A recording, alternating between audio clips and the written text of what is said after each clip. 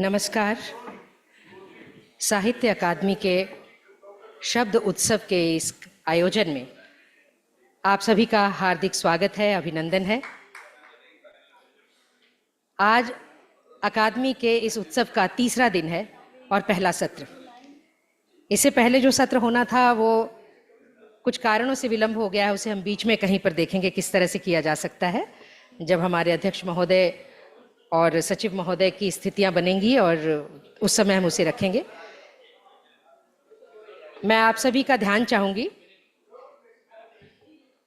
इस समय जो कार्यक्रम, जो सत्र हम लोग प्रारंभ करने जा रहे हैं वह कविता का सत्र है। और कविता जो बहुभाषी, आदरणीय सचिव महोदय हमारे बीच में हैं और अध्यक्ष महोदय भी हमारे बीच में, हम सभी करतल ध्वनि से आपका स्वागत करते हैं। और अनुरोध करूंगी मैं आदरणीय माधव कौशिक जी से कि कृपया सर, एक तो वो पहले वाला जो फेलोशिप वाला कार्यक्रम था उसको अभी करेंगे क्या? कर लेते हैं, ठीक है। जी, बिल्कुल, मैं अभी कह ही रही थी उसी बात को। तो मैं अनुरोध करूंगी हमारे मंच पर अध्यक्ष साहित्य अकादमी आदरणीय श्री माधव कौशिक जी से कि कृपया वे मंच पर आएं।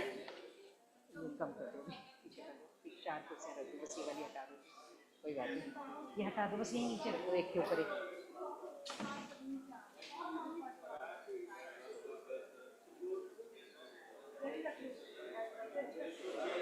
जी अभी कर, और इसको भी चेंज कर दीजिए, ये जो प्लीज जरा जल्दी से जरा इसको चेंज कर दीजिए, वापस पहले वाला कर दीजिए, पहले वाला कर दीजिए वापस।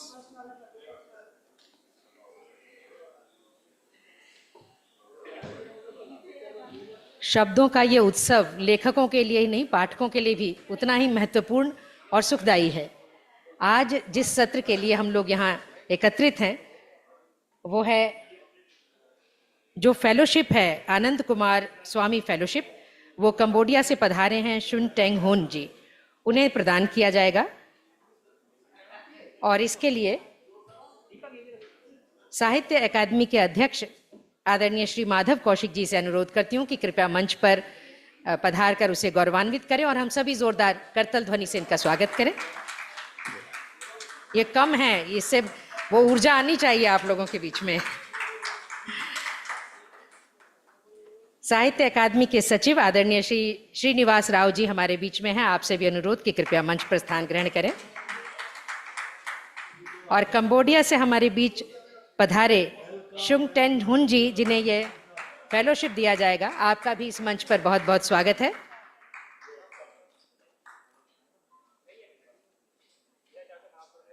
साहित्य अकादमी की ओर से ये फेलोशिप दिया जाता है और इस फेलोशिप के बारे में और अधिक जानकारी के लिए और भी बहुत कुछ जो उसके बारे में बताने के लिए आप सभी के बीच मैं आमंत्रित करना चाहती हूँ सचिव आदरणीय श्री श्रीनिवास राव जी को, जो बहुत ही सहृदयता के साथ कार्यक्रम से जुड़े हुए हैं, दिन और रात एक करते हुए इस आयोजन को सफल बनाने में लगे हुए हैं। हम सभी स्वागत करते हैं आदरणीय श्री श्रीनिवास राव जी का।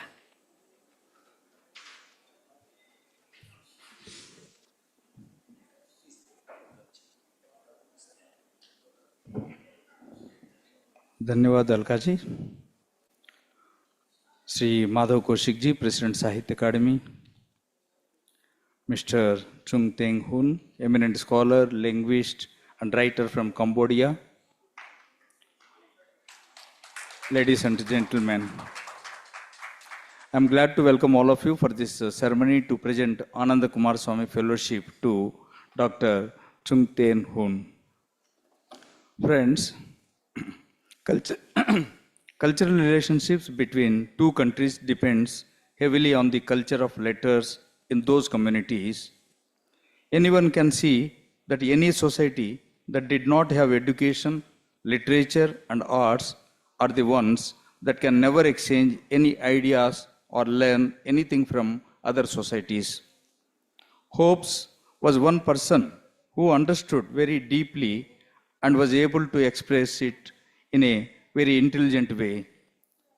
He thought on this. Though it became famous for other reasons, it probably the apt expression when it comes to the value of letters. Hobbes wrote highlighting the value of letters. I just mentioned day before yesterday also a quote, no arts, no letters, no society, and which is worst of all, continual fear and danger of violent death and the life of a man, solidarity, poor, nasty, brutish, and short. Unquote. The person on whom Anand Kumar Swami Fellowship is being conferred today is a man of letters. His mastery of many languages like Khmer, Sanskrit, Pali also enabled him to connect cultures of India and Cambodia. As for the relationship between cultures of India and Cambodia, it is a long and strong one. Hindu and Buddhist influence strengthened variegated cultural traditions of Cambodia. Of course, Buddhist impact was stronger, but many components of Hindu culture also were adopted by Cambodian society. Cambodia is a living testimony of universal appeal of religious traditions of India.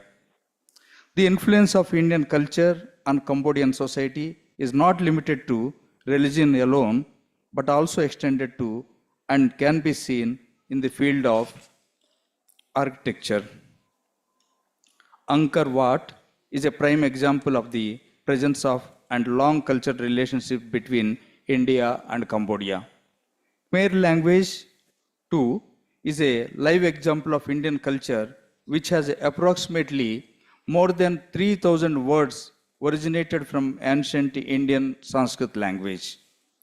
Today, it is much stronger with strong bilateral commercial relationship. They strengthen the ties, cultural exchange program, that is CEP we call, between India and Kingdom of Cambodia was signed in 2000 way back, which has been renewed from time to time. Professor Chung Teng Hun has contributed enormously to the cultural relationships between India and Cambodia through his research into Pali and Sanskrit languages of India.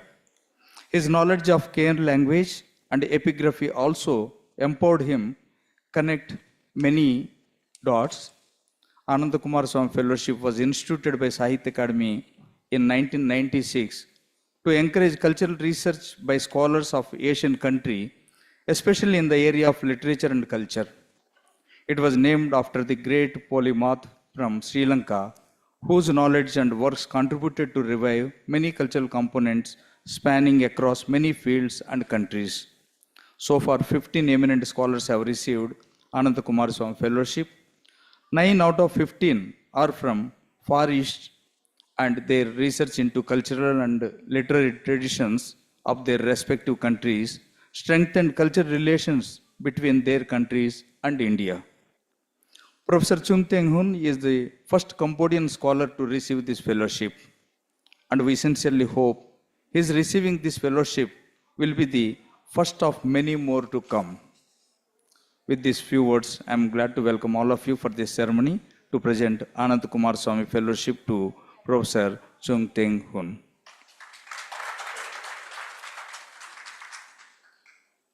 Now I request President Sahitya Academy Sri Madhav Kaushik ji to welcome the chief guest, rather Anand Kumar Swami Fellow, Professor Chung Teng Hun with bouquet.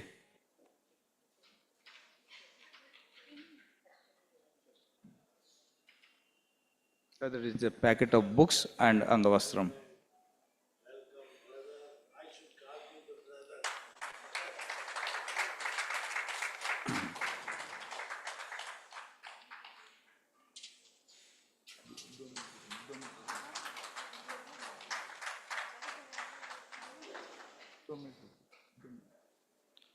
Before presenting the fellowship plaque, I will just introduce him.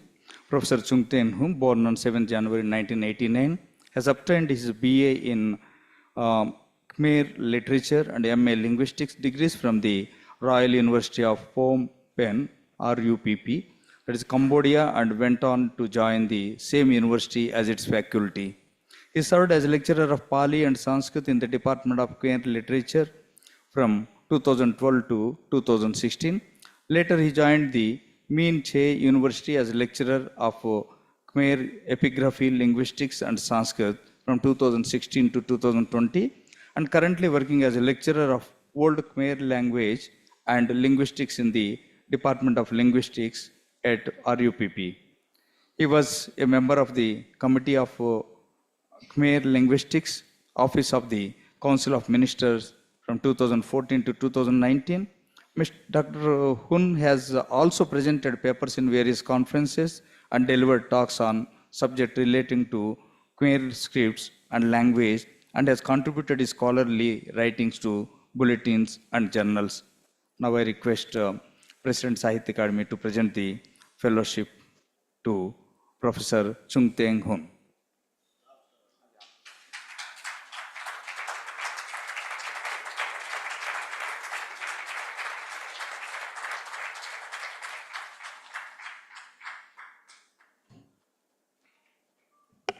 Thank you, Professor Chung Ten Hun, for accepting the Sahitya Academy's Anand Kumar Swami Fellowship. Now I request President Sahitya Academy to address this August gathering.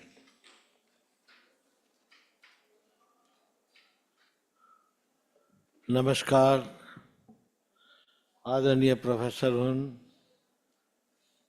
सचिव श्री के श्रीनिवास राव जी, मित्रों,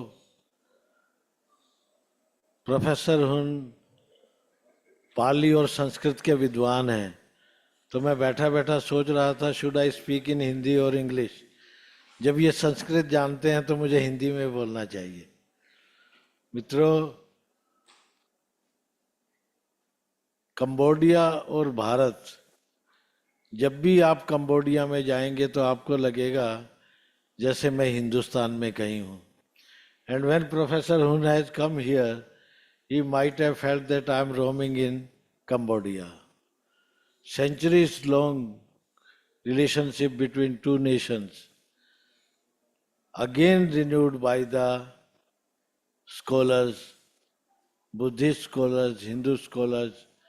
मित्रों, सच्ची बात तो ये है कि पूरी दुनिया की जितनी सीमाएं हैं, जितने बॉर्डर्स और बैरियर्स हैं, अगर उनको कोई तोड़ सकता है तो लेखक तोड़ सकता है, विद्वान तोड़ सकता है।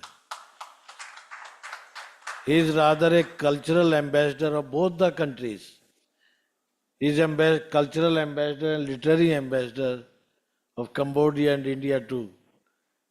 These scholars are working just like a bridge between two nations. और हिंदुस्तान की जो सभ्यता है, बुद्धिस्ट जो सोच है, वो एक तरह से पूरी दुनिया के साथ जुड़ती है। उसमें किसी तरह की कोई दुर्भावना नहीं। वसुधैव कुटुंबकम का जो हमारा विचार है, वही विचार पूरी दुनिया में फैलाने वाले प्रोफेसर हुन जैसे लोग हैं। वही लोगों को बताते हैं कि आदमी चाहे किसी रंग में है, किसी मुल्क में रहता है, कोई भाषा बोलता है, उसकी पोशाक अलग हो सकती है, लेकिन उसका मन एक है, उसकी आत्मा एक है, उसके सोचने समझने का तरीका एक है। और सिर्फ यही एक चीज है जो दुनिया को बांध के रख सकती है।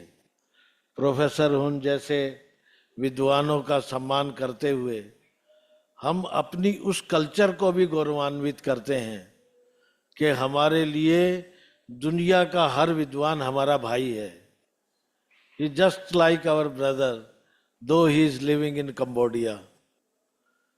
तो ये समय और स्थान की जो दूरी है, उसका कोई अर्थ नहीं है, क्योंकि हमारी सोच, हमारी संवेदना और हमारे चिंतन का स्तर एक है। मैं आप सबकी ओर से पूरे भारत की 24 भाषाओं के लेखकों की ओर से आपका हार्दिक अभिवादन और अभिनंदन करता हूं, और ये मान के चलता हूं कि इसी तरह से आप भारतीय सभ्यता संस्कृति का जो ज्ञान है, उसका आलोक पूरी दुनिया में इसी तरह से प्रकाशित करते रहेंगे, और पाली और प्राकृत और संस्कृत के माध्यम से जो हमारे ऋषियों ने, हमारे लेखकों ने, हमारे साहित्यकारों ने जो विचार दिया है, उसी विचारधारा को, उसी सोच को और उसी संवेदना को पूरी दुनिया में और विशेषकर कंबोडिया में आप हमारे राजदूत की तरह काम करेंगे। धन्यवाद, नमस्कार, जय Hind.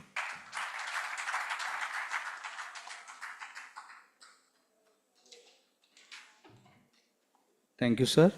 Now I request Professor Chungten Hum to say a few words.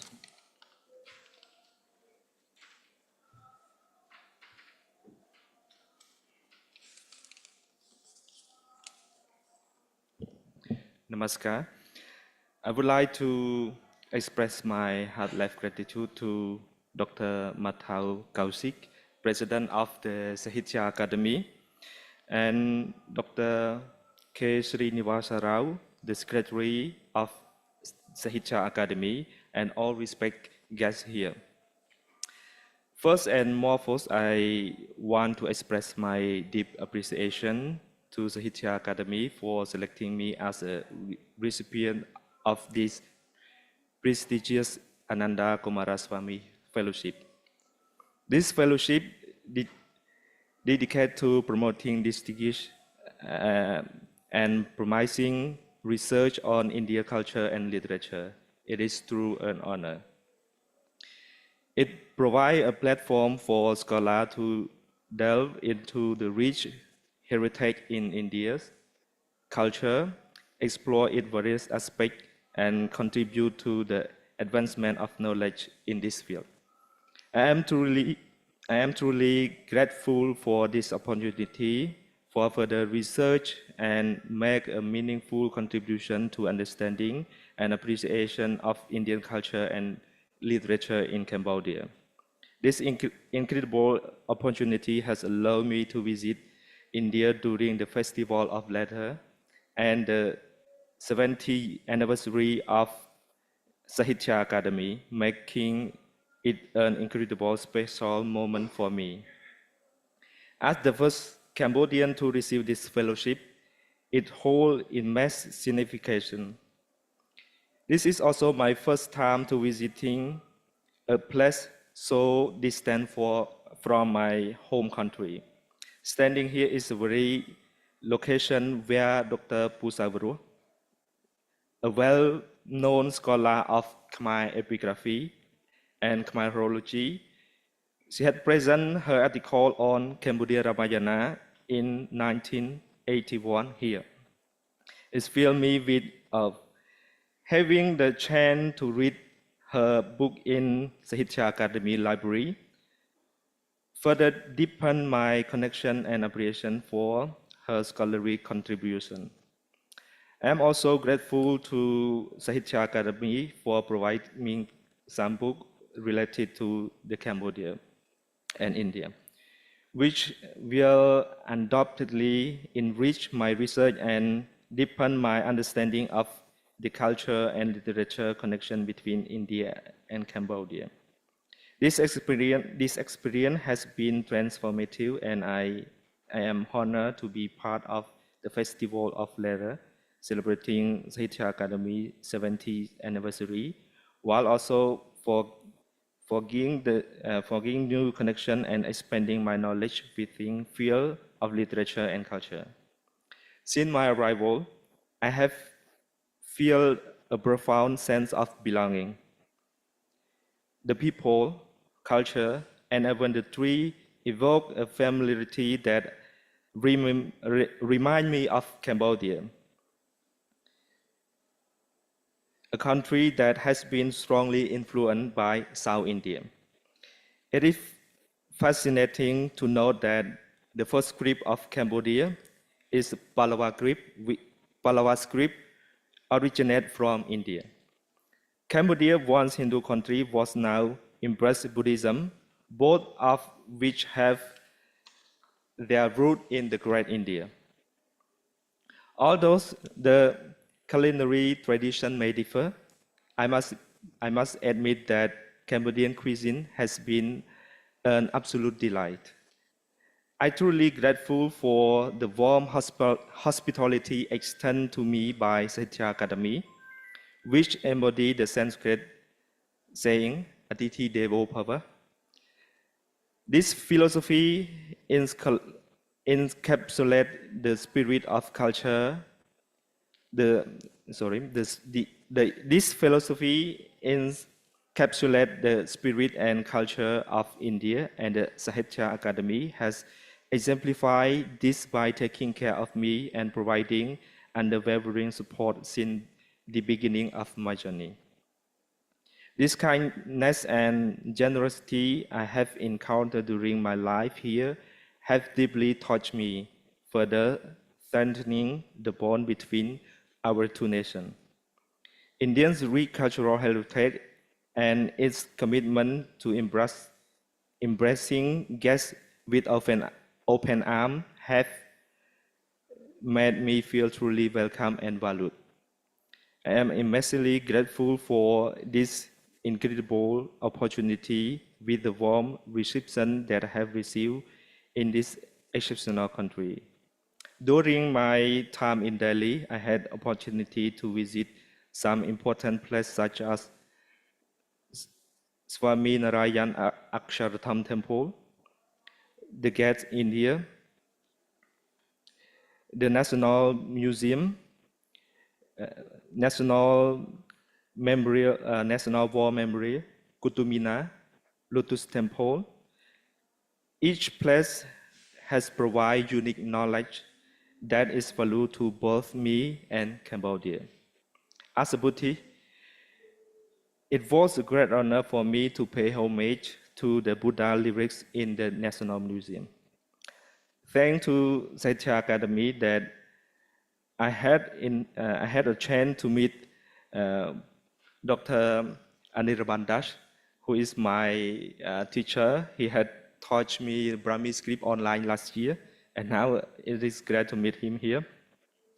And I can learn very much about his work, and he is guiding a life for my PhD journey also.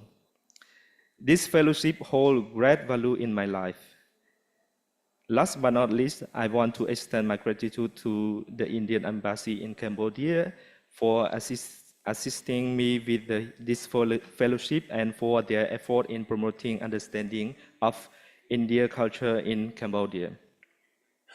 In conclusion, I would like to reiterate my heartfelt thanks to Sahitya Academy for this prestigious Ananda Kumaraswamy Fellowship.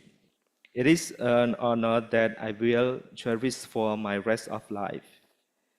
I am committed to utilizing the fellowship for further exploring, to further explore and contribute to the tapestry of Indian literature and culture. With this recognition, I am more determined than ever to continue my research in field of Indian culture. Once again, I would like to express my heartfelt gratitude to Sahitya Academy for this incredible opportunity. And thank you all for being here to share a special occasion with me. Dhanyawad. Namaskar.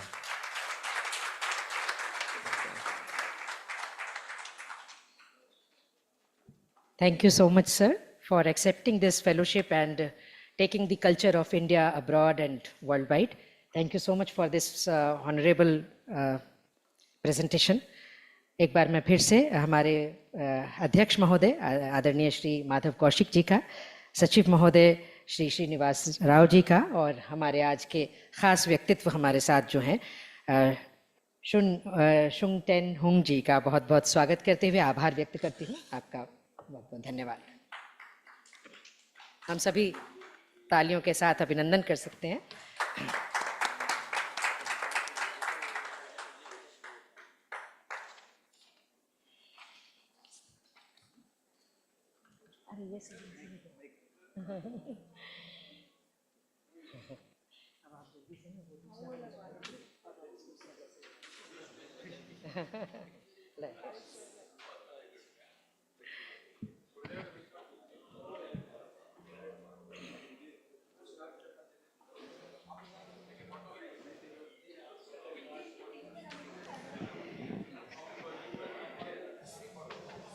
अभी हम सभी लोग एक महत्वपूर्ण आयोजन का हिस्सा बने, साक्षी बने। पहली बार ये फेलोशिप एक कंबोडियन हमारे मित्र को, भाई को, जैसा अभी आदरणीय अध्यक्ष महोदय जी ने भी कहा, उनको दिया गया है। और हमारी जो संस्कृति है, हमारी भाषा है, हमारा साहित्य है, वो इस बहाने दुनिया के कोने कोने में पहुंचेगा। अब जो दूसरा सत्र है, हम लोग उसके लिए थोड़ी सी व्यवस्थाओं को तैयार करने में आप लोग मेरा सहयोग करें। हम सभी जानते हैं कि साहित्य अकादमी अपने 70 वर्ष पूरे करके एक नया रिकॉर्ड बना रहा है। 1100 से अधिक लेखकों का जिसमें समावेश है, 75 बोलियां और भाषाएं जिसमें हैं, और 9 सभागारों में लगातार ये सत्र चल रहे हैं। आप सभी की सहभागिता चल रही है। अभी जो सत्र हम लोग करने जा रहे हैं वो है बहुभाषी कवि सम्मेलन का। इस कवि सम्मेलन में भाग लेने के लिए हमारे बीच बहुत दूर दूर से, हमारे देश के कोने कोने से जो साहित्यकार उपस्थित हुए हैं, उनमें अध्यक्षता करने के लिए आदरणीय सुबोध सरकार जी को मंच पर आमंत्रित करना चाहूंगी। श्री सुबोध सरकार जी कृपया मंच पर स्थान ग्रहण करें।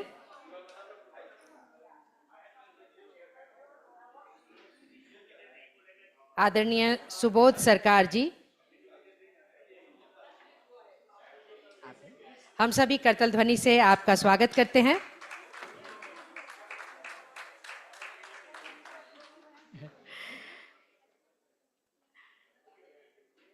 देखिए, हम लोग पहले ही समय से थोड़ा पीछे हो गए हैं।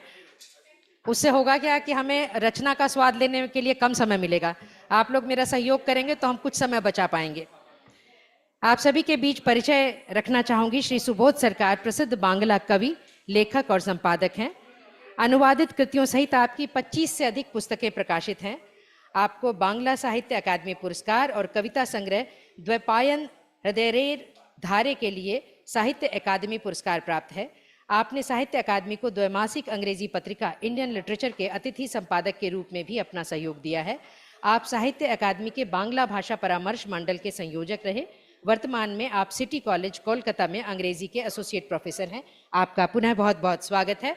और आप सबसे मेरा अनुरोध है कि अगर आप लोग अपने करतल ध्वनि से मेरे साथ संवाद करेंगे तो ये बात बहुत अच्छी रहेगी। हमारे बीच असमिया के प्रख्यात कवि जीवन नरह, मैं उन्हें भी आमंत्रित करना चाहती हूँ इस मंच पर। आपकी कविताओं का अनुवाद बांग्ला, हिंदी, मणिपुरी, मराठी, ओडिया, गुजराती और तमिल भाषाओं में किया गया है। आपके 6 कविता संग्रह प्रकाशित हैं। आप उपन्यास और निबंध लेखक भी हैं। आप यापन चित्र, राष्ट्रीय कविता पुरस्कार और कई अन्य पुरस्कारों से सम्मानित हैं। हम आपका इस मंच पर हार्दिक स्वागत करते हैं। लक्ष्मी कन्नन जी इस सभागार में उपस्थित हैं, तो कृपया मंच पर आएं। लक्ष्मी कन्नन जी हमारे बीच आ रही हैं। आप द्विभाषी कवियत्री हैं, उपन्यासकार, कथाकार और आलोचक हैं। आप प्लीज।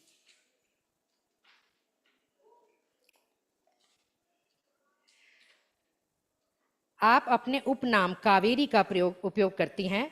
नादी स्तुति आपकी कविताओं का नवीनतम संग्रह है और guilt trip and other stories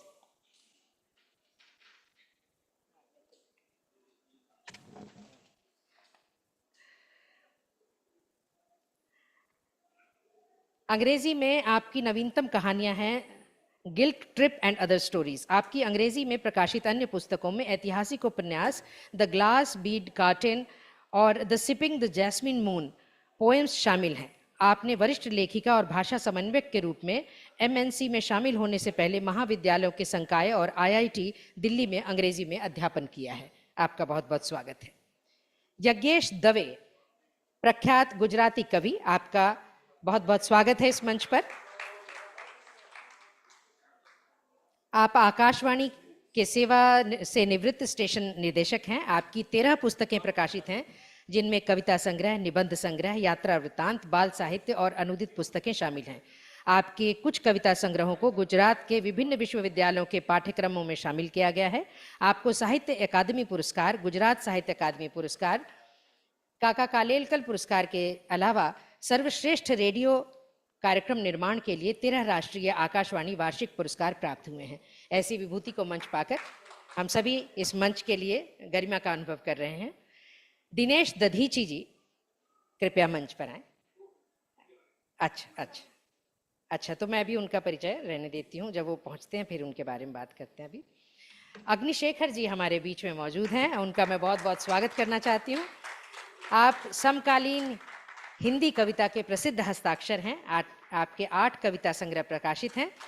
आपने कई पुस्तकों का संपादन किया है। आपकी कविताओं का कई भाषाओं में अनुवाद और प्रकाशन हुआ है। बॉलीवुड ने आपकी कहानी पर आधारित फिल्म शीन का निर्माण किया है। पर्वतारोहण, संगीत और कश्मीरी लोक साहित्य में आपकी गहरी रुचि है और आपके पूरा परिवार जो है वो बॉलीवुड के साथ भी जुड़ा हुआ है। हमने अभी पिछले दिनों कश्मीर फाइल्स में आपकी बिटिया को देखा और उनकी बहुत खूबसूरत प्रस्तुति रही, उसके अंदर बहुत ही मार्मिक प्रस्तुति रही।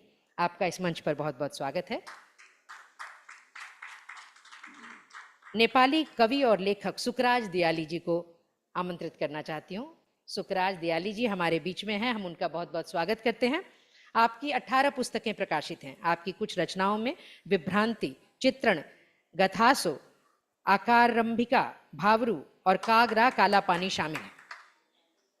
आपने कई साहित्यिक पत्र पत्रिकाओं, समाचार पत्रों जैसे हिमालय संदेश, प्रतिबिंब आदि का संपादन किया है। आप स्वर्ण भूमि दैनिक समाचार पत्र के साप्ताहिक साहित्यिक स्तंभ में योगदान देते हैं।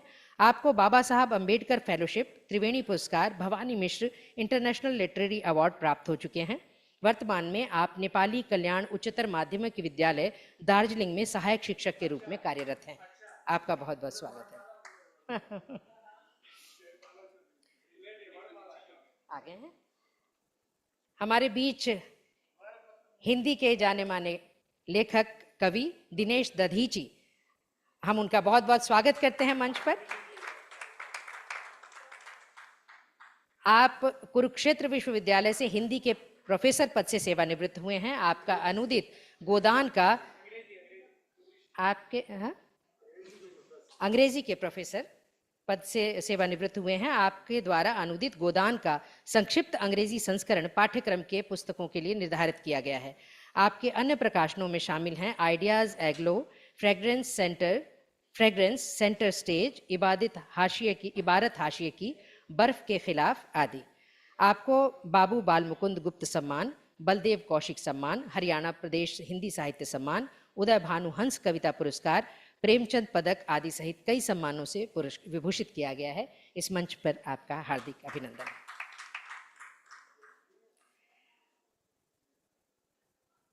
सुकराज दियाली जी, मैं आपके बारे में शायद पढ़ चुकी हूँ। इसके बाद हम बुलाना चाहेंगे हरे कृष्ण शतपथी। आप प्रख्यात संस्कृत विद्वान और भाषाविद हैं। आपका इस मंच पर बहुत स्वागत है। आपकी 40, हम तालियों से स्वागत करते हैं आपका। आपकी 40 से अधिक पुस्तकें प्रकाशित हैं तथा संस्कृत और अंग्रेजी में कई शोध पत्र प्रकाशित हैं। आप राष्ट्रीय संस्कृत विश्वविद्यालय तिरुपति से कुलपति के पद से निवृत्त हुए हैं। आपको 22 से अधिक पुरस्कार एवं सम्मान प्राप्त हैं, जिसमें रामकृष्ण जयदयाल डालमिया श्रीवाणी अलंकारम पुरस्कार, संस्कृत का सर्वोच्च तथा सबसे प्रतिष्ठित पुरस्कार, भारत के माननीय राष्ट्रपति द्वारा ब्रह्म ऋषि की उपाधि, संस्कृत अकादमी पुरस्कार आदि शामिल हैं। हाल ही में आपको Kalinga institute of social sciences KISS university का प्रथम कुलपति नियुक्त किया गया है। इस मंच पर आपका बहुत बहुत अभिनंदन।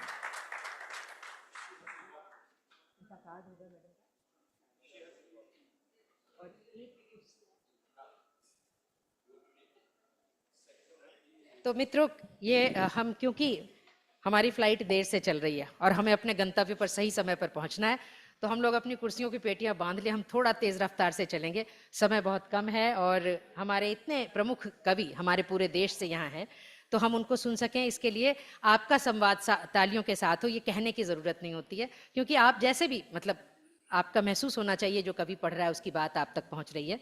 मैं सिर्फ नाम लेकर, इसीलिए परिचय मैंने शुरू में पढ़ दिए, नाम से बस आपके बीच में उनको प्रस्तुत करूंगी और मैं यहाँ से विदा लूंगी। तो सबसे पहले मैं संस्कृत से शुरू करना चाहती हूँ और मुझे अनुमति दें कि हरे कृष्ण। उससे पहले यदि अध्यक्ष महोदय आप कोई दिशा निर्देश देना चाहें, कितने समय की कोई पाबंदी या कुछ कहना चाहें, तो हम लोग आपसे 2 शब्द इसके प्रारंभ में सुनना चाहेंगे और फिर आपका अध्यक्षीय वक्तव्य और रचनाएं आखिर में। जी, ये स्टार्ट शुरू।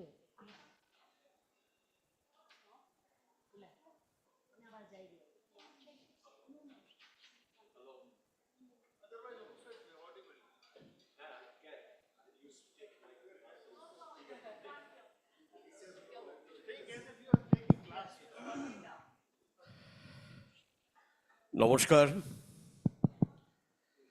Uh,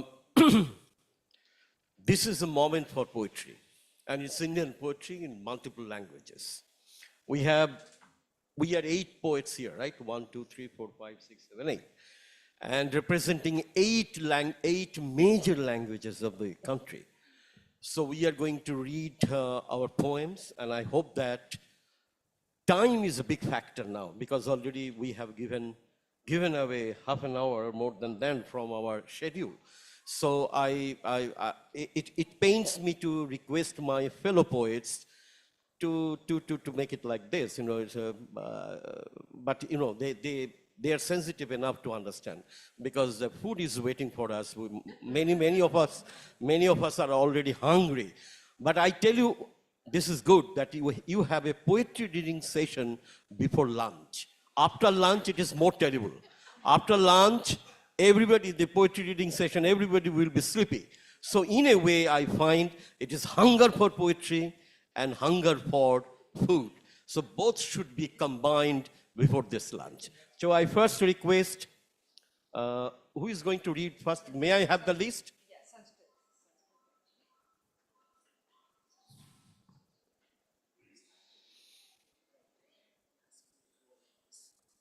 It's okay. So we are beginning from the end. Oh, it's like that. Okay, okay. But Lakshmi Kananji requested me to, because of her ailment, she will read possibly second reader. Huh? Yeah, sure, because you requested me.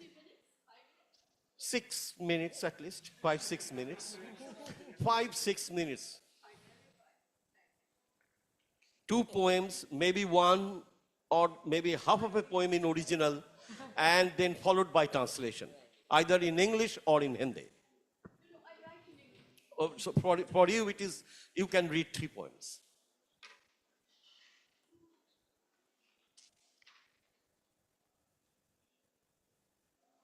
So Lakshmi Kananji is going to read her poems.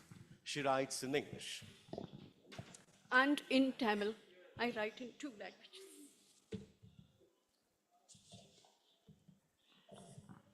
Thanks very much, Sahitya Academy, and thanks so much, Professor Subodh Sarkar, for this witty introduction.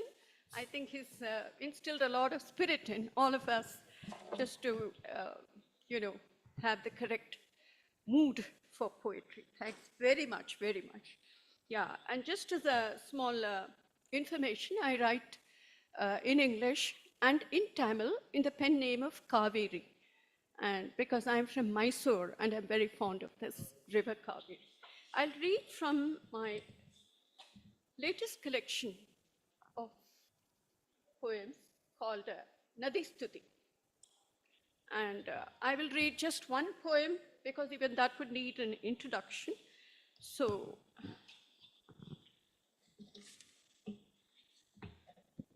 my opening poem is about, it is all about the 7 rivers of India. My opening poem is about a man from a very humble background. He doesn't have much running water supply in his house. The municipality gives only a little bit of water. But he has a lot of faith that if he chants the shloka of Nadi Stuti from Nadi Stuti Sukta, it will bestow the divinity on the waters, only the water has to be flowing. And he has tremendous faith.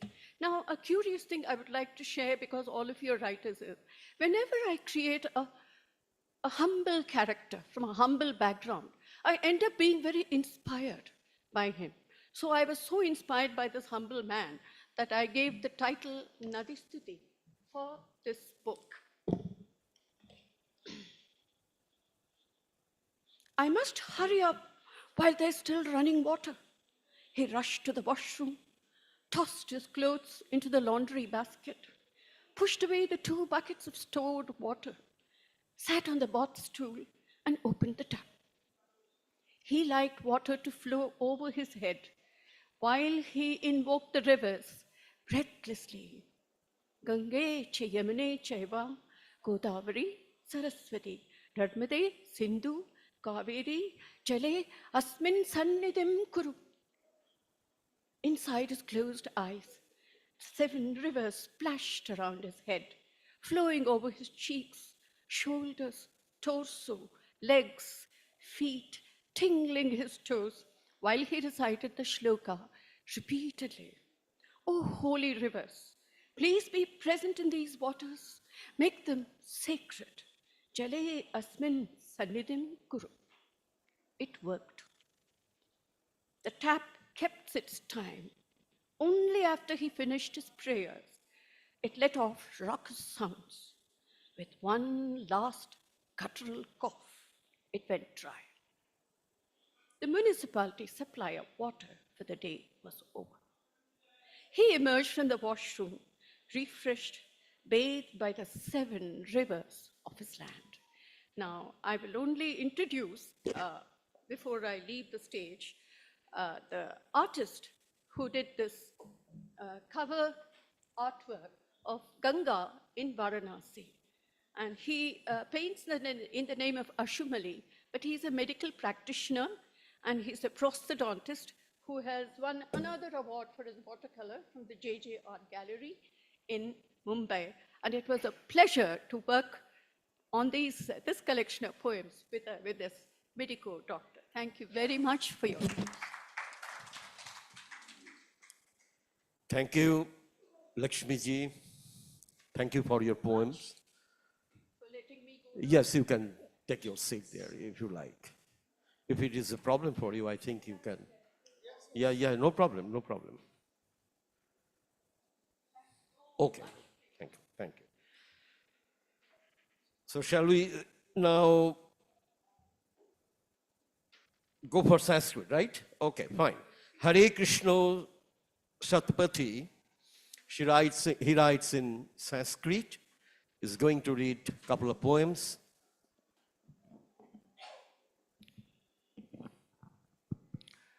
Namaskar. Very good afternoon to all. The title of my poetry is Mahakasa Jatra. To me, there is no difference between Mahakas and Chidakas. While undergoing a journey to the infinite space, we should not forget that we have also got an endless space within us.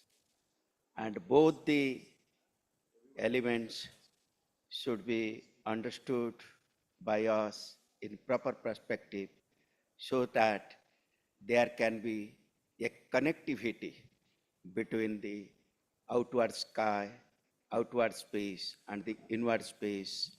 And when it is connected, I think the real definition of yoga is understood by us. Mahakasa Jatra Chidakasa Matra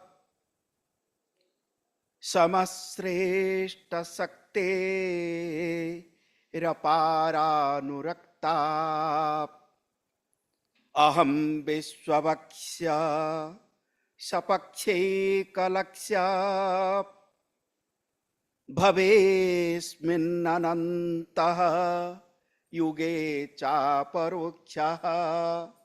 I am very much in favor of going to the outward endless sky, but at the same time, yes, I should also concentrate on my inner sky. This, my body, consisting of 5 gross elements, Khiti, Ap, Tejo, Marut, Vyoma, is a miniature form of this entire Brahmanda, or this entire Punnabhumi Bharat. The Punnabhumi Bharat, Mame Tatabarenyam Sadakala Punyam Priyam Bharatam Bhutalam Chaprameyam. This is what India to me. Manisha Pradiptam Cha Prajna Vibhatam param brahma rupam mahananda juktam.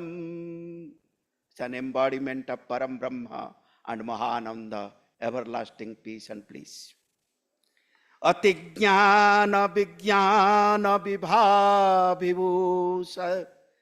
Atigyana vigyana vibhavibhusam.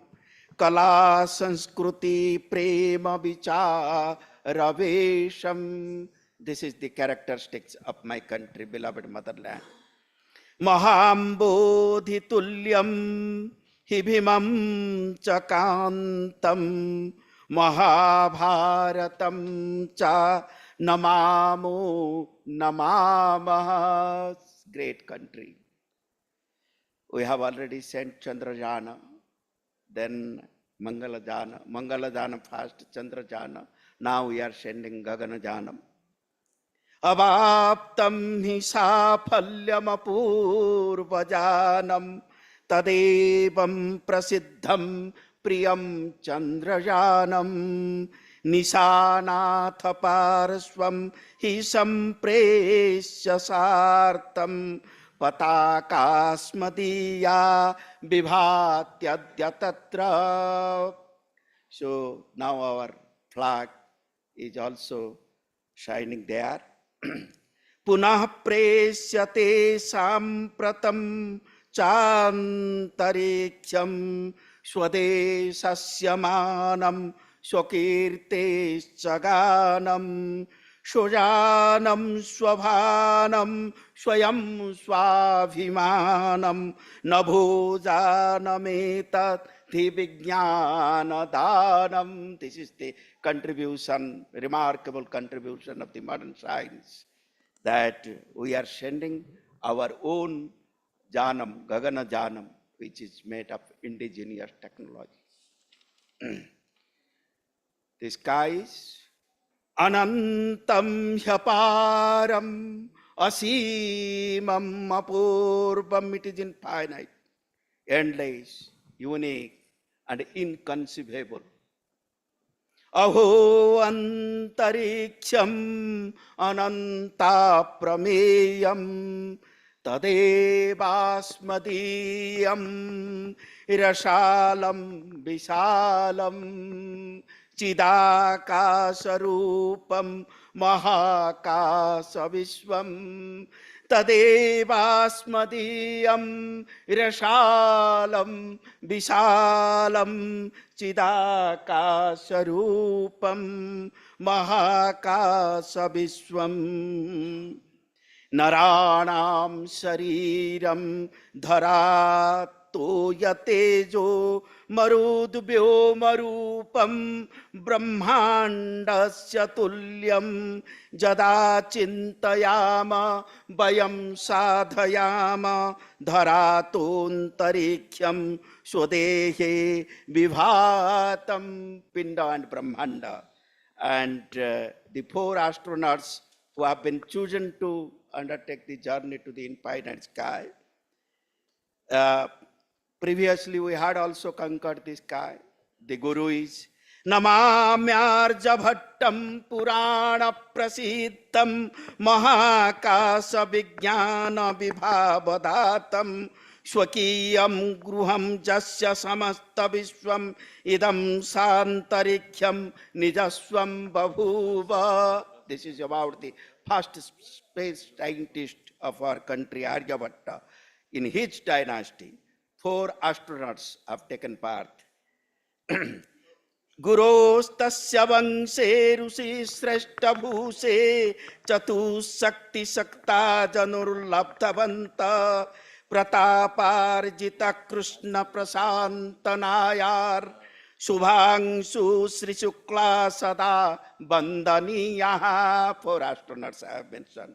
Mami Vasya Rashtrasya Dhvajam Bahanta. They are the flag bearers of my beloved motherland. इमे भाग्यवंत हृदब्जे स्फुरंत असीमे महाकाश मध्ये चरंत मनुष्यान् समस्तान् अहोतोषयंत महाकाश यात्रा प्रसंगेषु दक्ष्या अये धन्य धन्या चतुष्शक्तिपुत्रा समग्रो हि देशो भवत पाद पद्मे कृतज्ञः कृतज्ञः कृतज्ञः कृतज्ञः. The entire nation is grateful to you. Anant, this last one.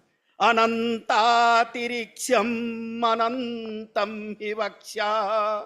Let us have that philosophy of endlessness and infinity. Akash is Ananta, Bhaksha is Ananta, our mind is Ananta, and Hridaya heart is Ananta.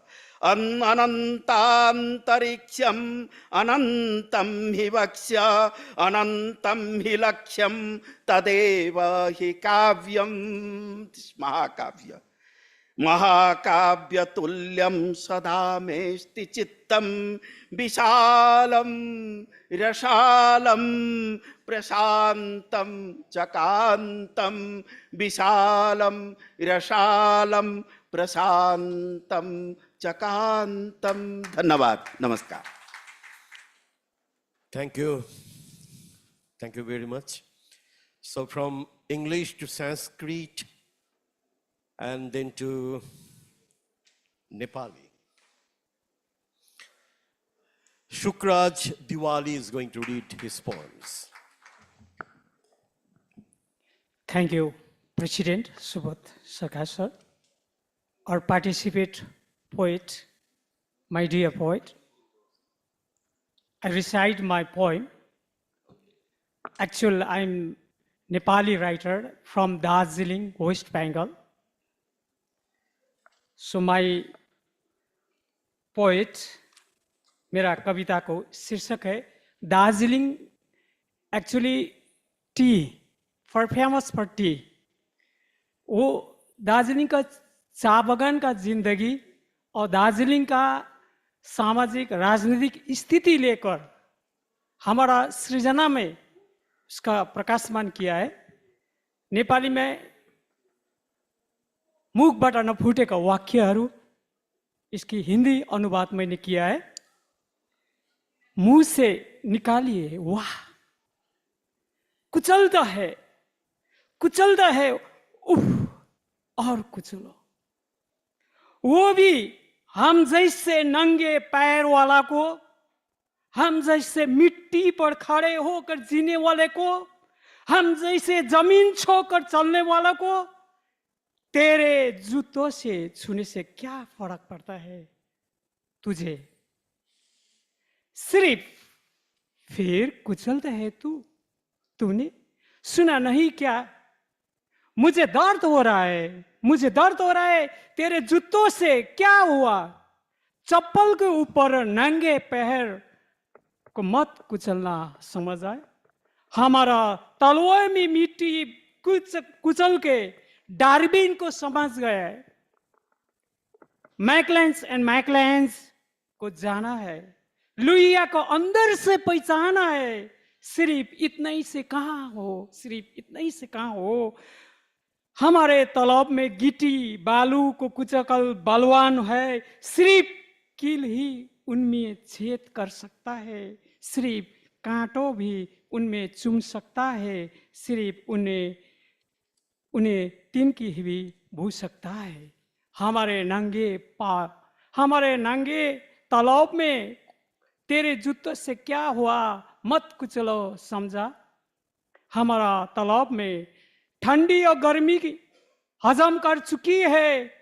जाड़े और ठंडे सावन महीने पत्थर और मिट्टी पर रखकर उगली हुए घर में कौन से दलदल में बने घाव है. अभी एड़िया फाटी है. ऐसे पर हमारा मिट्टी पर रख कर तालाब में चमड़ी गैंडा का चमड़ी जैसे हो गया है. लिजा मत कुलचना ऐसे गैंडा के चमड़ कर समझा कर हमारे तालाब में भी हमारा तवाब में भी कोमल मांसपेशी है, मत कुचलना तुरे, मत कुचलना तुझे पहनकर, तुझे जूता पहनकर कुचलना है तो हमारा जैसे नंगे पैर को कुचलो, इस तरह से मत कुचलो जूते वालों से नंगे पैर वाला को। मुझे चलने का मौका मिलो तो क्या हुआ, उफ, फिर अब कुचलते हैं, कुचलते हैं। और छोटा इंग्लिश मेरे इंग्लिश में ट्रांसलेट किया है, 4 मिनट है टोटल, ठीक है sir? On the blank calls, on the blank call, on the blank calls, you make me for me over the mobile phone tiny. I found myself is hollow and empty. I found myself is hollow and empty along the words of matches, along the words of the message box. The unfulfilled desire of life, I try to resource. I try to resource. In each every alphabet, in each and every alphabet, your dream and my reality, I read, I read. That's the way, dear. That's the way, dear. Whenever you make my blanks call, in my cold mind, in my cold mind, my warmth of your slowly, slowly falls. Thank you. Thank you, Shukraj Diwali.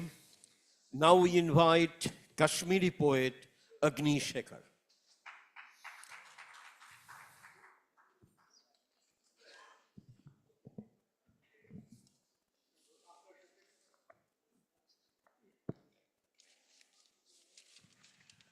धन्यवाद। मैं कश्मीर से हूँ, कश्मीरी मेरी मातृभाषा है, लेकिन हिंदी का कवि हूँ। और मेरे लिए सौभाग्य है कि मेरे कश्मीर प्रदेश से, जम्मू कश्मीर से 4 मित्र मेरे सामने बैठे हैं, सतीश विमल, डॉक्टर रफ़ीक मसूदी, बलजीत और एक्ट्रेस रोमी शर्मा जी। आप सबका धन्यवाद। मेरी खाल से बने दस्ताने, एक छोटी सी कविता पहले सुनाऊंगा। मेरी खाल से बने दस्ताने, दस्तानों में छिपे हैं हत्यारों के हाथ। एक दिवंगत आदमी कह रहा है हर किसी के सामने जाकर, ये दस्ताने मेरी खाल से बने हैं। खुश हैं हत्यारे कि सभ्य लोग नहीं करते आत्माओं पर विश्वास। और यहाँ लक्ष्मी कानन जी ने नदी सूक्त से कहा तो मुझे याद आया कि मैं भी अपनी नदी के बहाने बात करता हूँ। मेरी नदी का नाम है वितस्ता। तो इस कविता का शीर्षक है कितनी वितस्ताएं, एक वितस्ता नहीं। अब मैं ट्रांसपोर्ट यू टू कश्मीर।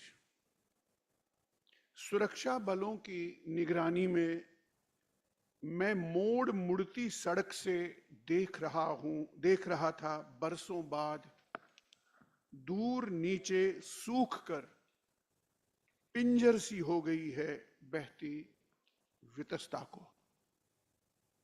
एक शिष्टमंडल के साथ गया था मातृभूमि में मनाने मातम, एक हत्याकांड में मारे अपने परिजनों का।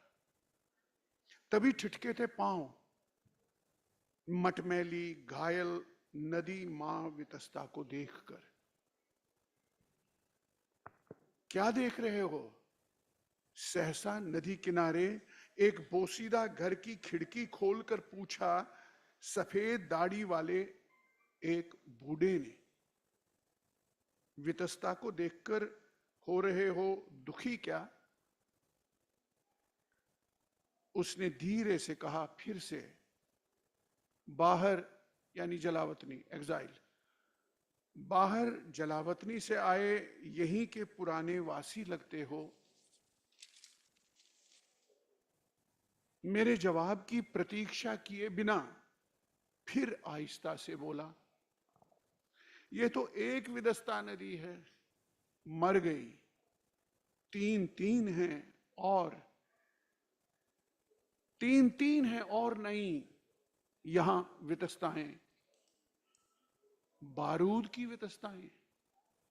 रुपयों की वितस्ताएं आई हैं पाकिस्तान से एक, अरब मुल्कों से दूसरी, और तुम्हारे हिंदुस्तान से तीसरी। खिड़की बंद कर दी उस बुजुर्ग ने। कौन था वह बूढ़ा? पूर्वज कोई, या कि था वह कश्यप ऋषि ही,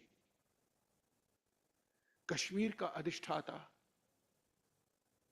बदले हुए लिबास में खिड़की से झांकता। क्या वह कश्यप ऋषि ही था जो ले आया था वितस्ता को उपत्यका में भगीरथ की तरह? मैं आज भी खड़ा हूं श्रीनगर की मोड़ मुड़ती उसी सड़क पर, वहीं कहीं बाट जोहता उस कश्यप ऋषि को, खोलता अर्थ उसकी बात को। धन्यवाद। Thank you. Thank you, Agnishekhar ji. I have always been interested in the poems from conflict zone. And you know that even day before yesterday when I was thinking about Al-Ahrir, a poet and a professor of the University of Gaza, when he was killed by the Israeli airstrike, which was a targeted airstrike, and it took the life of a young poet. And I was reading his poems. So whenever I read poetry from conflict zones of the world, it gives us more love, more energy, more sympathy for humanity. Thank you, Agnishekhar. Thank you. Now, I should invite Hindi poet Dinesh Dadhichi. A big round of applause for Dinesh ji.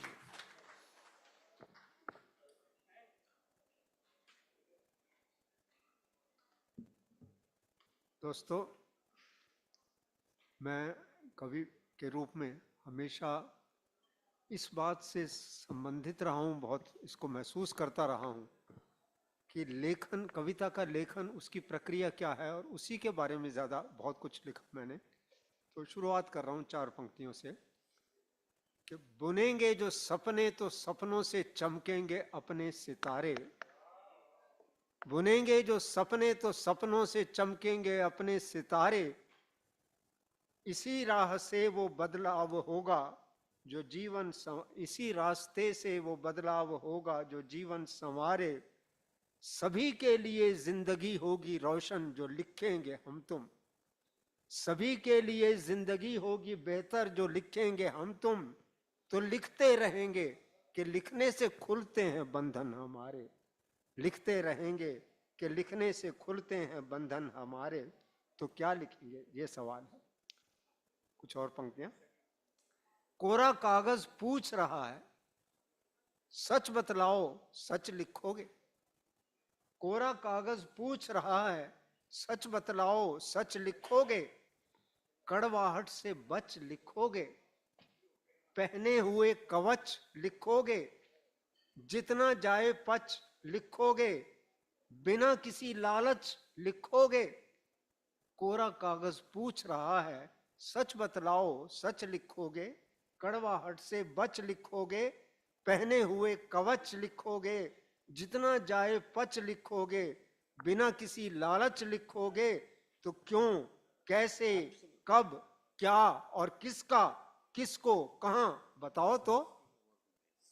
अब देखिए, एक बहुत शुरू के समय की, जब मैं कॉलेज में पढ़ता था, एक कविता मुझे याद आ रही है, इसी विषय से संबंधित है। तो उसका शीर्षक है, उसमें मैं अपनी उस कविता को संबोधित कर रहा हूं जिसको मैंने अभी लिखा नहीं है।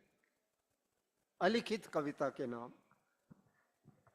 ओ मेरी अलिखित कविते, अनिश्चित है तुम्हारा रूप पर संभावनाएं अनगिनत हैं। अनिश्चित है तुम्हारा रूप पर संभावनाएं अनगिनत हैं। शब्द भाषा छंद के बंधन नहीं तुम पर। कि तुमने कागजों की खुरदरी मैली कंटीली सी जमीनों पर नहीं रखे हैं अपने पांव अब तक। शब्द भाषा छंद के बंधन नहीं तुम पर कि तुमने कागजों की खुरदरी मैली कंटीली सी जमीनों पर नहीं रखे हैं अपने पांव अब तक। नहीं तुम जानती उड़ते हुए स्वच्छंद बंधनहीन भावों को पकड़कर पंक्तियों में खड़ा करना और उनको बांधना दुस्साध्य है कितना, कि कितने सॉरी नहीं तुम जानती उड़ते हुए स्वच्छंद बंधनहीन भावों को पकड़कर पंक्तियों में खड़ा करना और उनको बांधना दुस्साध्य है कितना। नहीं तुमने अभी देखा कि कितने कटु कटाक्ष प्रतिक्रिया के रूप में आकर तुम्हारे स्वत्व पर अस्तित्व पर उछालेंगे अतर्कित प्रश्न, क्यों हो तुम, क्यों हो तुम, कि वे ही लोग जो अपने विषय में इस तरह के प्रश्न का उत्तर नहीं थे दे सके अब तक, वही अब प्रश्न पूछेंगे। कि वे ही लोग जो अपने विषय में इस तरह के प्रश्न का उत्तर नहीं थे दे सके अब तक, वही अब प्रश्न पूछेंगे। नहीं मैं चाहता सचमुच कि तुम अलिखित रहो, अनजान, दुनिया से अपरिचित। नहीं मैं चाहता सचमुच कि तुम अलिखित रहो, अनजान, दुनिया से अपरिचित। परिधियों के पक्षधर हम सब यहाँ पर, परिधियों के पक्षधर हम सब यहाँ पर, और वैसे भी तुम्हें आकार देने की अपनी इस आदिम विवशता का मैं बहुत सम्मान करता हूँ, और वैसे भी तुम्हें आकार देने की इस आदिम विवशता का मैं बहुत सम्मान करता हूँ। आपने बड़े ध्यान से सुना, बहुत बहुत धन्यवाद। मंच को प्रणाम करता। Thank you, Dinesh ji. Now I invite Yagnesh Dave from Gujarati. I met Yagnesh 35 years ago when we were young poets at Bharat Bhavan. And when he got Sahitya Academy 2 years before, I was so elated because we are so young at that time, 35 years ago at Bharat Bhavan. Yeah, maybe And more than that. when I got Sahitya Academy, he was extremely happy. When he got, I was really elated, but we did not get in the same year.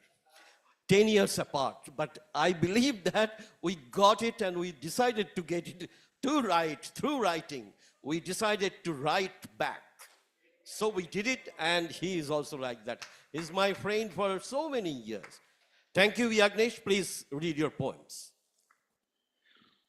Actually, I am more known for my longer poems, but I will not read a single longer poem, but I will read a very, very short poems. There will be only few seconds pause will be there in between two poems. One is a bit longer, but others are very, very small. धूल गुच्छ की कविताएं। धूल।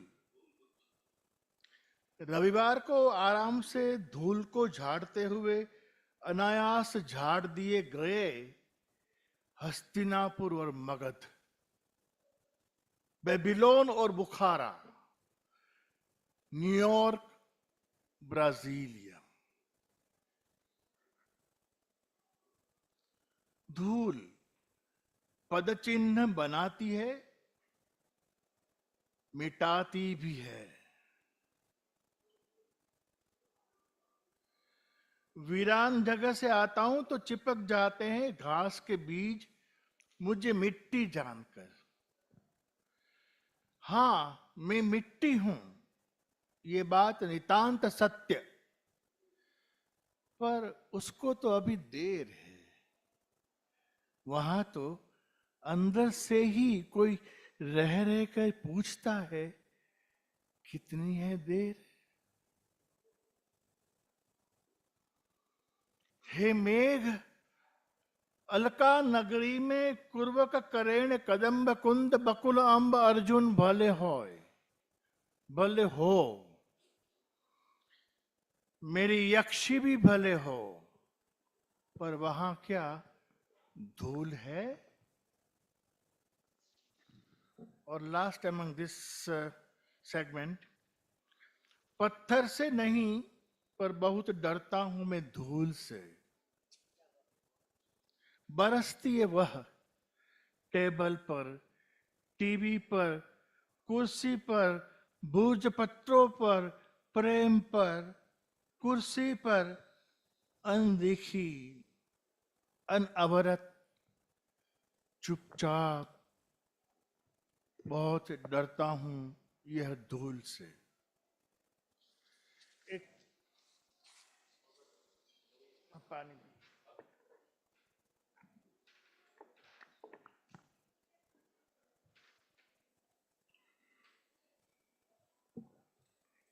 एक नई कविता है, Hastinapur. Hastinapur, where we have worked also. Hastinapur को अब कोई भय नहीं। कलिंग, कौशल, मगध, मालव देश या बंग वंग से, नहीं गांधार, सिंहल द्वीप से। फिर भी भय पनप रहा है हस्तिनापुर में। नृप आशंकित है, शत्रु देशद्रोहियों पनप रहे हैं हस्तिनापुर में। हस्तिनापुर में गुप्तचरों के पास भी अफवाहों के सिवा कोई सूचना नहीं है। एक दूसरे को देख रहे हैं गुप्त या गुप्ती के भय से। प्रत्येक को लगता है कि प्रतिहारी का साया कर रहा है पीछा। उन्मत्त संभोग के बाद की क्लांति में भी छद्म निद्रा का ढोंग रचाकर दंपति पूरी रात एक मेघ पर रखते हैं नजर। बाहर निकलते ही सिहर जाते हैं खुद की ही परछाई से। ऐसे ही हस्तिनापुर हार जाएगा हस्तिनापुर से। फिर रूप के पास रहेगा राज्य का शुष्क कंकाल। पर रूप जानता है कि काया नहीं कंकाल ही होता है अनुशासित। कंकाल को गाड़ दिया जा सकता है, बहा दिया जा सकता है। रूप का अब कंकाल पर शासन, पर नृप को कोई फर्क नहीं पड़ता जब तक है आसन और शासन।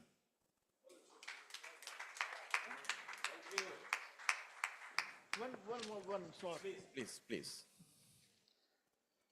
But must be very short one, huh? दरवाजे मुझे हमेशा पसंद है। कुछ बाहर खुलते, कुछ अंदर।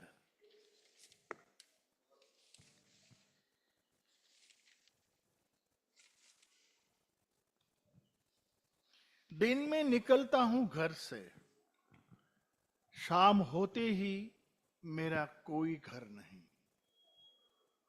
जो शाम की एक छटपटाहट है, शाम को मेरा कोई घर नहीं, ये जमी भी नहीं।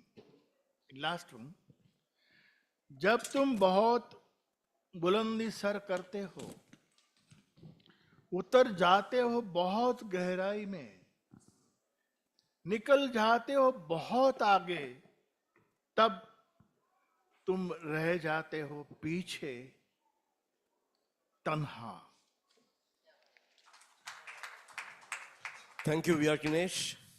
Thank you for your poems.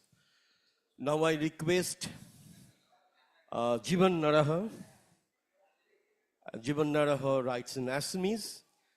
And I'm surprised that Jivan Naraha, I met him again. He was in Calcutta. He came with Nilim Kumar, another noted Assamese poet. And it was maybe more than 20 years ago, right, Jivan? Yes. And so At that time, we translated his poems for Bhashanagar, the magazine that we have been editing for 30 years. And I'm really, really happy to see you again here. Thank you. Please read your poems.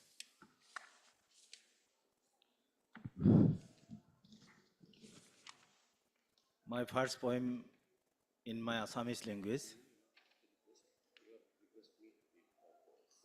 Idea মাতখাৰ ধৰ্মতকৈ আইৰ মাতখাৰ মই বিশ্বাস কৰোঁ সেই বিশ্বাস সাগৰ তলি চুব নোৱাৰাৰ সমান সেই বিশ্বাস কোটি কোটি যোজনৰ তৰা চুব নোৱাৰাৰ সমান আইৰ মাতখাৰ ধৰ্মতকৈ ওখ কাৰণ ধৰ্ম ৰাজনীতিৰ ভিত্ত English translation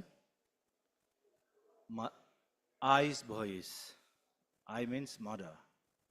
I have more faith in I's voice than in religion. That faith is deep as the ocean bottom. That faith goes far as the farthest stars. I's voice soar higher than religion. For religion is a slave to politics. My next little poem.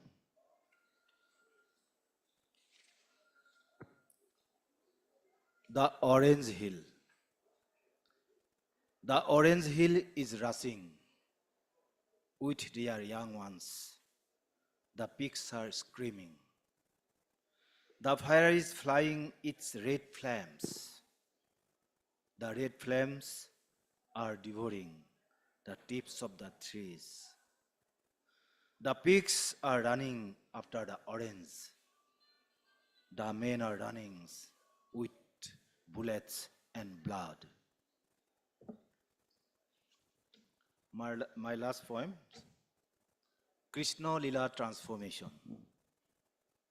Pushing through the female crowd, Krishna crossed the grass. The grass flourished in the downpour. The sun and omen, a primitive reminiscence. Grasping their bosom, the omen jump into the river.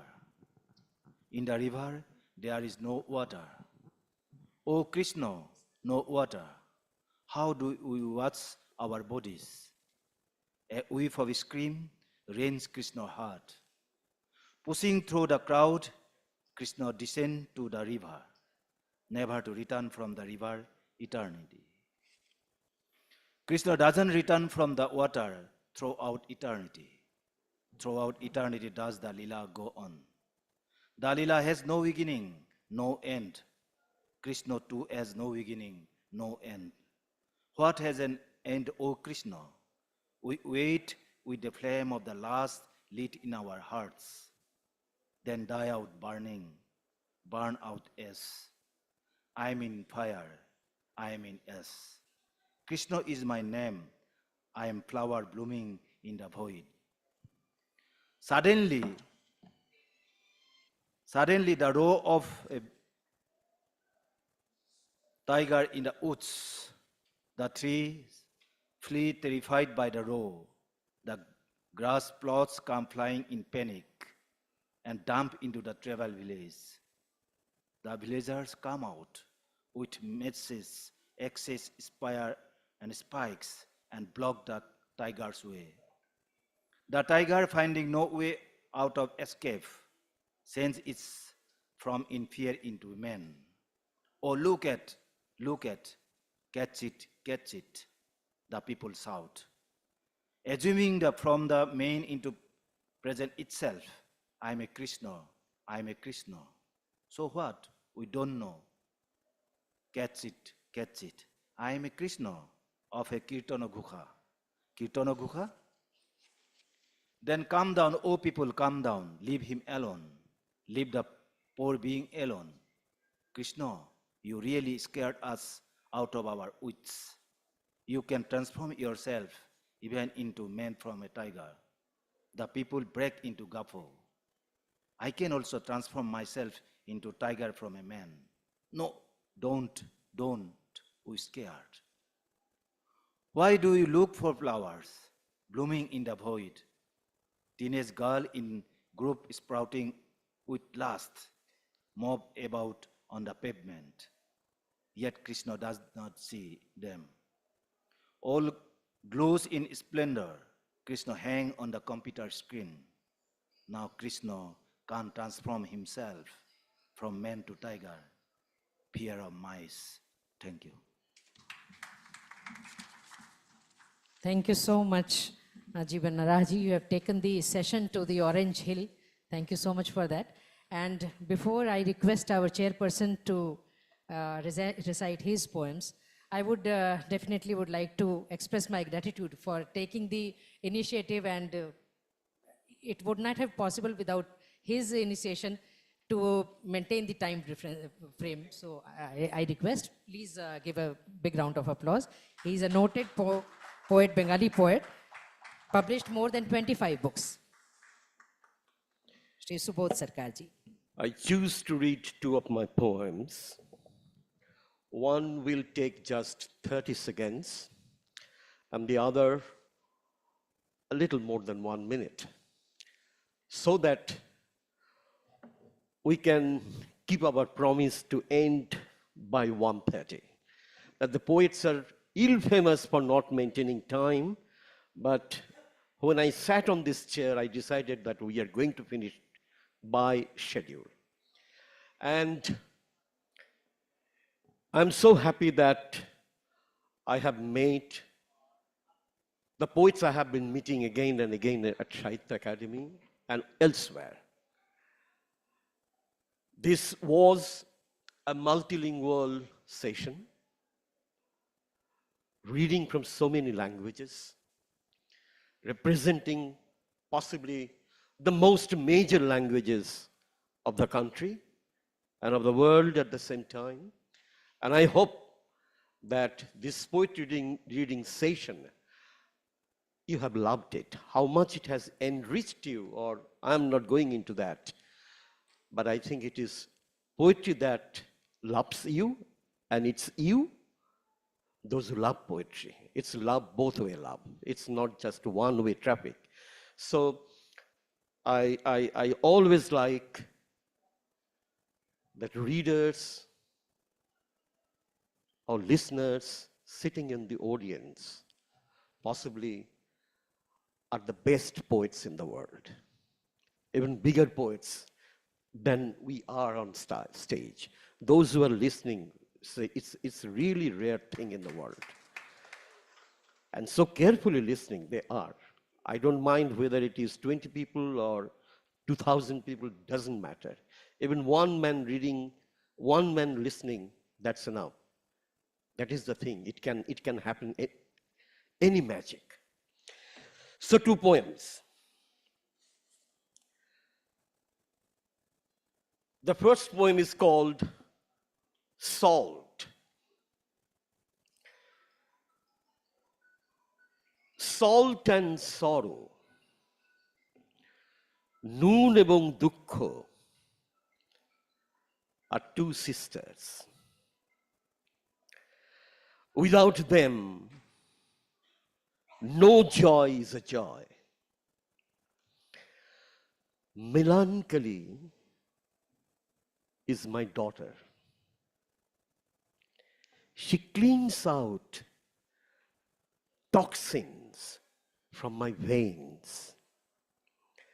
While poets are fated to be poets, to clean up the dirt of a human history.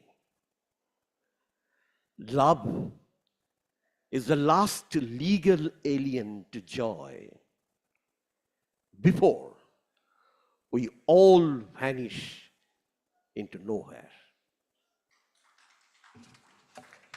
Thank you so much. And the second and the last poem, in Bengali it is called Bhalo Jaigata Kothay. I'm afraid that my Hindi translator is sitting in the audience and she knows everything about me, and that's why someone who knows you, I am really afraid of my translators. She's in Bengali. Where is the good place? ভালো জায়গাটা কোথায়? Just one line about the poem. I wrote this poem after the collapse of the Soviet Union. But that apart, it was occasioned by my 3-year-old son, only 3 years at that time. And he is now doing PhD in America. So you can understand when I wrote this poem, and whenever he hears this poem, he just runs away. Because that 3-year-old boy is still in this poem. Where is the good place? When he got up from his nap, my 3-year-old son said, Papa, will you take me to a good place?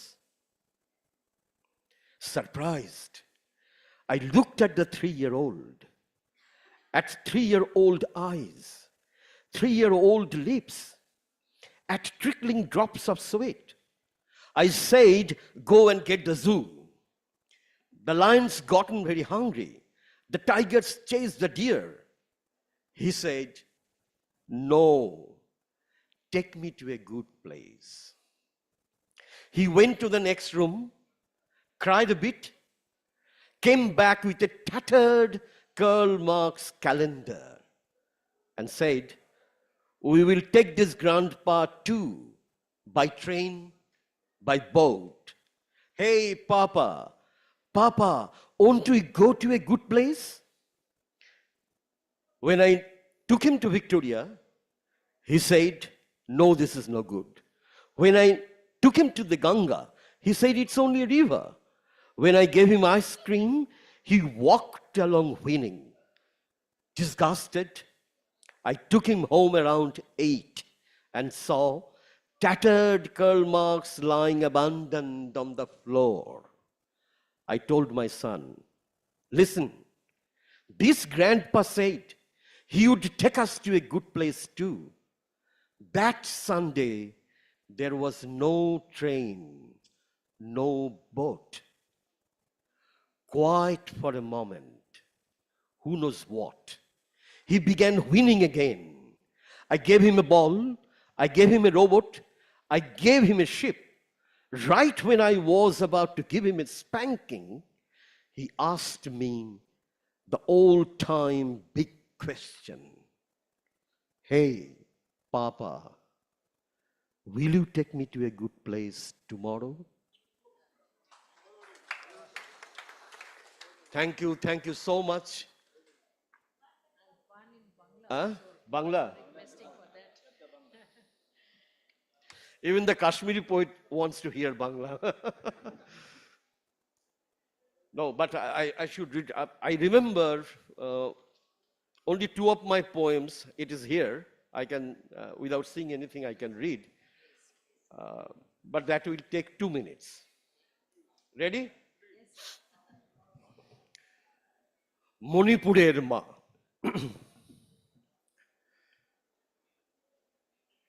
You know what happened in Manipur? 2006. Not this time. 2006, I wrote this poem. Mothers of Manipur. নগ্ন উঠে দাঁড়ালো আমার মণিপুরের মা।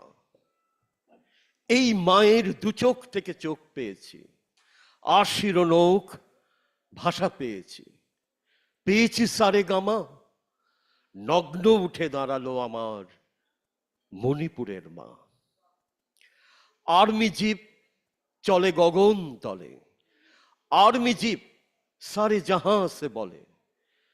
Army জিপে মেয়েটি আছড়ায়, army জিপে বোতাম খোলা চলে।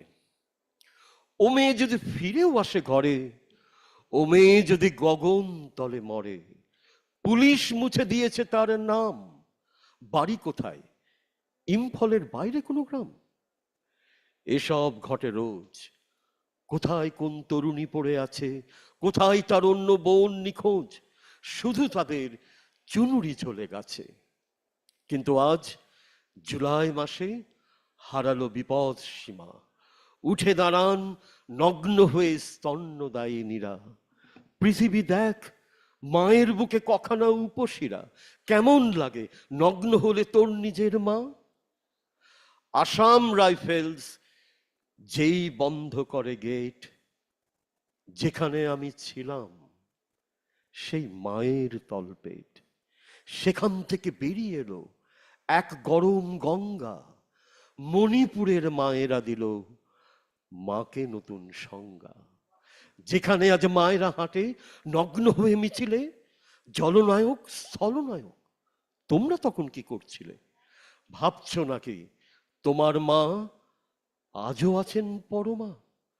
পুড়ে গিয়েছেন, পুড়ে গিয়েছেন সব মায়ের মধ্যে থাকা নিজের সেই বড় মা।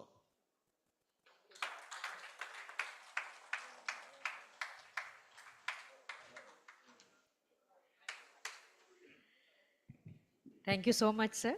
And let us join for lunch now.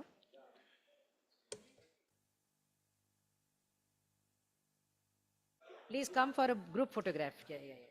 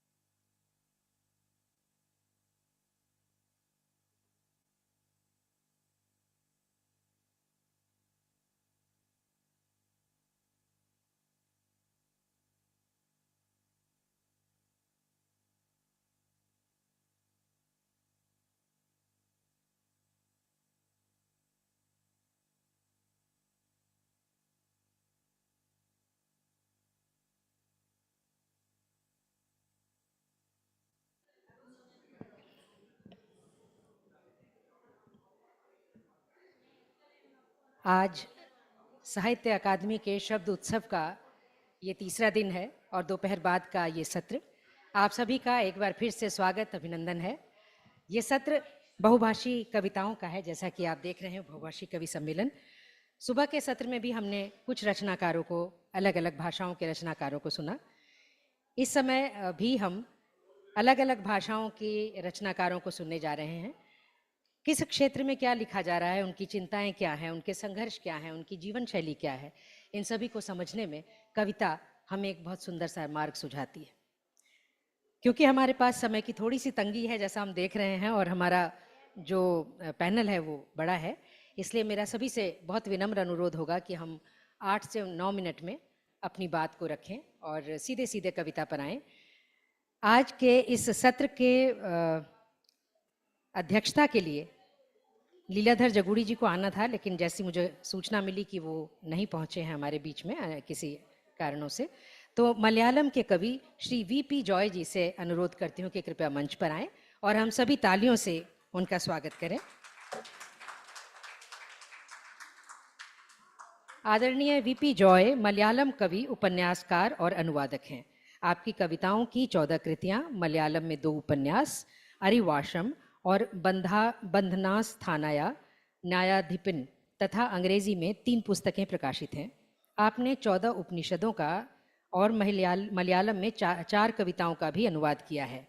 आपको महाकवि उल्लूर पुरस्कार, अक्षय साहित्य पुरस्कार, S.K. पोटेक्काट पुरस्कार, शस्सासी राजा साहित्य प्रतिभा पुरस्कारम, मलयाली मरकशी पुरस्कार, चंद्रोत्सव पुरस्कारम, थुंजात एशुथचन श्रेष्ठ पुरस्कारम, literary network awards for excellence 2012 से सम्मानित किया जा चुका है। ऐसी महान विभूति का हम सभी स्वागत करते हैं।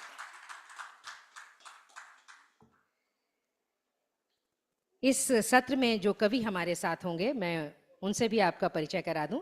हमारे बीच होंगी अंजलि बसुमतारू, बोडो की रचनाकार हैं आप।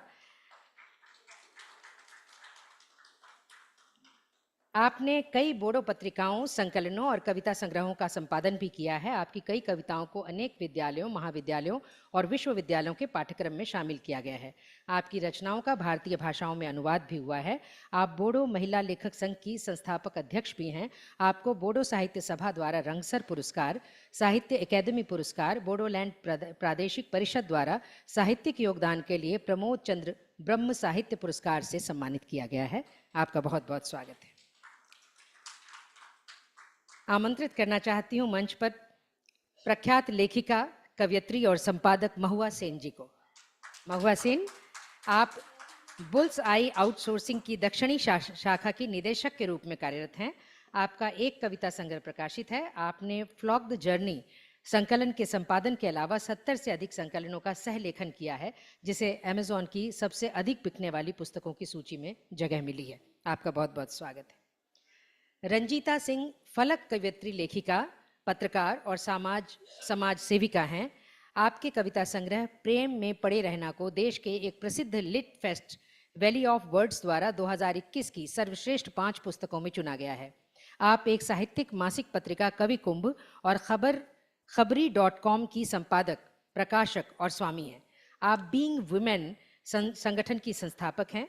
आप सूरज प्रकाश मारवा साहित्य रत्न पुरस्कार, सरोजनी नायडू अंतर्राष्ट्रीय पुरस्कार, सरस्वती पुरस्कार, शिखर सम्मान, तेजस्विनी सम्मान आदि कई पुरस्कारों से सम्मानित हैं। आपका इस मंच पर बहुत बहुत स्वागत है। वनीता जी प्रख्यात पंजाबी कवयित्री, आलोचक और अनुवादक हैं। आपसे अनुरोध है कि कृपया मंच पर आएं। आप दिल्ली विश्वविद्यालय के श्री गुरु तेग बहादुर खालसा कॉलेज के पंजाबी विभाग की सेवानिवृत्त एसोसिएट प्रोफेसर हैं। विभिन्न विधाओं में आपकी 60 से अधिक पुस्तकें प्रकाशित हैं। आप पंजाबी से हिंदी और अंग्रेजी में अनुवाद करती हैं। आप साहित्य अकादमी पुरस्कार, साहित्य अकादमी अनुवाद पुरस्कार, भाषा भारती सम्मान, शिरोमणि साहित्यकार पुरस्कार, पंजाबी शिरोमणि साहित्यकार सम्मान सहित अनेक पुरस्कारों से सम्मानित हैं। वर्तमान में आप साहित्य अकादमी में के पंजाबी परामर्श मंडल की सदस्य हैं। हमारे बीच आमंत्रित करना चाहती हूँ दमयंती बेशरा प्रख्यात संताली और ओडिया लेखिका को, वे कवयित्री और अनुवादिका भी हैं। आप MC स्वायत्त शासी महाविद्यालय मयूरभंज ओडिशा के प्राचार्य पद से सेवानिवृत्त हुई हैं। आपकी संताली में 23 और ओडिया में 9 पुस्तकों के अलावा 10 अनुदित और 3 संपादित पुस्तकें प्रकाशित हैं। आपकी कुछ उल्लेखनीय कृतियों में शामिल हैं साय सदेह कविता संग्रह है ये, श्री गीत गोविंदम अनुवाद और संताली साहित्य का इतिहास आदि। आप पद्मश्री पुरस्कार, साहित्य अकादमी पुरस्कार और साहित्य अकादमी अनुवाद पुरस्कार से सम्मानित हैं। आपका इस मंच पर बहुत बहुत स्वागत है।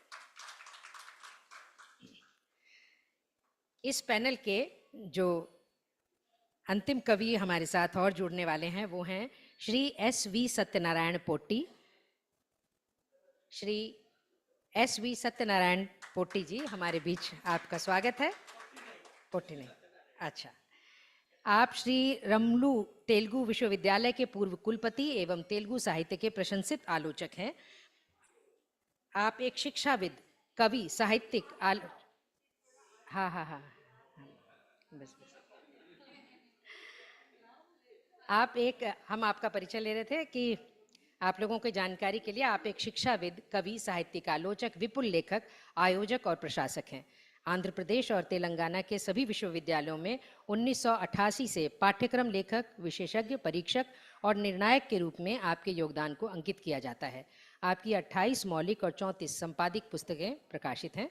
आपको 35 राष्ट्रीय और राज्य स्तरीय पुरस्कारों से सम्मानित किया जा चुका है। आपको 2010 में राज्य सरकार द्वारा सर्वश्रेष्ठ शिक्षक के रूप में सम्मानित किया गया और तेलंगाना सरकार ने आपको अपनी पहली वर्षगांठ पर राज्य सरकार साहित्यिक पुरस्कार 2015 से सम्मानित किया।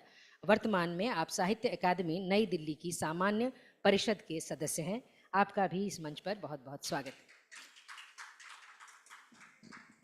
इससे पहले कि हम इस सत्र का प्रारंभ करें, आज इस सत्र की अध्यक्षता के लिए हमारे बीच श्री जॉय जो मलयाली कवि हैं, मैं चाहूँगी कि 2 शब्द उद्बोधन के कह करके please address the audience so that we can start the programme.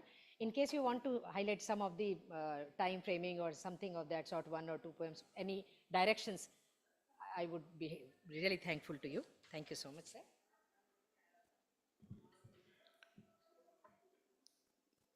दोस्तों, आज हम बहुभाषी कवि सम्मेलन का आज भी शुरू हो रहा है।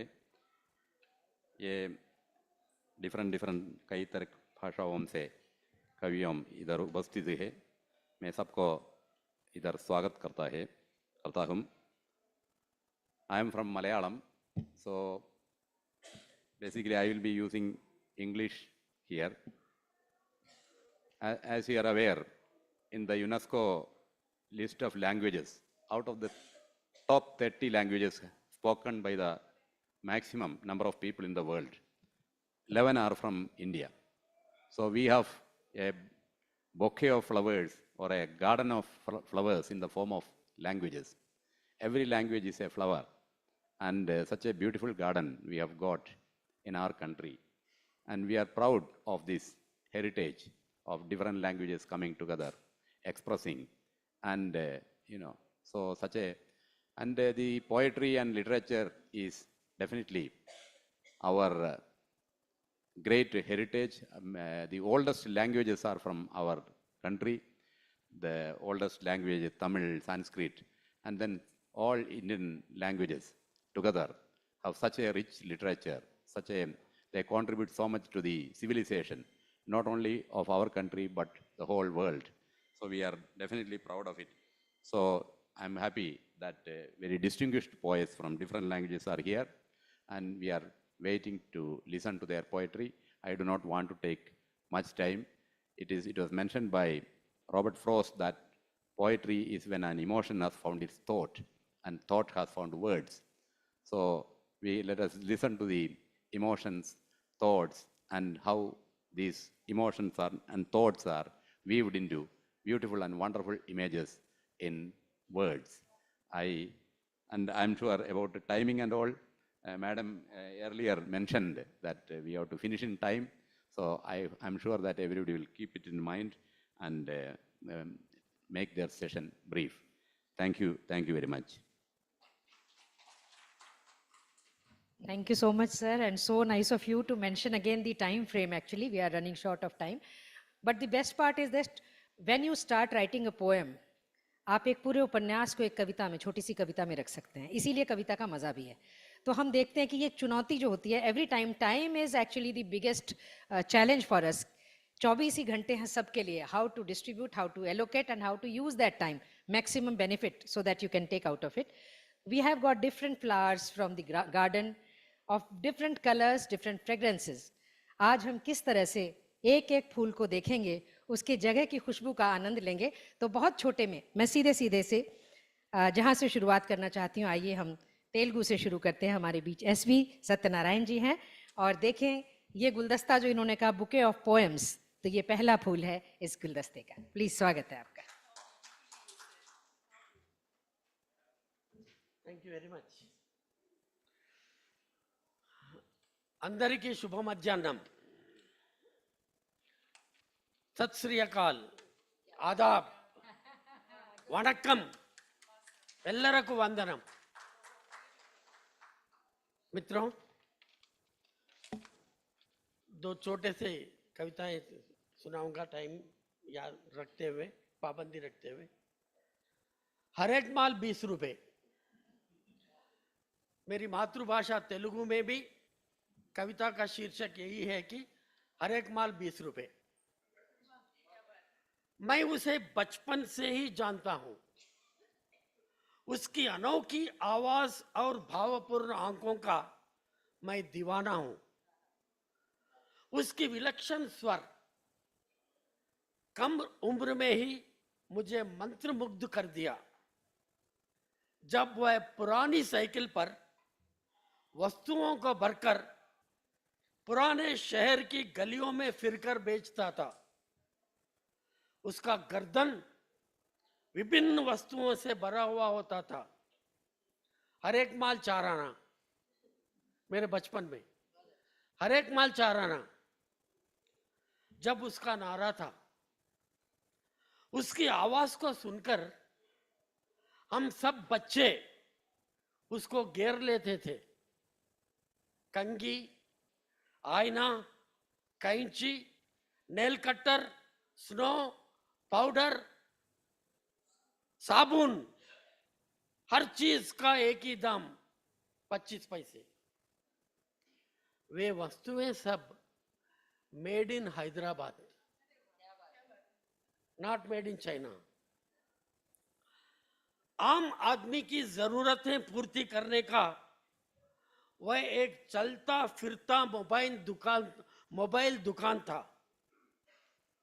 और हर गली में घूमकर चले जाता है तो ऐसा लगता था जैसे वर्षा बरसकर रुक गया.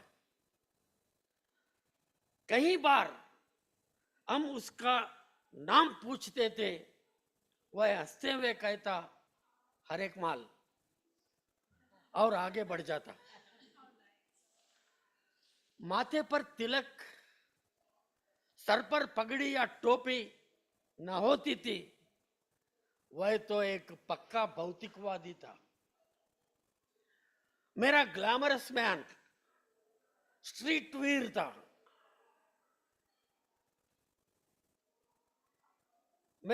मेरे टीन एज में उसका नारा बदल गया. हर एक माल 2 रुपए. अब वह पुरानी मोटरसाइकिल पर, बचपन में साइकिल पे आता था, प्रमोशन मिल गया. वह पुरानी मोटरसाइकिल पर वस्तुएं भरकर लाता था. ऐसा लगता है कि एक वस्तु प्रदर्शनशाला, नुमाइश आ गया. उसकी आवाज सुनकर जब उसको हम ना घेरते थे, फिर भी उसकी आवाज कानों में गूंजती थी. तब वह मोबाइल सुपर बाजार दिखता था. बहुत साल के बाद, बचपन ही गुजर गए, टीनेज गुजर गई, बहुत साल के बाद वह पुरानी ट्राली पर साइकिल से मोटरसाइकिल, उसके बाद ट्राली। वही एक पुरानी ट्राली पर सामानों को भरकर हर एक माल 20 रुपए नारा से प्रत्यक्ष हुआ। उसने बदन पर और ट्राली में वस्तुएं भर हुए थे। कितने सुपर बाजार, स्पेंसर, वॉलमार्ट, बिग बाजार, मल्टीप्लेक्स आने पर भी वह अवश्य रहेगा हर एक माल 20 रुपए। इस पवित्र भारत देश में जब तक गरीबी है तब तक वह एक कामधेनु या कल्पवृक्ष बनकर हर एक माल नारे से प्रतिध्वनित होता है, आम आदमी का आसरा बनकर रहता है। नमस्कार। टाइम परमिट हुआ तो एक छोटा टाइम।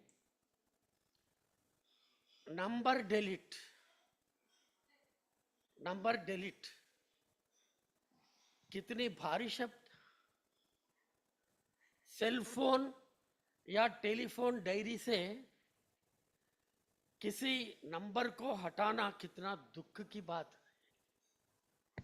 नंबर सिर्फ संख्या नहीं बल्कि संबंध है जो दशकों से जुड़ा हुआ है, हजारों यादों का परिचय है।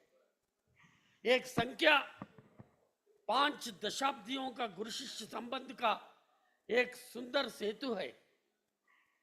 यह वह संख्या है जिस पर मैं अप्रयत्न रूप से अपनी उंगलियां टाइप करता हूं।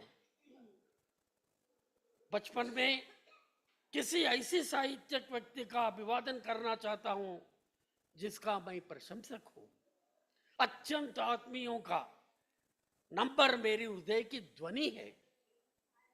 निकटतम रिश्तेदारों की हृदय की आवाजें अभी भी कानों में गूंजती, उनकी स्पर्श प्रेम के सुगंध को व्याप्ति करने वाला मात्र संख्या नहीं होता है। कदम दर कदम बढ़ते देख मेरी प्रगति को सहृदय से भरी मुस्कान से आशीर्वाद दिया। बड़े भाई जिन्होंने मेरी अराजकता और प्रगति को समान रूप से अपनाया, मेरी कल्याण की अपेक्षा सिवा और कुछ न चाहने वाली मेरी दीदी, एक कवि गायक, बाल्य मित्र, सिर्फ एक गाने से लोगों के दिल में जगह बना लिया। एक पथ प्रदर्शक है जिन्होंने मुझे अपनी भाषणों से उच्छेदित किया। वह जनाग्रह का प्रतीक है जिसने अपने गले की दहाड़ से सार्वजनिक क्षेत्र में जोश भरा। वह अभिनय, नृत्य, शब्द और गीतों का त्रिवेणी संगम। वह एक ऐसा हस्ताक्षर है जो जन जन की भाषाओं को उचित सम्मान दिया। एक महान व्यक्ति जिसने हमारी पीढ़ी को प्रभावित किया। उस दुख का पता नंबर डिलीट है, जो एक के बाद एक निधन होने का कारण बनकर बोझिल अनुभवों का अभिव्यक्ति नंबर डिलीट। नमस्ते। Thank you, Mr. Satyanarayana, for presenting such wonderful poems. And may I invite now Madam Anjali Basumatari from Bodo language.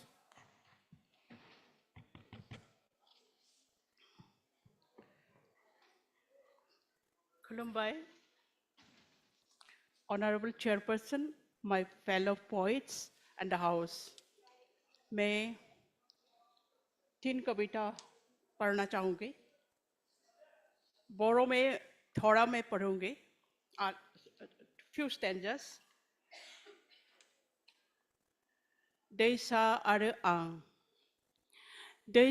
आरो आंनि गेजेराव दं मोनसे लिरजायै गोरोबथा।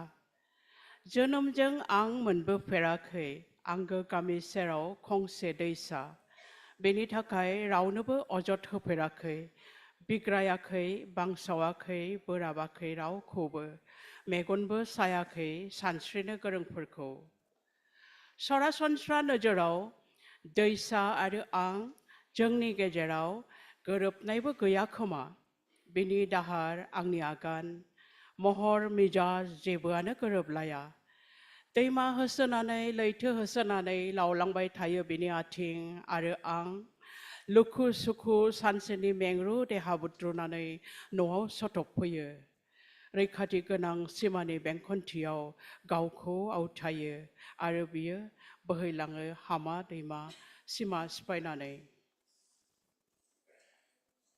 हिंदी वर्सन शीर्षक नदी और मैं नदी और मेरे बीच है एक अनलिखा समझौता जन्म से मुझे नसीब न हुआ प्रिय गांव के पास एक नदी पर मेरा किसी से नहीं कोई शिकायत न ही कभी किया विरोध या अभिमान न फैलाया अफवाहें बेर नहीं किया कभी उनसे जिसे तैरना आता हो बेर नहीं किया कभी उनसे जिसे तैरना आता हो सामान्य रूप से नदी और मेरे बीच शायद कोई मेल ही नहीं उसका बहाव और मेरा चलना रूप मिजाज कुछ भी मिलता जुलता नहीं सागर की तरफ उसके बढ़ती कदम बढ़ती ही जाती है और मैं दिन भर की भागदौड़ के बाद थका शरीर घसीट कर घर लौटती हूँ सुरक्षित सीमाओं में खुद को बटोरती हूँ और वो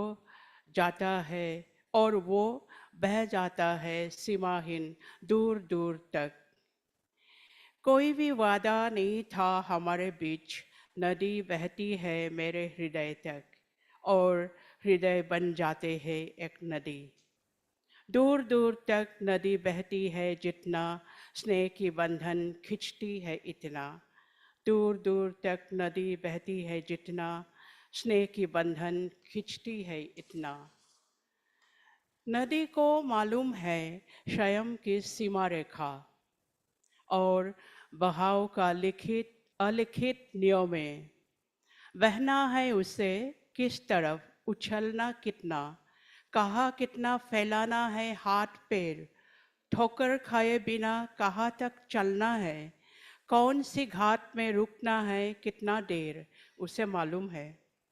उसे मालूम है कैसे किया जाता है सभ्यता का निर्माण कैसे रचा जाता है घाटी के लोगों की कथा जितनी भी दूरियां क्यों ना हो हमारे बीच नदी मुझे अक्सर चिढ़ाती है ऐसा लगता है मानो उसकी ठंडी हाथ रात के अंधेरे में मुझे दुलारती है और मैं नदीमय हो जाती हूँ लेकिन करवट बदलते ही वो खींच लेता है अपने दोनों हाथ छिप जाते हैं पत्थरों के फूलों में कविताएं जैसे मानो धुंधली हो जाएगी उसकी भंगुर हृदय की दर्पण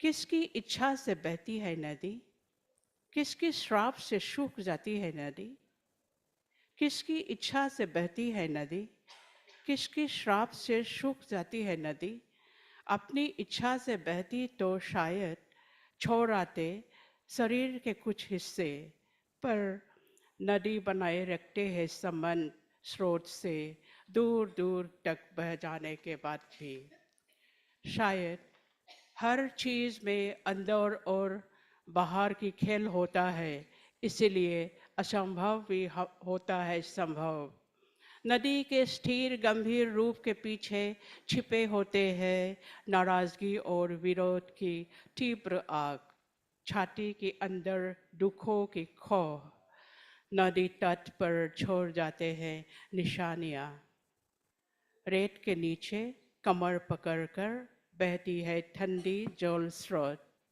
रेत के नीचे कमर पकड़कर बहती है ठंडी जल स्रोत उसे मालूम कैसे आता है बार नदी के जवन सीने में।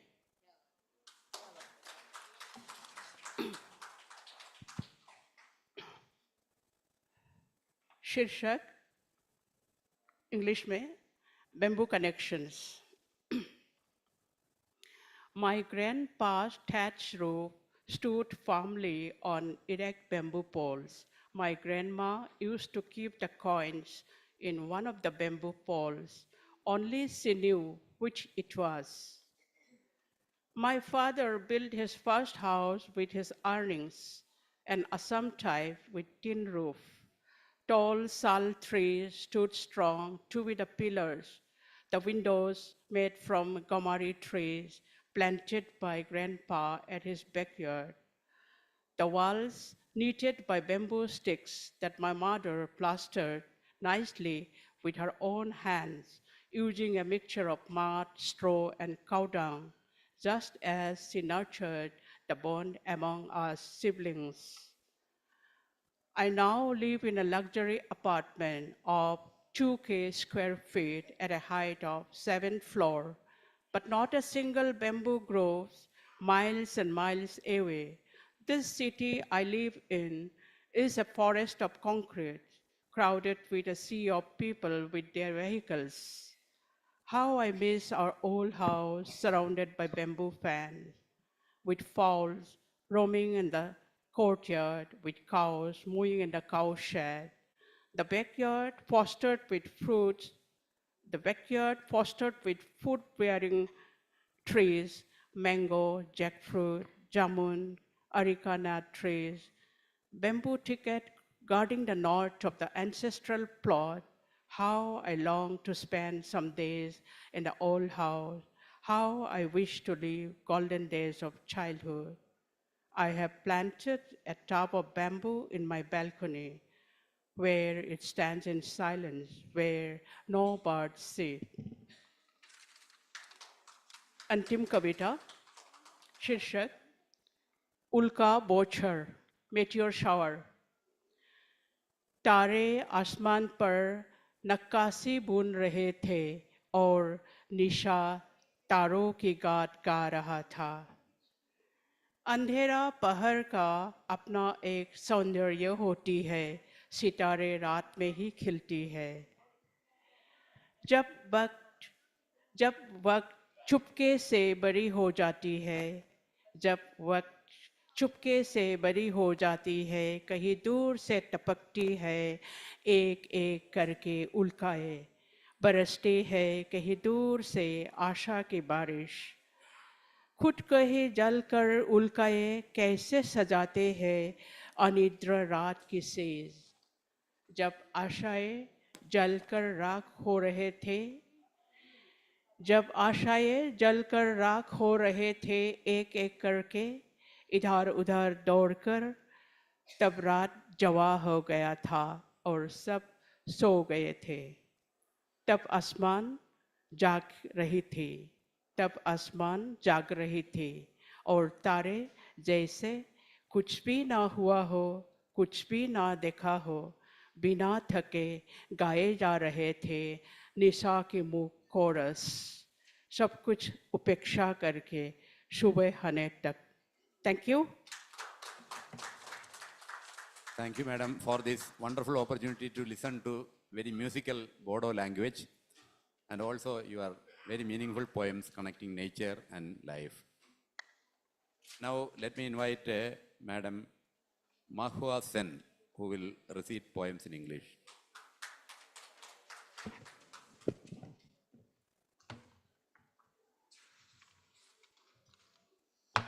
Good evening, everyone. First of all, thanks to Sahitya Academy for bringing all of us together under the same roof. Thank you so much for this incredible opportunity. I'll begin with my poem, Woman. We celebrated Women's Day very recently, and somebody has very rightly said that a woman is a full circle, and within her is the power to create, to nurture, and to transform. And that adage makes us reflect on the fact that as women, as creators, what do we want to leave behind as our legacy? You know, so I think it's time to collaborate, not compete. and hold each other's hands and create, develop, and implement a system of change that fosters inclusivity, that fosters diversity. And when we talk about diversity, I think Sahitya Academy is the massive example, because we all are together here, all of us from different backgrounds. So cheers to that. So my poem, Woman. She, the lone petal. This is a string of takas. Takas, as we know, is a Japanese form of poetry, consists of 5 lines and 31 syllables. So I'll be reading 5 takas here. She, the lone petal that ambles freely, merrily. The whimsical wind takes her to places, and she surrenders to a free flight. Her serene silence carries voice in worm's cocoon, safeguarding design. Her deep-rooted dreams and hopes to bloom into life someday. For she, the stardust of the blue Empyrean, she, the creator, from her, through her, you exist with and within, not without. The woman in her swallows the embers of sun that crackle her throat. She gulps amorphous shadow, pain's atrium, but she smiles. Oft she is smothered, but she rises mightier. Heaven heaves in her. She brings smile to straying hearts, gulping gauzy wings of night. That was my first poem. Thank you. My second poem is called Home. Home is a 4-lettered verb, and for me, I think, I have stayed away from my home ever since I was 8. So there's a sense of homelessness, and that probably reflects in my poems. And when we talk about home, especially native home, all of you would agree that we, love to go back to our childhood days. As Gulzar, who's going to be here in the evening, had also said that "Aaj dil ki tasveer Xerox nikalwai, aur bachpan ki tasveerein hi rangeen nazar aayi." So that's what childhood is all about. So on that note, my poem, Home. The symphony of my home courses through my veins, azure and profound. The heartbeat of my hometown resonates within every artery in my chest. I envision a bouquet of overlapping moments. Narrow, dusty lanes leading to my home bear my name in their very stratum. The layer of dust. The layer of dust on the old bangle box recognizes me. I gently caress the blanket of dust, tracing the letter M upon it. It smiles. I blow it away with a tender kiss. The dust and the dust motes make me feel like home. The color of Mars Sindoor. The color of Mars Sindoor. Blood red. Thousands of tales reside in the narrow vermilion streak, both joyous and sorrowful. The tinkling of her Shakhapala bangles resonating with myriad experiences. Sometimes she portions out her smile, slicing it into equal cubes and sharing it among family members. The unending night and that jute rope charpai. A swarm of siblings gathered in that kacha angan, spotting stars, savoring eternity in the blink of an eye. For I discover my home in the language of that moment. The anxious dusk and those touch me not flowers, we cannot resist but touching the Koshi river, flaring her skirt as I approach her, a joyful demeanor. The gurgling sound, a recital of lullabies. I sculpt moist earth in its essence, molding figurines with my unburdened fingers, a lifetime encapsulated in that moment. I find home. I find home in the confines of the familiar. They say home is an eternal quest. They say home is an eternal quest, yet within every breath I draw, home resides. In the sanctuary of my being, I cradle home. Thank you. Do I have time for one more? Thank you. So my last poem is called Charulata. It's a Haiban form of poem which you all know is a prose and a haiku. And Charulata, as you know, is the protagonist of Rabindranath Tagore's very famous story, Noshtonir, The Broken Nest. And I think through Charulata, through the protagonist, Rabindranath tried to, explore an idea of women that, prioritizes her desires, breaking the shackles of societal, pressure. So, Charulata for you. Charulata. Tonight, my tresses bask beneath the soft glow of the full moon, casting a luminous spell over my world. I find myself adrift in a realm between reality and dreams, where a flurry of emotions envelop my chest, etching tangled shadows upon the walls of my solitude. Your presence lingers. Your presence lingers concealed within the cloak of silence. In your absence, everything has turned into varying shades of gray. Your words linger upon me like raindrops suspended on my beloved Maloti plant, teetering on the edge of release, yet reluctant to let go. Your words have always resembled the season's inaugural downpour, cascading gracefully on my parched soul. The earth within me perpetually thirsts for the rain within you. Your memories swirl through my room like ethereal baubles, elusive and captivating. I strive to capture, cradle, clasp, determined to never ever let them go. Within me, I carry more of me than I do of myself. Within me, I carry more of you than I do of myself. The epicenter of my being now bears the weight of memories, suffused with the scent of bloodstains, amplifying the chaos within. Here, I confront the embodiment of my quietus, a solemn farewell, a wisp of smoke, crimson tears, moments cry in chorus. Thank you very much. Thank you, madam, for capturing the subtleties and the finer emotions of life through your wonderful poems. Next, let me invite Madam Ranjita Singh Palak. Hindi. She will be reciting in Hindi.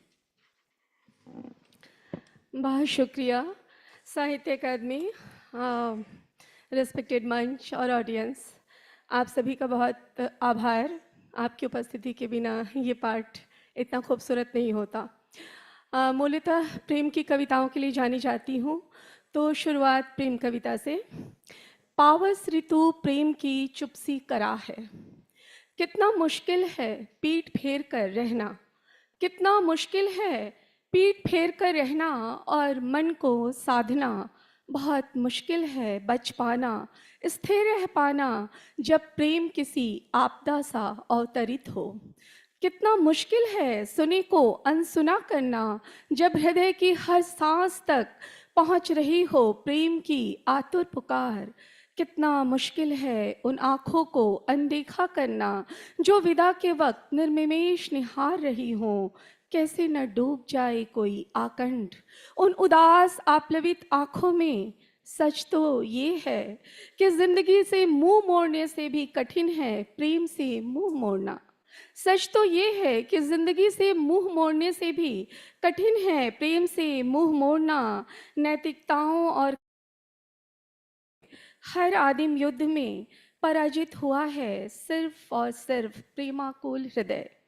प्रेम की त्वरा को नैतिकता के घोर हट से परास्त तो किया जा सकता है, पर निषेध की गई समस्त कामनाएं धसी रह जाती हैं शूल सी देह में। आजन्म टीसता है हृदय,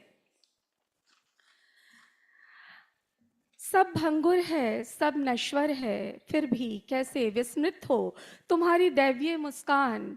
सब भंगुर है, सब नश्वर है, फिर भी कैसे विस्मृत हो तुम्हारी दैवीय मुस्कान।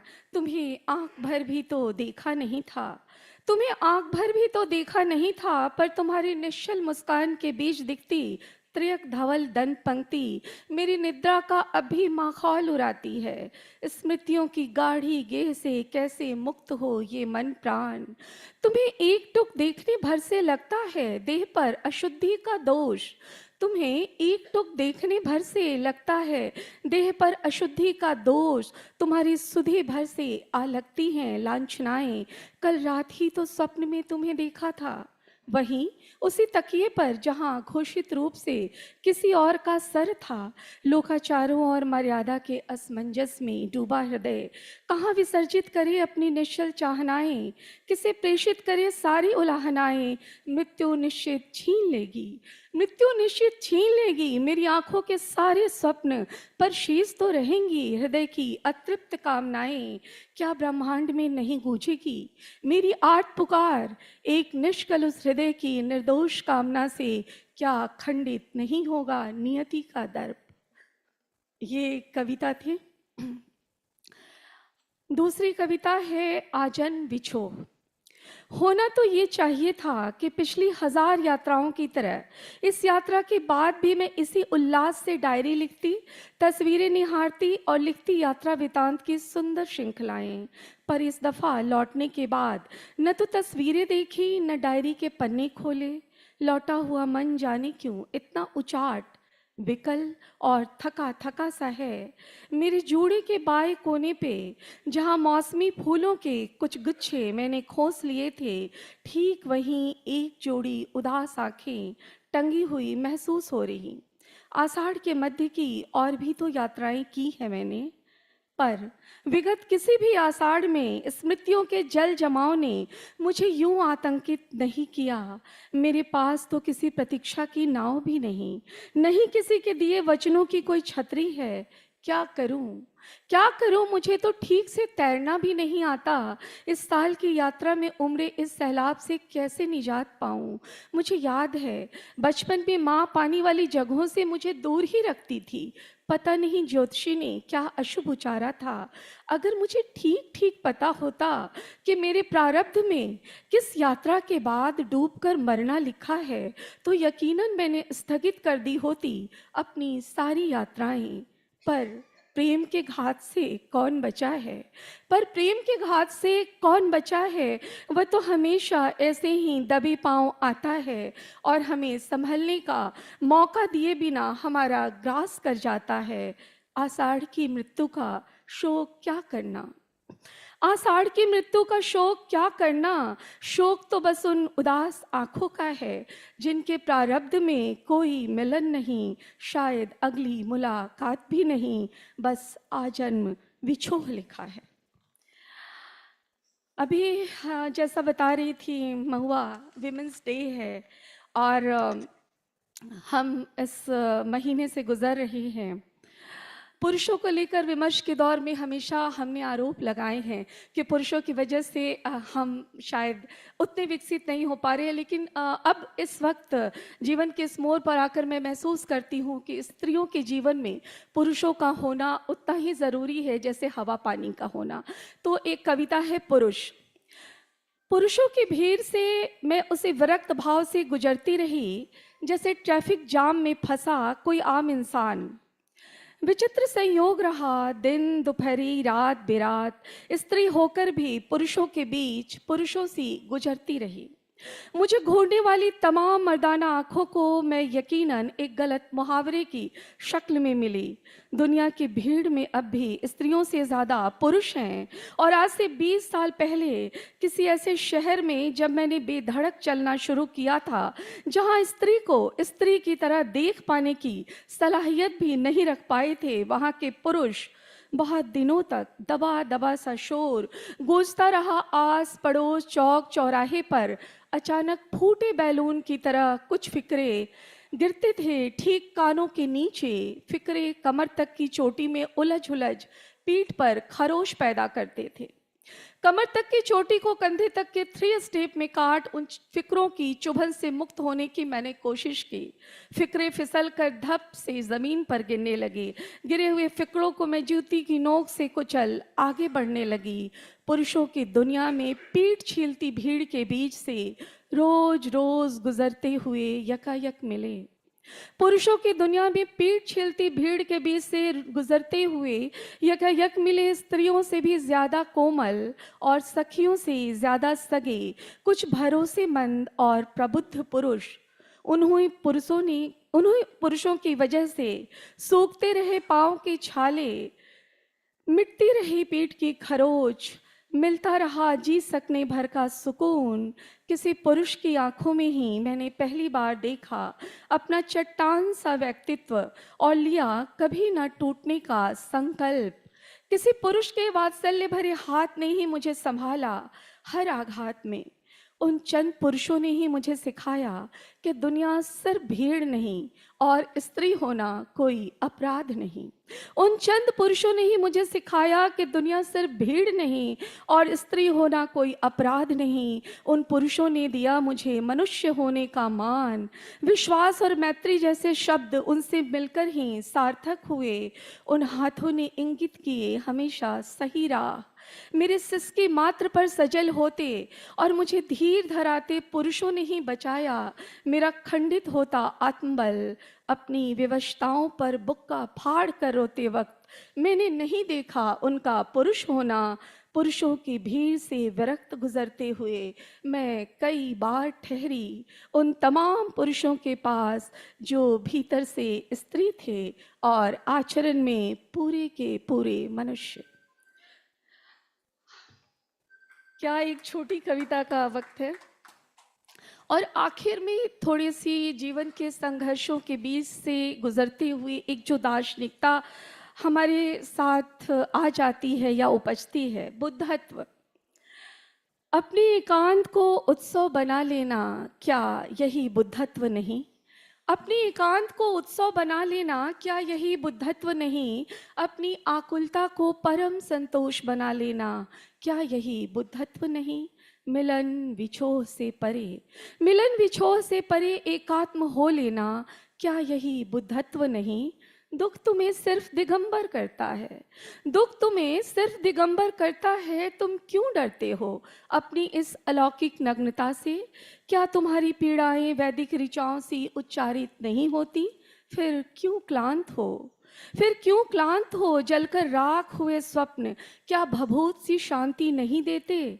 संबंध मात्र अरण्य है, संबंध मात्र अरण्य है और एकांत अंतिम पाथे जो तुम्हें बुद्धत्व देता है।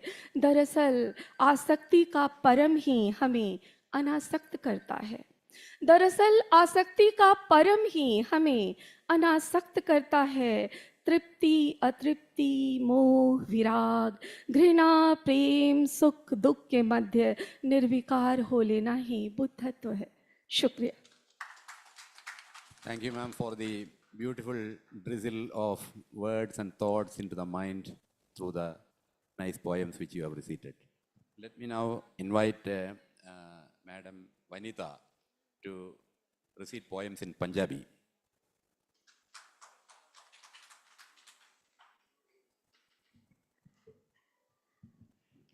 Good evening, friends. I'm a Punjabi poet, but here I will read 2 or 3 of my poems in English and Hindi. So, first of my poem is Everyone's Own Reason. You have your own reasons. I have my own reason. The ship has its reason to sail to the sea from the shore. The waves have their own reason to rise in the sea. Those living in water have their own reasons. The honor of the ship sailing across has its own reason and motive. So do the passengers have affinity, dialogue, coming together, knowing each other. Everyone has some of it. Everyone has some of it. Still, their yearnings are different. You have your own reasons. I have my own reason. Thank you. अब मेरी दोस्त यहाँ पे संयुक्ता बैठी है. मैंने कोई और कविता पढ़नी थी, पर इसने मुझे कर दिया कि भी इसने पढ़ी थी सीता एंड द्रौपदी. तो कहती तुम भी अहल्या पढ़ो लड़की. तो मैं हिंदी में अहल्या कविता आपसे साझा करती हूँ. इसमें दो किरदार हैं, गौतम और सुनिए. हे गौतम, मुझे क्या पता था रात के अंधेरे का जश्न मेरे लिए श्राप बन जाना था. इंद्र की साजिशों ने मेरा ही घर लूट जाना था. साजिशों में घिरे इंद्र, साजिशों में घिरे मुर्गे ने भी इंद्र का दाना खाना था. दाना खाकर समय से पहले बांगना था. परंतु गौतम, एक कांटा तेरे श्राप दिए मुख से मेरे दिल को जरूर बेंधता रहा. क्या तुम्हारी नींद खुलने वक्त सरगी समय, चांद, नदी, नींद या किसी भी वक्त चाल का तुम्हें एहसास नहीं हुआ? तुम तो ऋषिवर थे ना गौतम. तुम तो ऋषिवर थे ना गौतम. तो फिर कहाँ गया तुम्हारा तीसरा नेत्र उस वक्त? कहाँ गए उस वक्त तुम्हारी भक्ति, जप, तप और सच, जो तुम गमछा उठाए एक सोई नदी को छोड़ चल पड़े दूसरी नदी के घाट को? एक सोई नदी को छोड़ चल पड़े दूसरी नदी के घाट को. गौतम, अभी तो अच्छी खासी रात थी. मैं तो तुम्हारा ही आनंद मान रही थी कि आप उठ चले गए सोई नदी को छोड़ छुपके से, चोरी चोरी एक और नदी स्नान के लिए. पता नहीं यह तुम्हारी चाल थी या साजिश के बन के आ गए देवता इंद्र. अलमस्तियों के भोग भोगने उपरांत जब मेरी नींद खुली, होश आई, तो अंगों को पर का एहसास हुआ. उस पल मेरे अंदर कुछ मरा.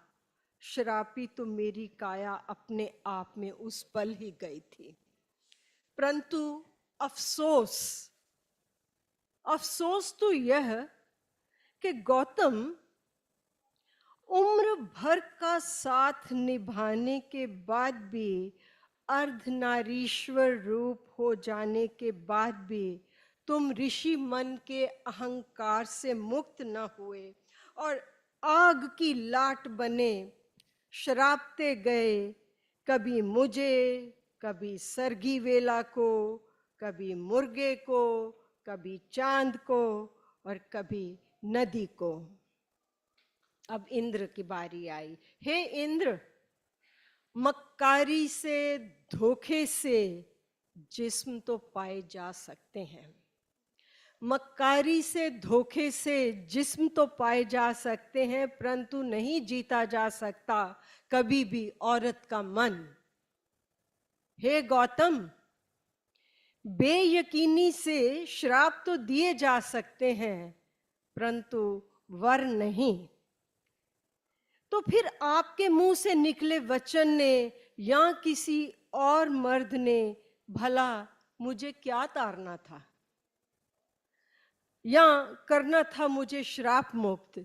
चाहे सतयुग से त्रेता आए या द्वापर, किसी मर्यादा पुरुषोत्तम ने भला मुझे क्या पार लंघाना था। अगर राम ने ही मुझे तारना होता, पार लंघाना होता, तो सीता ही भला धरती में क्यों समाती। हे गौतम, मैं हुई हूं श्राप मुक्त अपने अंदर के विस्फोट के संग, ना कि किसी चरण स्पर्श के संग। हुई हूं मैं मुक्त इस भ्रम से कि तुम परमात्मा पति हो और मैं पतिव्रता पत्नी। हुई हूं मैं मुक्त। शुक्रिया।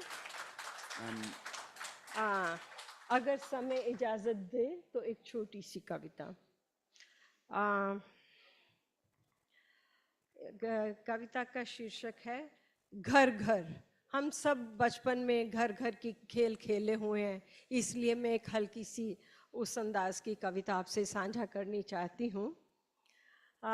तेरा घर मेरा घर, नहीं जानते थे क्या होता है घर।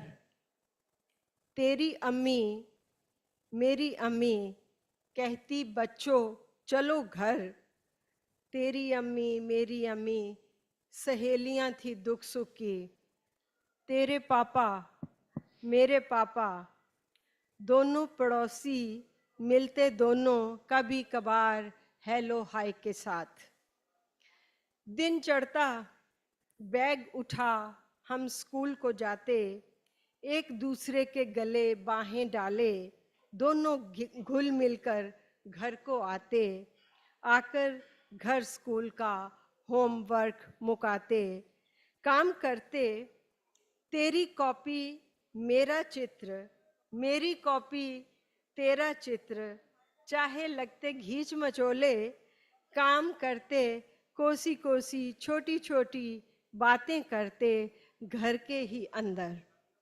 घर घर का हम खेल रचाते, मेरी गेंद तेरा बैट, मेरे गीटे तेरा हैट।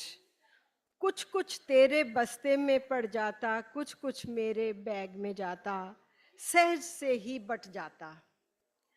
तेरी रोटी मेरे होंठों, मेरी रोटी तेरे होंठों, हो गए अब हम कुछ कुछ सियाने। माँ को शायद अभी तक भी कोई नहीं था भेद या फर्क, पर बाप के तेवर शायद कुछ हो गए थे गहरे। पर बाप के तेवर कुछ हो गए थे गहरे। अब तेरा घर था मेरा घर था, तेरी सरदल थी मेरी दहलीज थी। तेरा दर था मेरा दरवाजा था, नहीं था हुक्म अब यूं ही प्रवेश करने का। आली भोली खेल में एक दिन तेरी माँ तेरे पापा ने, मेरी माँ मेरे पापा ने तेरे घर और मेरे घर को एक धागे में बदल दिया था। तेरी माँ पापा ने, मेरे माँ पापा ने एक दिन हमारे रिश्ते को एक धागे में बदल दिया था, रिश्ते का नाम दिया था। मैंने धागा तेरी कलाई में बांधा, तू मेरी आंखों में हंस दिया था। तेरी सांसों को जैसे कस दिया था। कुछ देर बाद तेरे बच्चों मेरे बच्चों ने यही खेल फिर दोहराया था। इसकी गेंद उसका बैट चाहे अब रोज बदलता, तेरी मेरी गेंद उसका बैट चाहे अब रोज बदलता, आवाज देने की बजाय अब उनका टेलीफोन नित बजता था। दम नहीं था तेरे अंदर, दम नहीं था मेरे अंदर, अपने अपने बच्चों से कह दें चलो बच्चों अपने अपने घर अंदर, चलो बच्चों अपने अपने घर अंदर। बहुत बहुत शुक्रिया। So, ma'am, that was really profound thoughts in beautiful words. Let me now invite Madam Damayanti Beshra to recite poems in Santali.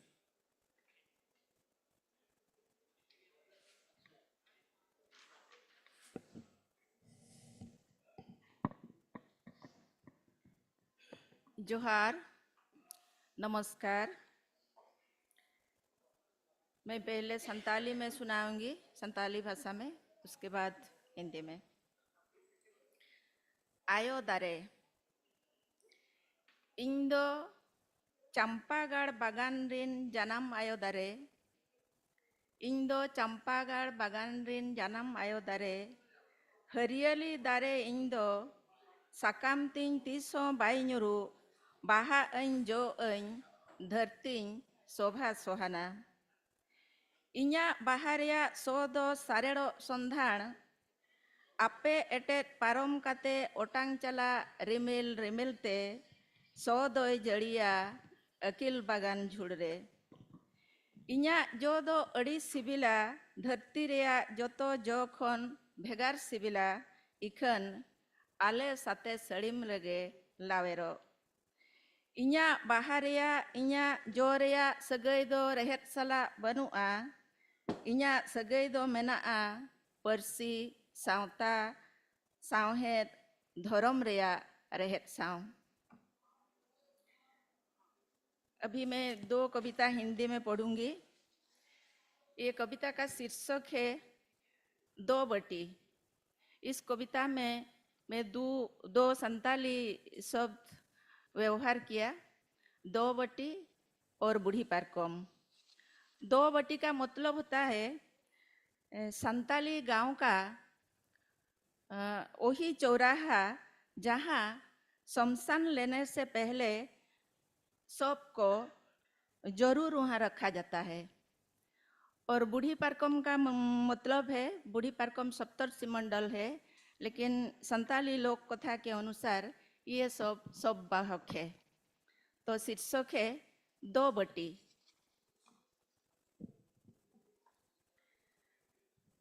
एक दिन प्रातः भ्रमण के अवसर पर, एक दिन प्रातः भ्रमण के अवसर पर मेरे गांव के 2 बाटी में चारपाई में सफेद चादर लेपटे हुए मैंने मेरा खुद का शव देखा।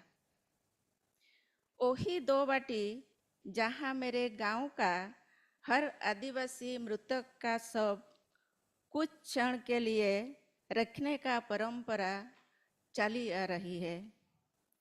मैं बड़ा हैरान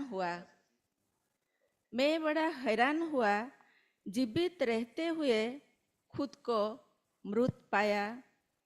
एक अनकही व्यवस्था थी और सब का मुंह में, और सब मुझे कह रहा था कि वो मरा नहीं। आगे के रास्ते में सजाया हुआ चिता उसको लपेट में लेने के लिए इंतजार में था, पर और वो उठकर भाग नहीं पा रहा था। जिंदगी के विडंबनाएं उसका पैरों को जकड़ रखे थे। वो निरुपाय आकाश की तरफ देख रहा था। वो निरुपाय आकाश की तरफ देख रहा था जहाँ चांद सूरज नहीं थे। एक अजीब गरीब स्थिति में उसका मनोदशा जो मेरी अंदर भी था, वो मैं ही तो हूँ। क्या मैं जल जाऊंगा इस चिता में मिल जाऊंगा मिट्टी में, धुआं में, समा जाऊंगा बूढ़ी परकम में।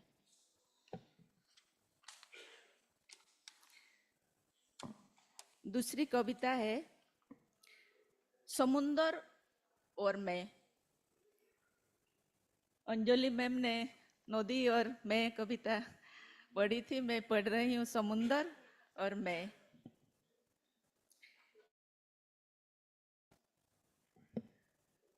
समुंदर मेरे प्रिय है, समुंदर मेरे प्रिय है, बार बार मैं खींचा चला आती हूँ समुंदर के किनारे, खुद को खोल देती हूँ समुंदर के लहरों की तरह। मेरे अंदर भी एक समुंदर है, मेरे अंदर भी एक समुंदर है, समुंदर से मुझे बहुत प्यार है। अक्सर घुटन भरी जिंदगी में मुखौटा पहना हुआ लोगों के भीड़ में कहाँ खोल पाती हूँ खुद को, कहाँ खोल पाती हूँ खुद को। कौन समझेगा मेरी दुख को, सुख को, सीने में पलती अंतर वेदना का कोलाहल को। दुनिया के लिए मैं एक सफल इंसान, दुनिया के लिए मैं एक सफल इंसान, हमेशा मुस्कुराता हुआ चेहरा, क्या कोई समझेगा मेरी अंदर भी खुद का एक समुंदर है। मैं अक्सर चली जाती हूँ समुंदर के किनारे, खुद को खोल पाती हूँ पूरी तरह, समा जाती हूँ उसकी गर्जन में। वो मुझे भी समझती है, वो मुझे भी समझती है, समेट लेती है अपने सीने में। मुझे समुंदर से बहुत प्यार है। समुंदर की गहराई में अनगिनत लहरों साथ दिखते हैं, जीते हैं छटपटा में, किनारा चूमने के लिए बिल्कुल मेरी तरह, बिल्कुल मेरी तरह। मैं जैसे छटपटा भरी जिंदगी जीती हूँ, कहाँ खोल पाती हूँ खुद को सबके सामने। लहर तो एक दिन किनारा छूती है, लहर तो एक दिन किनारा छूती है, मैं कहाँ छू पाती हूँ किसी का हृदय की किनारा। मुझे कभी कभी जलन सा महसूस होता है, मुझे कभी कभी जलन सा महसूस होता है, उसका कोलाहल तो सब सुन पाते हैं, मेरे मन का कोलाहल थम जाती है मेरी सीने में, रह जाती है अनसुनी, रह जाती है अनसुनी। धन्यवाद। मैं साहित्य अकादमी को बहुत धन्यवाद देती हूँ और आप सब श्रोतागण मुझे सुने, इसीलिए आप सबको भी धन्यवाद। That was such a wonderful thoughts and emotions played into, weaved into, woven into beautiful words, madam. Thank you very much.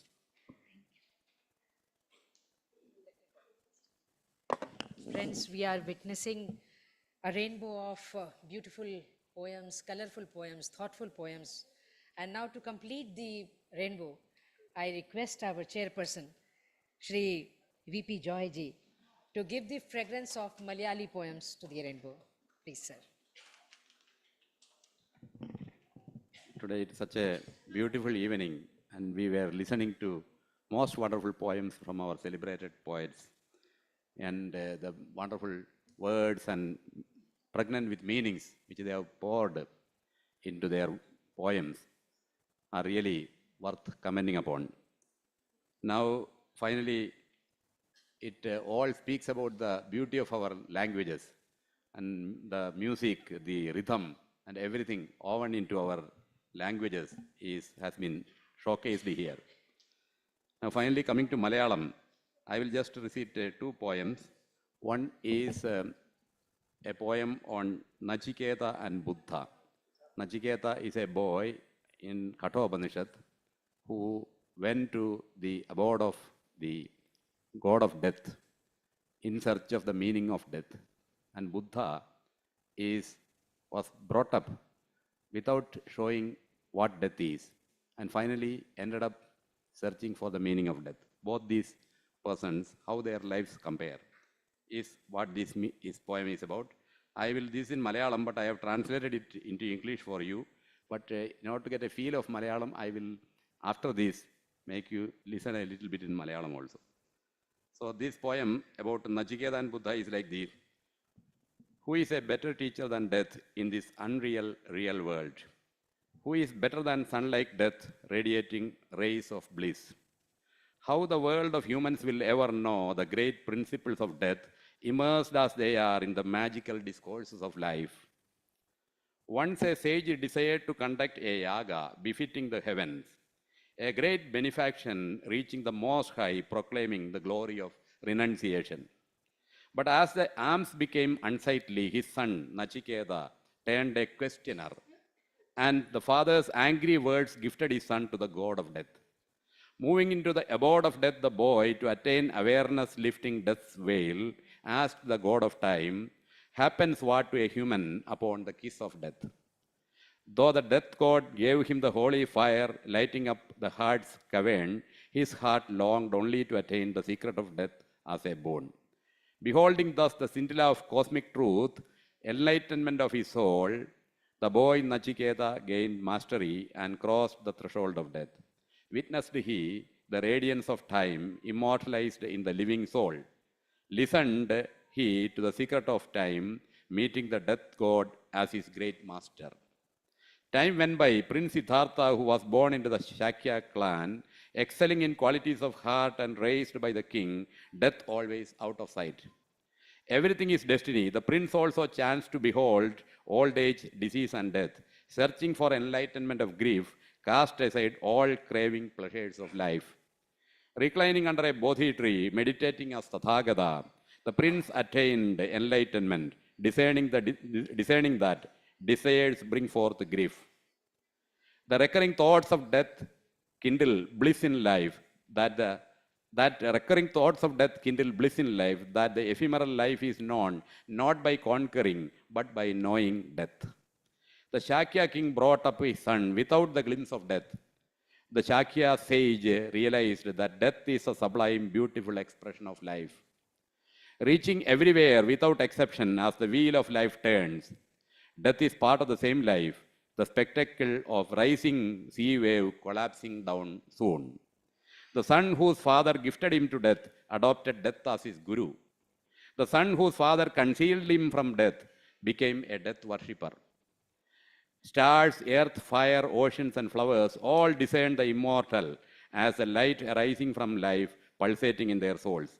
Now, to get a little feel of Malayalam, I am just trying to show this recited in Malayalam a little bit. It is like this. Sadguru Varunda Murta Jagadgatil Maranattekal Jeevanilarundanandathin Kadiravanai മരണത്തെപ്പോൾ സദ്ഗുരുവാരുണ്ട മൂർത്ത ജഗദ്ഗതിയിൽ മരണത്തെക്കാൾ ജീവനിലാരുണ്ടാനന്ദത്തിൻ കതിരവനായി അറിയുന്നെങ്ങനെ മരണത്തിൻ്റെ മഹാതത്വങ്ങൾ നരലോകം അറിയാതിങ്ങനെ സംസാരത്തിൻ മായിക ലോകത്തമരുമ്പോൾ പണ്ടൊരു മുനിവരനിച്ഛിച്ചൊരു നാൾ സ്വർഗസമ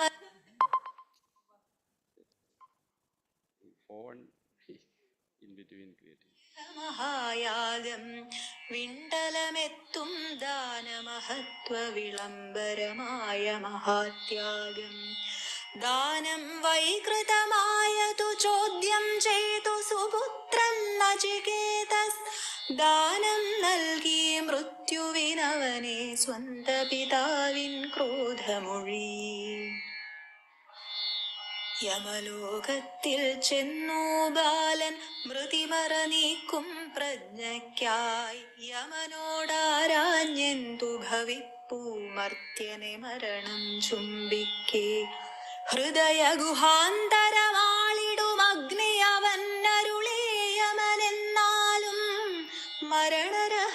ഫലമതല്ലോ വരമായി കാലത്തോടവനർത്ഥിച്ചു. പ്രാപഞ്ചിക സത്യത്തിൻ സ്ഫുരണം തന്നാത്മാവിൻ പ്രജ്ഞാനം പ്രാപിച്ചങ്ങനെ മൃത്യുവിനപ്പുറമെത്തി കുമാരൻ നചികേതസ്. കാലത്തിന്റെ വെളിച്ചം കണ്ടു ജീവാത്മാവിൽ അനശ്വരമായി, കാലത്തിന്റെ രഹസ്യം കേട്ടു കാലനെ സദ്ഗുരുവാക്കുകയാൽ.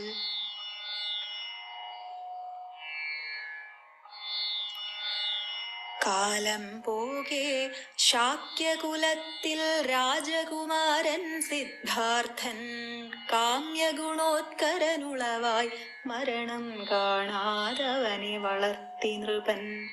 വിധിയാണൊക്കെയും അവനും കണ്ടു വാർദ്ധക്യം രോഗം മൃതിയും, വ്യഥയുടെ പൊരുളുകൾ തേടി വെടിഞ്ഞു ജീവിത സൗഭാഗ്യം സകലം. ബോധിമരത്തിൻ ചോട്ടിൽ ധ്യാനവിലീനനിരുന്നു തഥാഗതനായി, ബോധജ്ഞാനമുണർന്നഭിദർശിച്ചാശകൾ ദുഃഖമുണർത്തുവതായി. മൃതി നിനവിടയിടയെത്തുകിൽ ജീവനിലാനന്ദമുണർന്നിടുവതായി, മൃതിയെ ജയിപ്പതിലല്ലറിവതിലീ അസ്ഥിര ജീവിതമറിയുവതായി. മരണത്തെ കണി കാണാതല്ലോ മകനെ വളർത്തി ശാക്യനൃപൻ, മരണമഖണ്ഡ മനോഹര ജീവിത ഭാവമറിഞ്ഞതു ശാക്യമുനി. ജീവിത ചക്രത്തിരിയലിലൊഴിയാതെവിടെയുമെത്തും മൃതിയും അതേ ജീവിത ഭാഗം, കടലിൽ പൊങ്ങും തിരതാണമരും പ്രതിഭാസം. സ്വന്ത പിതാവു മൃതിക്കു കൊടുത്തൊരു പുത്രനു മരണം ഗുരുവായി, സ്വന്ത പിതാവു മറച്ചു മൃതിയെ പുത്രൻ മരണോപാസകനായി. നക്ഷത്രങ്ങളും ഊഴിയും അഗ്നിയും ആഴിയലറുകളും അറിയുന്നുണ്ടക്ഷയമായവർ കണ്ട വെളിച്ചം ജീവത് സ്പന്ദനമാത്മാവിൽ. That's all. Now one more small poem, a small one. That is in English. That is in English. One small poem. I will recite. It is about 10 things. It is 10 things. What are these 10 things? Is what we have to understand. There are 3 things which should not be done to any human being. Since human is only a nanospeck in the realms of time and space, no human being should be made God. No human being sans willingness should be made a tool for achieving another's goals. Except as a member of the human race, no human being should be categorized into any of its subgroups sans willingness. So these are the 3 things which should not be done to human beings. There are 3 things which should not be done to Mother Earth. Since humans are mere travelers in the spaceship called Earth, no explosion should be caused within the spaceship. Since Earth is a home given to all human beings, humans should not cause extinction of any other earthly species. Since life on Earth is sustained and nourished by its air and water, they should not be defiled. So these are the 3 things which should not be done to Earth. There are 3 things which should not be done to God. Since children, unmindful of their ancestry, giving names to their parents is ungracious, no name should be given to God. Since a human attempting to help God is an unmatched arrogance of idiocy, no one should imagine helping God. Since God is the absolute owner of everything, no one should attempt to make God one's personal possession. Now, 9 things are over. The 10th and the last thing is that the above 9 things comprehensively encapsulate all the principles of human righteousness. Thank you very much.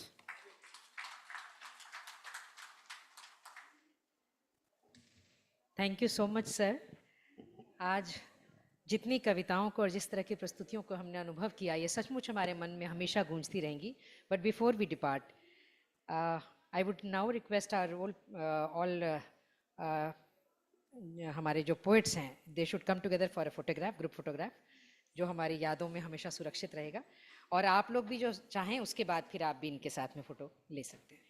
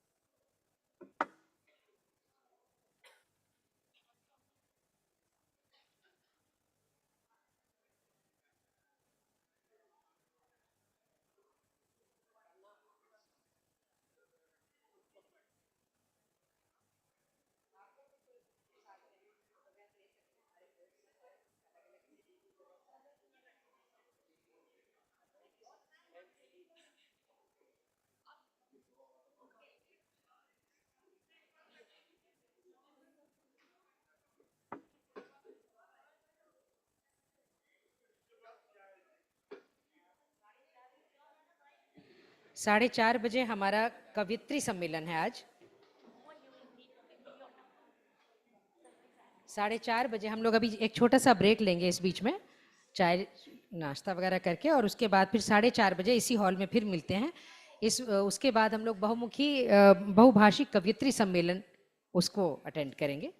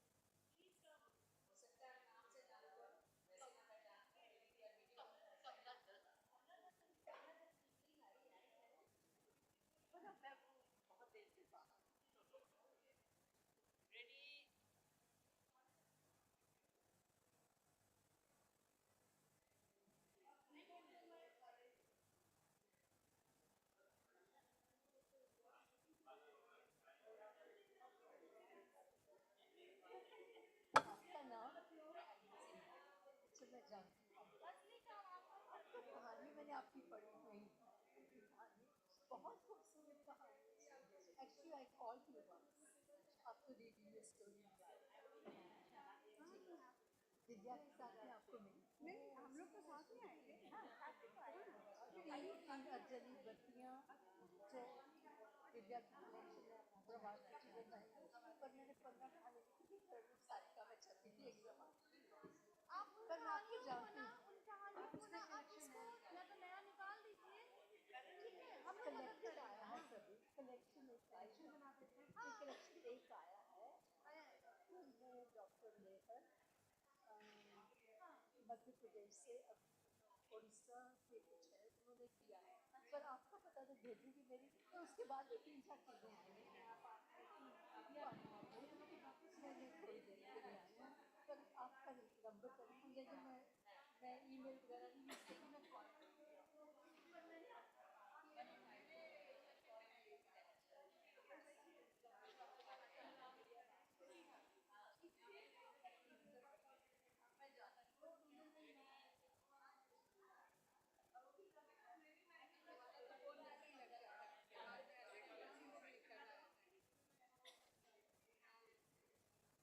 यहाँ पर औरों के साथ बात करने के लिए तो देखिए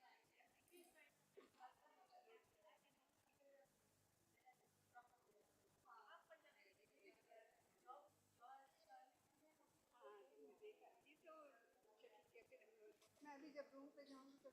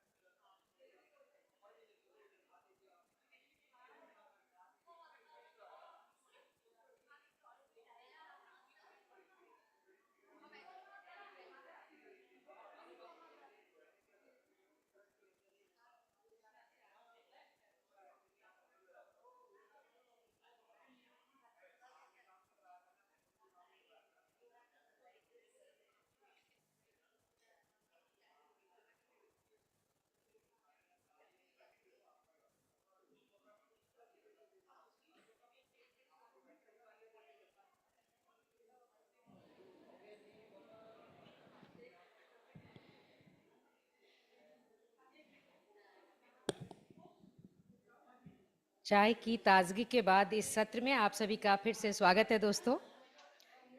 और ये जो सत्र है ये अपनी तरफ से बड़ा अलग, बड़ा अनूठा है, क्योंकि ये स्त्री अस्मिता से जुड़ा हुआ है। स्त्री की अस्मिता।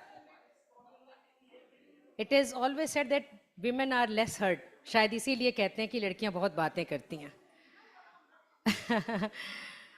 तो ये क्या बातें होती हैं, what they want to be heard actually. Let us talk about this in this session. I would request to preside this session to Ma'am Nirupama Dutt ji. I think she is finishing off her chai. कोई बात नहीं. Please have your tea. चाय की चुस्कियों के साथ वैसे कविता का स्वाद बड़ा बढ़ जाता है। असली मूड तो तभी बनता है जब हाथ में चाय का कप हो। और फ्रैंकली स्पीकिंग लेडीज को इतना टाइम नहीं मिलता कि वो एकदम खाली कविता कर रही हूँ। They are always doing something along with kavita, so it is like that only.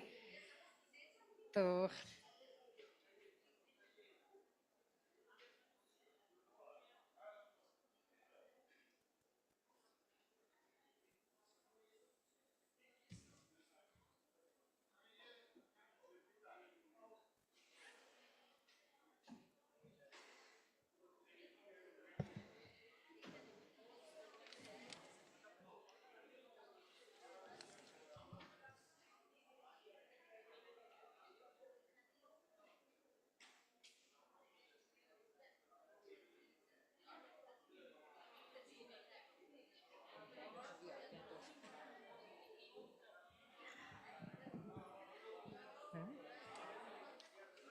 मैं इस सत्र की अध्यक्षता करने के लिए आदरणीय निरुपमा दत्त जी को आमंत्रित करती हूँ मंच पर। हम सभी तालियों के साथ स्वागत करें।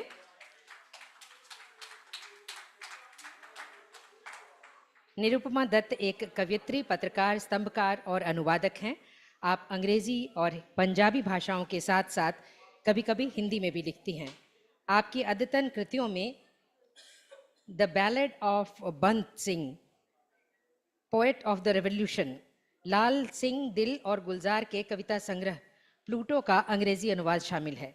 आपको आपके कविता संग्रह एक नदी सांवली जाही के लिए पंजाबी अकादमी से पुरस्कार प्राप्त है। आपके काव्य संकलन अंग्रेजी और हिंदी में भी आ चुके हैं। आपका बहुत बहुत स्वागत है मैम। ज्योति रेखा हजारिका, आपका भी बहुत बहुत स्वागत है इस मंच पर। कृपया मंच पर आएं।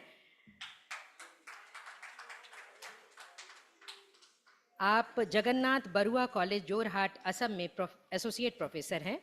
आप कवयित्री, निबंधकार, अनुसंधान पर्यवेक्षक तथा असमिया और असम की आदिवासी भाषाओं की शोधकर्ता हैं। आपकी 30 से अधिक मौलिक तथा संपादित कृतियां प्रकाशित हैं। आप 1998 से कविता लिख रही हैं तथा आपके 6 कविता संग्रह प्रकाशित हैं। आप असम साहित्य सभा पत्रिका की पूर्व संपादक भी रही हैं। आपने 20 से अधिक पत्र पत्रिकाओं तथा समाचार पत्रों का संपादन किया है।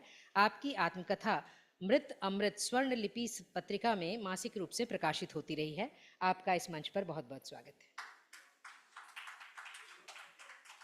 यशोधरा राय चौधरी बंगला की कवयित्री हैं। कृपया मंच पर आएं। देखिए कितनी अलग अलग विभागों से हमारे पास कवयित्रियां हैं। आप भारतीय लेखा परीक्षा और लेखा सेवा की 1992 बैच की अधिकारी हैं। बाप रे, एक बार इस पर तो जोरदार ताली दोबारा से बजनी चाहिए। आपने भारत के विभिन्न हिस्सों में विस्तृत स्तर पर अपनी सेवाएं दी हैं। आपकी प्रकाशित कृतियों में 19 कविता संग्रह और कहानियों, उपन्यासों, संस्मरणों और लेखों की 18 पुस्तकें शामिल हैं। आप बांग्ला अकादमी द्वारा स्थापित कृतिबास पुरस्कार और अनीता सुनील कुमार पुरस्कार, वर्ण परिचय, शरद सम्मान आदि से अलंकृत हैं। आपकी रचनाएं बांग्ला के प्रमुख दैनिक समाचार पत्रों और साहित्य पत्रिकाओं में प्रकाशित होती हैं। आपका मंच पर बहुत बहुत स्वागत है। हमारे बीच हैं मणि राव। सुश्री मणि राव जी का बहुत बहुत स्वागत करते हैं मंच पर। आप 12 पुस्तकों और कविता की चैप बुक्स की लेखक हैं। इनमें love me and in hurray, sing to me, new and selected poems and allocation तथा अनुवाद की 3 पुस्तकें शामिल हैं। आपने ड्यूक विश्वविद्यालय यूएसए से धार्मिक अध्ययन में पीएचडी की उपाधि प्राप्त की है और मंत्र अनुभव में मानवीय शास्त्रीय अनुसंधान के पर आधार आपकी कथेतर एक पुस्तक प्रकाशित है, लिविंग मंत्र, मंत्र, डीटीज एंड विजनरी एक्सपीरियंसेस, मतलब समथिंग रियली वेरी डिफरेंट। हम एक बार जोरदार तालियों के साथ आपका इस मंच पर बहुत बहुत स्वागत करते हैं। नेहा बंसल युवा लेखिका और कवयित्री हैं। महिला केंद्रित कविताओं पर अंग्रेजी में आपका एक संग्रह हर स्टोरी हाल ही में साहित्य अकादमी द्वारा प्रकाशित हुआ है। आप 2010 बैच की IAS अधिकारी हैं। आपने अंग्रेजी साहित्य और सांस्कृतिक अध्ययन में स्नातकोत्तर और जर्मन भाषा में 3 साल का एडवांस डिप्लोमा प्राप्त किया है। आपको अंग्रेजी और जर्मन के अलावा हिंदी और स्पेनिश भाषाओं का भी ज्ञान है। वर्तमान में आप राष्ट्रीय राजधानी क्षेत्र दिल्ली सरकार में आयुक्त खाद्य सुरक्षा CVO DSIIDC की विशेष निदेशक UTCS हैं। आपका इस मंच पर बहुत बहुत स्वागत है मैम। तालियां कम हैं, मज़ा नहीं आता इसमें। बहुत बहुत धन्यवाद। लगभग 3 दशकों का शिक्षण अनुभव रखने वाली प्रख्यात गोरो लेखिका एवं विदुषी फेमिनिन मरक संप्रति नॉर्थ ईस्टर्न हिल यूनिवर्सिटी तुरा मेघालय के गोरो विभाग में प्रोफेसर के पद पर कार्यरत, इसमें नाम नहीं दिया मेरे ख्याल से, आप फेमिलिन मरक, आई एम सो सॉरी। हम फेमिलिन मरक जी का बहुत बहुत स्वागत करते हैं। आप शोध कार्य के अलावा गोरो में अनुवाद का कार्य करती हैं तथा वाचिक कथाओं, लोक कथाओं, लोक वाद्य यंत्रों, पारंपरिक कौशल तथा तकनीकों के दस्तावेजीकरण पर कार्य कर रही हैं। आपने कई पुस्तकों के लिए अध्याय, पत्रिकाओं में लेख, कविताएं आदि लिखी हैं। आप विभिन्न रूपों में कई साहित्यिक संगठनों से जुड़ी हैं तथा साहित्यिक कार्यक्रमों के आयोजन में सक्रिय हैं। आपको सरोजनी नायडू पुरस्कार से सम्मानित किया जा चुका है। आशा मुखिया लामा नेपाली में लिखने वाली प्रख्यात लेखिका हैं। आशा जी, आपका मंच पर बहुत बहुत स्वागत है। आपने चंद्रिका पत्रिका, हमरो संस्कृति और गोरखा साहित्य संस्कृति आदि पत्रिकाओं का संपादन किया है। आपके लेखों का एक संग्रह राहर अक्षर और निबंधों का एक संग्रह गर्धन प्रकाशित हुआ है। आपकी कविता, एकांकी और आलोचनात्मक रचनाएं अनेक साहित्यिक पत्रिकाओं और दैनिक समाचार पत्रों में प्रकाशित हुई हैं। आप एक रेडियो नाटक कलाकार हैं और आपने रेडियो नाटक के लिए 6 कार्यक्रम भी लिखे हैं। आप साहित्य अकादमी के नेपाली परामर्श मंडल की सदस्य हैं। आप पश्चिम बंगाल सरकार से आपदा प्रबंधन अधिकारी के रूप में सेवानिवृत्त हुई हैं। आपका इस मंच पर बहुत बहुत स्वागत है। प्रवासिनी महाकुड ओडिया की कवयित्री और अनुवादिका हमारे बीच में है। आपका इस मंच पर स्वागत है। प्रवासिनी महाकुड जी, बहुत बहुत स्वागत है मैम। आपके 13 ओडिया कविता संग्रह प्रकाशित हैं। आपने 20 पुस्तकों का हिंदी से ओडिया में अनुवाद किया है। आपके एक ओडिया कविता संग्रह का हिंदी में अनुवाद हो चुका है। आपको ओडिशा साहित्य अकादमी पुरस्कार, झनकार पुरस्कार, संस्कृति मंत्रालय, भारत सरकार से जूनियर और सीनियर फेलोशिप प्राप्त है। आप अंतर्राष्ट्रीय पुस्तक मेले में भाग लेने के लिए अतिथि कवि के रूप में जर्मनी गई थीं और बर्लिन, म्यूनिक, हैम्बर्ग, लेइजन्स और फ्रैंकफर्ट में आपने कविताएं पढ़ी हैं। आपकी कविताएं नियमित रूप से राष्ट्रीय पत्रिकाओं में छपती रहती हैं और पूरे भारत में संगोष्ठियों और कविता संग्रह समारोहों में आपकी सहभागिता रहती है। आपका बहुत बहुत स्वागत है। चिल्लारा भवानी देवी कवयित्री, कथेतर लेखिका तथा अनुवादक हैं। आपका इस मंच पर बहुत बहुत स्वागत है।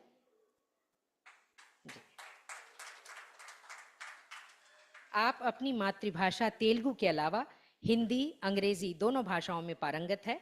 आपने हिंदी तथा तेलुगु दोनों में स्नातकोत्तर, LLB तथा तेलुगु में PhD की उपाधियां प्राप्त की हैं।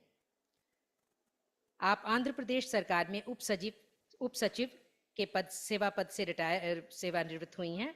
आपकी विभिन्न विधाओं में 56 कृतियां प्रकाशित हैं।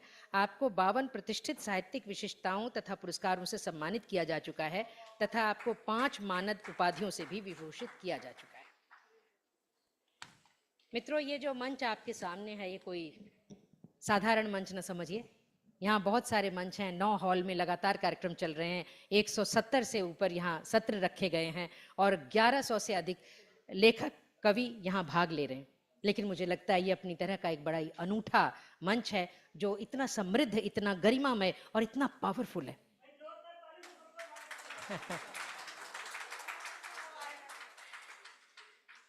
वो महिलाएं जो अपने घर को संभालने के साथ साथ उनका जो एक्सटेंडेड एरिया है वो घर से कहीं बहुत बड़ा है, इस समाज को, इस दुनिया को संवारने का भी काम कर रही हैं, उसे संतुलित रखने का, उसे नियंत्रित करने का भी काम कर रही हैं। ऐसी बहुत ही विशिष्ट विभूतियां आज इस मंच पर हैं। तो इस कार्यक्रम का प्रारंभ करूं उससे पहले जो हमारे कार्यक्रम की अध्यक्षता कर रही हैं, मैं आदरणीय निरुपमा दत्त मैम से चाहूँगी कि वो अगर कुछ गाइडलाइंस रखना चाहें या जैसे भी वो शुरू करना चाहें आप हमें बताएं, और फिर आपका जो रेजिडेंशियल टाइम हमें एक्चुअली 6 बजे तक इसे ख़त्म करना है जी, मेरे ख्याल 10 मिनट्स। आप बोलना चाहेंगे anything to start?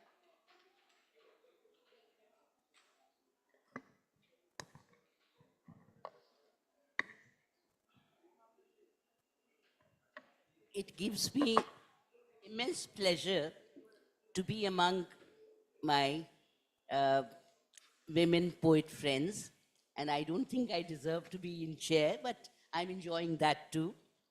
And seeing women coming forward in great numbers with great talent gives me such joy. And in the times I was growing up and started scribbling poetry, those were the days of mushairas of Urdu and Kavi Sammelans. I grew up in Punjab. Kavi Sammelans of Hindi and Punjabi. And you would not find maybe one girl, probably who was the girlfriend of the organizer. There were no women were encouraged to come forward. And probably the lines that she was speaking had been penned by some man, and it was safe poetry. I know. And when girls started coming forward, I have seen at, every year there would be an annual thing at the Red Fort, Lal Killa, Poetry Sammelan. And men would get up and say, ये क्या बोल रही हैं? ये किस समाज में रहती हैं? कैसी बात कर रही हैं? But now I have seen a very happy change in both men and women, and I welcome all the poets here and so many different languages. And one more thing I'd like to add.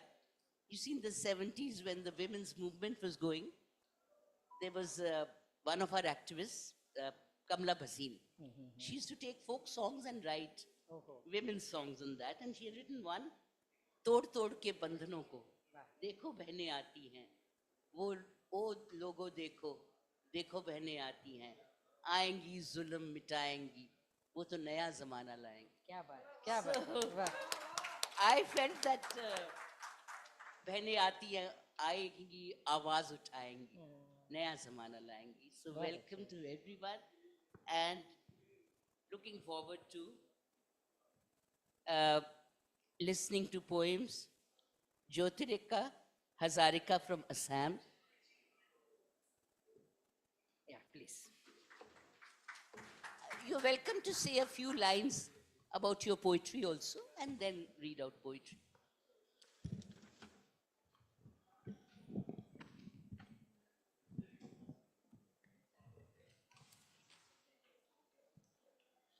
শুভ অপৰাহ্ন, নমস্কাৰ।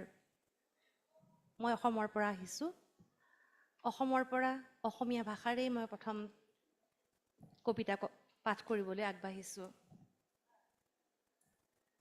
We want to read my mother tongue in Assamese first poem. মুক্ততাৰো আছে সীমাবদ্ধতা, হাত দুখনত অদৃশ্য শিকলি নাই ভৰিটো, তথাপি যাওঁ বুলি তুমি যাব নোৱাৰা, হাত মেলি চুব নোৱাৰা আকাংক্ষাৰ আকাশ। ঘৰৰ খিৰিকী খোলা দুৱাৰো, অথচ আহা বুলি কাকো মাতিব নোৱাৰা, থাকা বুলি কাকো ক'ব নোৱাৰা। হে নাৰী, মুক্ততাৰো যে আছে সীমাবদ্ধতা। Even freedom has its limits. No invisible shackles are around the hands, not even on the feet. Yet you cannot go even if you want to, unable to reach out and touch the sky of aspiration.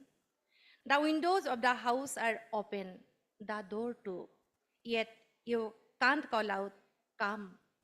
You can't ask anyone to stay. Oh, woman, even freedom has its limits.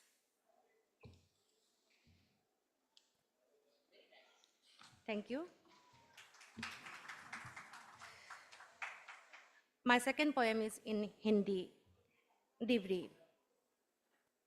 सांझ होते ही माँ ढेबरी जलाती थी जब रोबी जाता अस्ताचल को ओत में तिमिर अंचल के धुंधले प्रहर के पहले गेंदा गेंदी का खेल खत्म कर हम भी घर भागे छताई बिछाकर ढिबरी को दीपदान में रखकर निरक्षरा माँ बोली ठीक से पढ़ते रहना यदि केसर के कमल हो तो जलती बत्ती की कालिख बार बार हटाकर पढ़ी थी आदि पाठ तेल खत्म हुआ सभी ढिबरियां बूझी पर एक जलती केवल रसोई घर में और तब हम इकट्ठे होते थे सांदनी में फतिंगे की तरह ऐसा एहसास होता था दादी की लोक कथाएं सुनने के लिए सान भी उतर आया हमारे साथ वह दिन भी आया जब जंगल को कतने छातने शहर से आया बिजली का 3 तार खूंटे पर लटका सावधान मत छूना डेंजर खतरा घर की दीवारों पर लटकी रंगीन तारे बाबूजी बल्ब खरीद लाए लटकाया घर में भीतर ओसारे में रसोई घर में जल उठा सब जगह समसमाहत देखकर भूत प्रेत भी भागे हम भी आनंद विभोर हो नाच उठे दीवारों पर भी साया प्रतिछाया रात में दिन का हंस दीदी ने समसमाते मकरे का जाल हटाया जंगलों के बीच बार बार बाधाएं आती बिजली गुल हो जाती फिर जल उठती ढिबरी सप्ताह महीने तक बाबूजी खिन्न हुए गालियों की बौछारें हम भी थे परेशान ये सब मेरे आत्मज के लिए लोक कथाएं कहाँ खो गई जीवन की चौकाचौथ में ढिबरी आज भी ऐसे बहुत से गांव हैं जब संध्या होते ही बिखर जाती है ढिबरी की वही रश्मि जिसकी टिमटिमाहट दूर से ही रास्ता दिखलाती है क्षितियों जैसे पथिक को thank you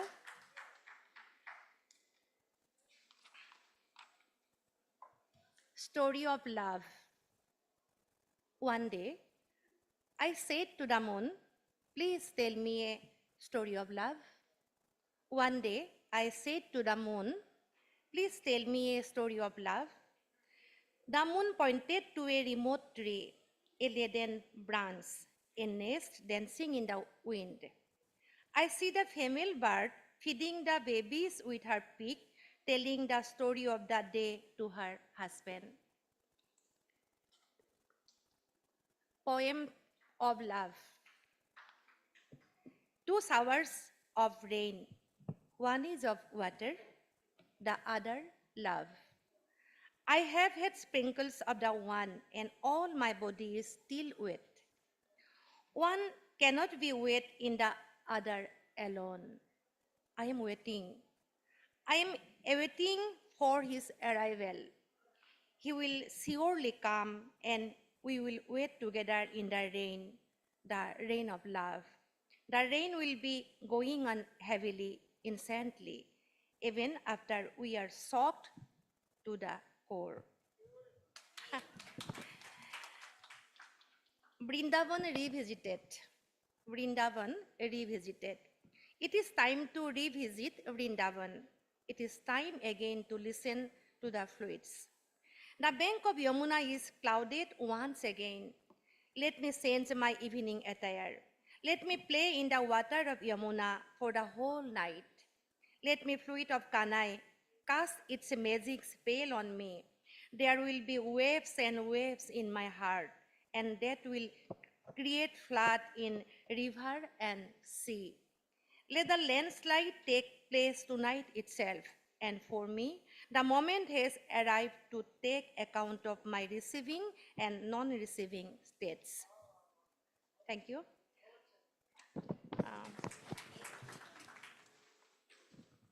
Or a poem.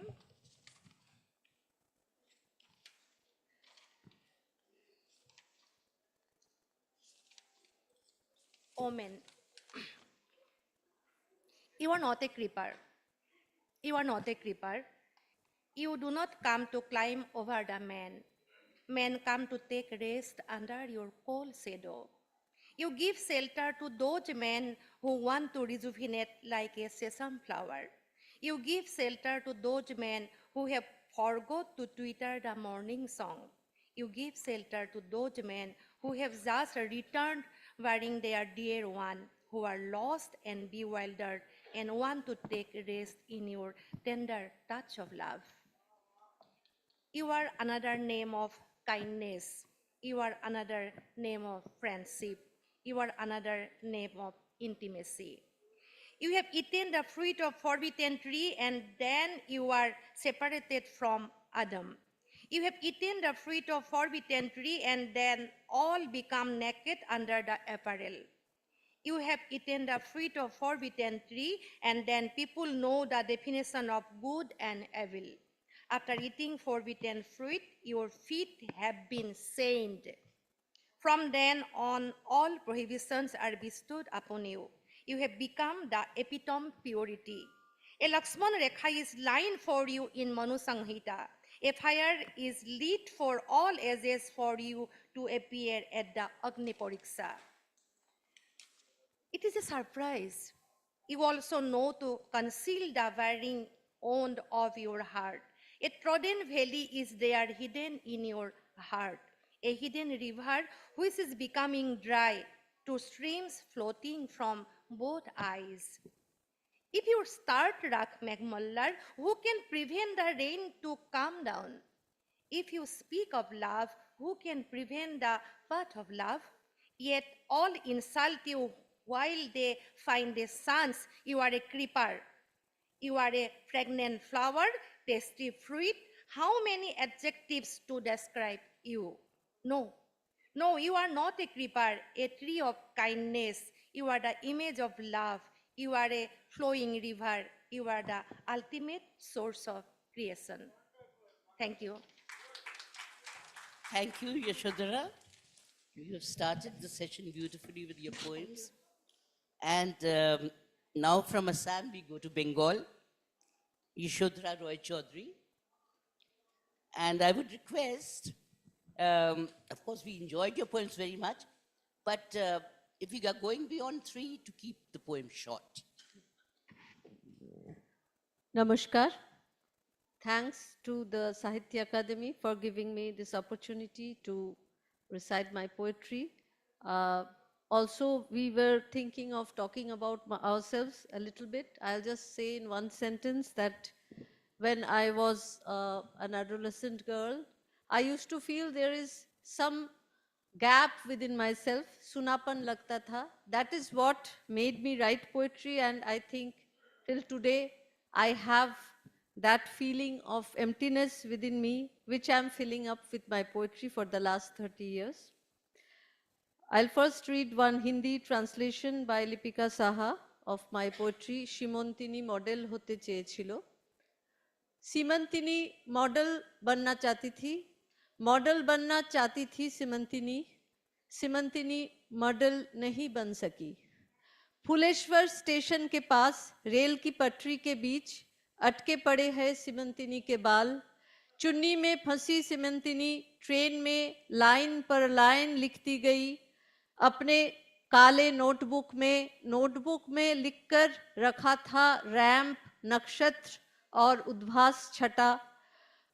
Police ढूंढ रही है उस नोटबुक को, मां सती सैलून में वो पड़ा मिला, सीमंतिनी के अलग नाखून, होंठ तितर बितर होकर बिखरे पड़े हैं लिलुआ, सोतपुर और नईहाटी जंक्शन में। मॉडल बनना चाहती थी सीमंतिनी, नहीं बन सकी मॉडल वो सीमंतिनी। ड्रम बीट, फुटलाइट, उड़ता चुंबन, सीमंतिनी ने चाहा था फिलहाल के लिए आसमान की ओट में आसमां, सीमंतिनी के टुकड़े कमीज के नीचे, फुलेश्वर में उगे है घास। ऐसे बनी सीमंतिनी मैटिनी आइडॉल, ऐसे ही सीमंतिनी मातंगिनी सती। Thank you. घाव, जितना दर्द खींच सको उतना ही नीचे उतरो कुएं के। जितनी नीचे उतरती जा रही है रस्सी, उतना ही दर्द निकाल रही है बाल्टी। उठना और गिरना और आखिर तक जाना, ये कलमकारी कह देगी घाव आज कितना है गहरा। Thank you. कसीदा मुक्ति। गहरे लगाव में लौट रही हूँ, गहरे खिंचाव से दूर जाते जाते सिर्फ कसीदा किए जा रही हूँ मैं। मुक्ति रहित बेस्वाद रिश्ते में बड़ी बड़ी कड़ाई कर रही हूँ। सुई घूम रही है ऊपर नीचे, सिलाई के धागे तक सुर्ख चरम कुटिल। रक्ताभा में लगे हैं मेरे सारे दुख कंकीर। सिलाई का मुखड़ा भर गा उठता है बार बार, फिर सुई लौट रही है अपने गर्त में विक्षोभ संकुल। सुई का गमन पथ कूद के गिरना देखकर तुम हो जाते हो दिशाहरा। मत देखो उसका फन लहराकर खड़ा होना। दिखता नहीं उस धागे का चले जाना, यथासाध्य दूरी बनाकर। I just want to read one more small poem. One in Bengali. Okay, this is the translation, then I'll read in Bengali, the same poem. भ्रूण हत्या के बाद एक जरायु ने 8 बार गर्भ धारण किया था, 8 बार ही कामयाब प्रसव संतान। जना औलाद एक जरायु सिर्फ एक बार, पहला जरायु नानी का, दूसरा जरायु नवासी का। अब हर महीने के 10वें और 11वें दिन दूसरा जरायु अपनी अजात संतान के लिए अश्रु और रक्तपात किए जा रहे हैं। अब हर चाहे और अनचाहे गर्भपात के बाद दूसरा जरायु हो चला है हिनकमन्य, थकासा और एनीमिक। बांग्ला में इसी को पढ़ूंगी। भ्रूण त्यागेर पर একটি জরায়ু 8 বার গর্ভধারণ করেছিল, 8 বারই সফল সন্তান দান। একটি জরায়ু মাত্র একবার।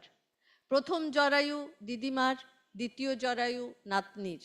এখন প্রতি মাসের 10ম ও 11 দিনে দ্বিতীয় জরায়ুটি তার অজাত সন্তানদের জন্য কান্না রক্তপাত করছে। এখন প্রতিটি বাঞ্ছিত ও অবাঞ্ছিত গর্ভপাতের পর দ্বিতীয় জরায়ুটি হীনমন্য, ক্লান্ত, অ্যানিমিক। ধন্যবাদ। Thank you very much, Yashodhara. And the great advantage of these multilingual poetry reading is that you get to meet people, and many of us have met on such platforms and remained friends. And at this time I met another very special poet, Mani Rao, who writes in English.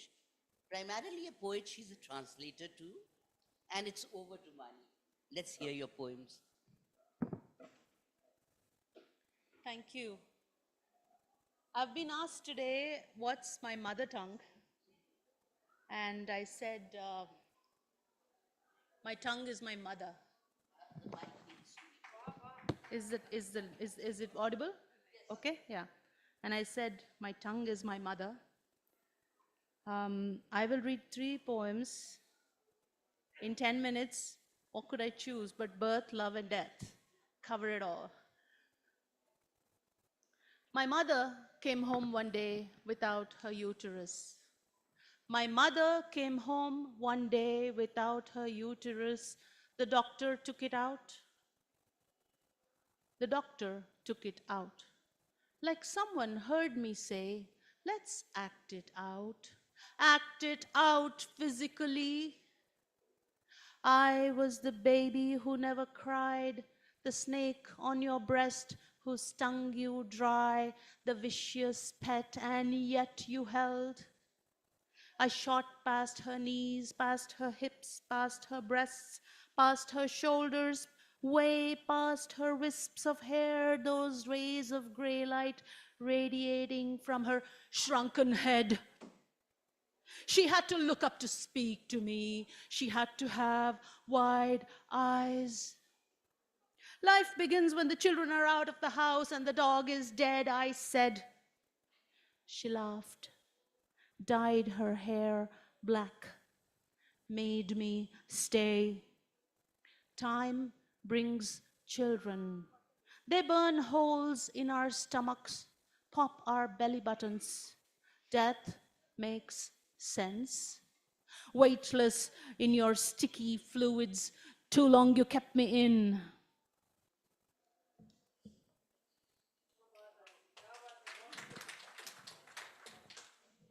So the next poem is inspired by the thought that love is blind. It's about eyes and how eyes are braille because love is blind. Eyes are emissaries, soft knocks, nibs. Eyes are tongues, mad riverbeds, insomniac for salt. Eyes are fangs, bared chisel, tattooing face on retina. Bite this word, lick that wound. Eyes are the itineraries of shooting stars on the tail of new disasters. Faster than witnesses, slow as alibis, don't look. Phoenix of mirages, illusions, holy ash, rising mohair suit, darkness caving into black diamonds, lashes fan the air between. Stones drown to measure water of expression, water nothing dissolves in, pure staring child, soft convex pillows, seed of sleep. A false door revolves, a roulette swings back to starting position. The masochists bring out exographs, unfurling clitoris, descriptions insatiable, eyes are braille.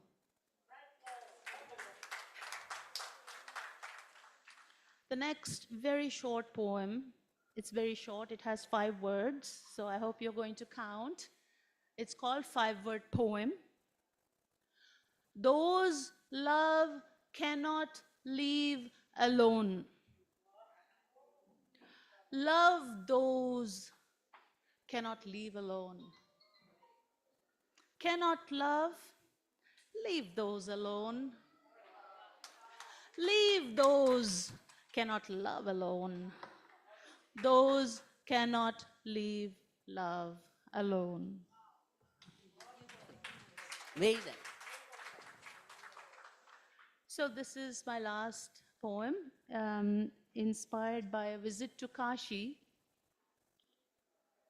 Don't ask who is cooking tonight at Harishchandra and Manikarnika, holy confidential kitchens of Kashi.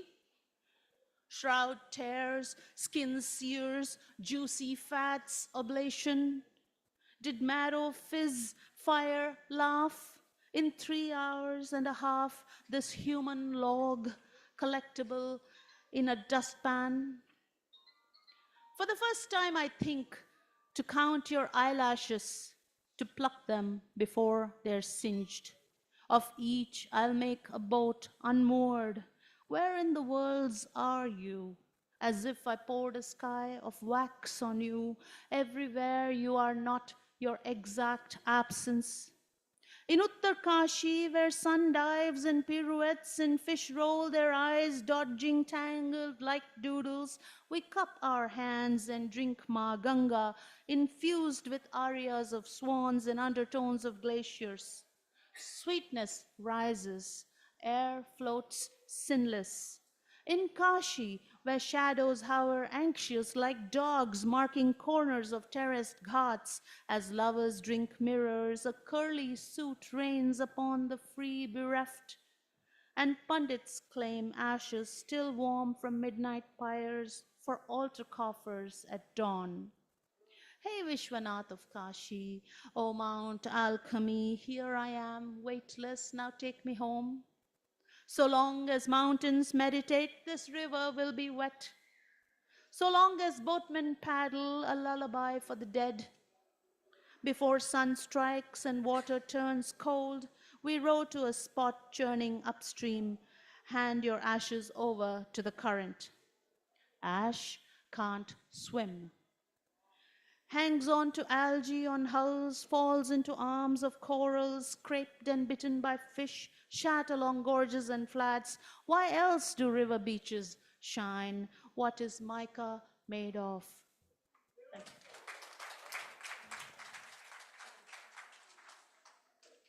We really enjoyed the poems and also the recitation, which has been just wonderful. And now there's a girl from my city, Neha Bansal, from Chandigarh. I've known her as a young girl, and she's going to recite in English.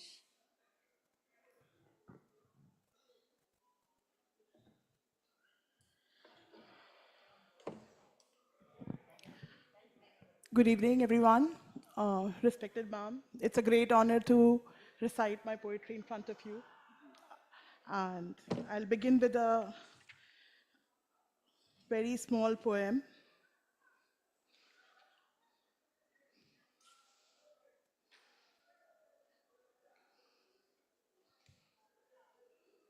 Sorry, just a second.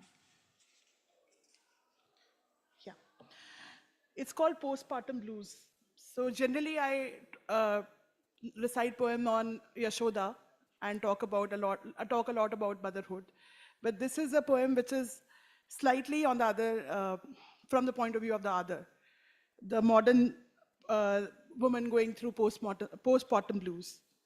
The grand narrative is that the motherhood is entirely glorious and the most natural thing in the world.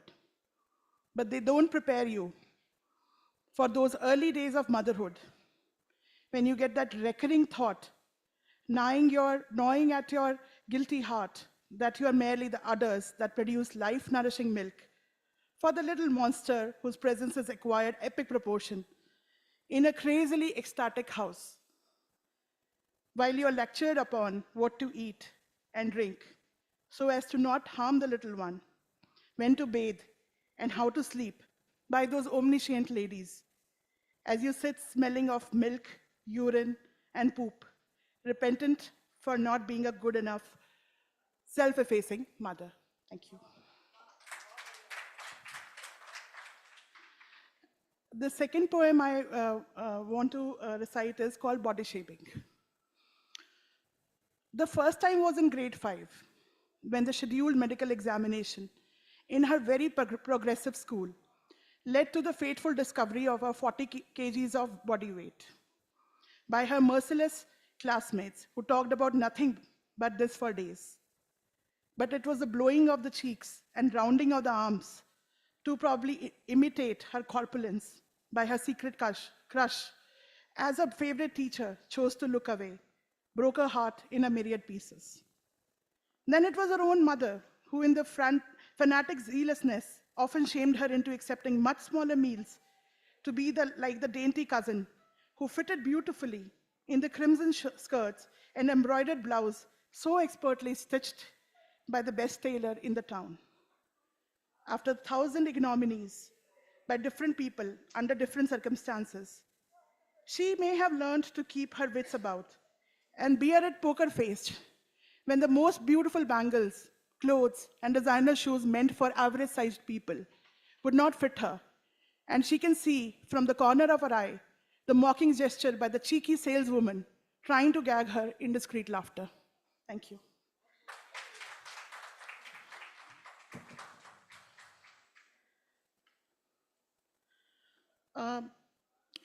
The next poem is called Sita's Test by Fire. Sitting in Ashok Vatika, as the feral war had ended, she waited for Rama to free her from her year-long captivity.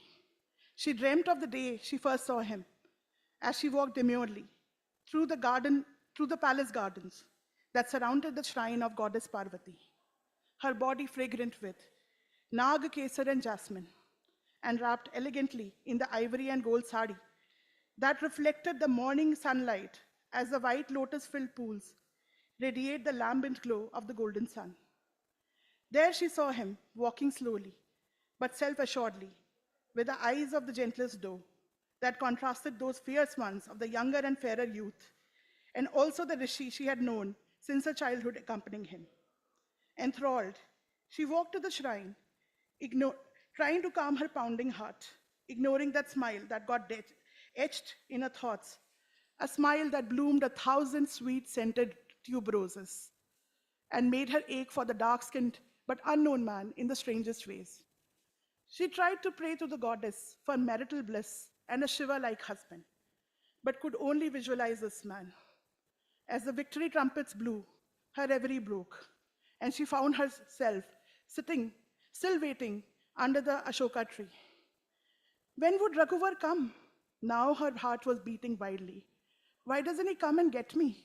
As she felt a chill in her bones, there, she saw Lakshman.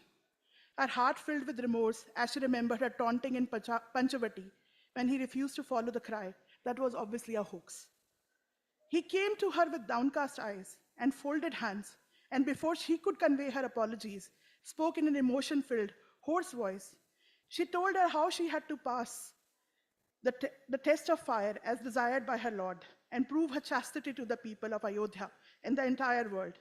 She had to prove that Ravan did not desecrate her, and still she was a flower worthy of adorning an exalted altar. But her heart cried in agony, but her eyes turned to stones as she walked calmly through the forests of leaping flames. She emerged out unharmed to the loud chants of devotees, when they witnessed a miracle and now sang poems to her fidelity. As she saw Ram, now openly crying, welcoming her with arms wide open, her brain could not get rid of the image of Shiva carrying the charred corpse of Sati and dancing his angry tandav as nothing soothed his excruciating pain.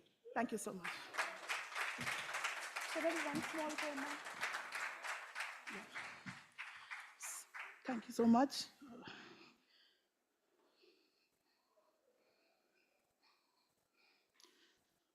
This is a poem which has not been published as yet. I've submitted a manuscript.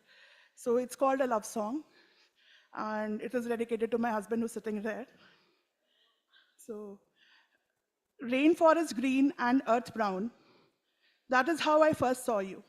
Your goofy laughter, our scintillating conversation like cascading waterfalls, booming and joyous, made me oblivious of other dimensions that made you fully human. I didn't see how the temperature could drop suddenly to turn a forest into a glacier.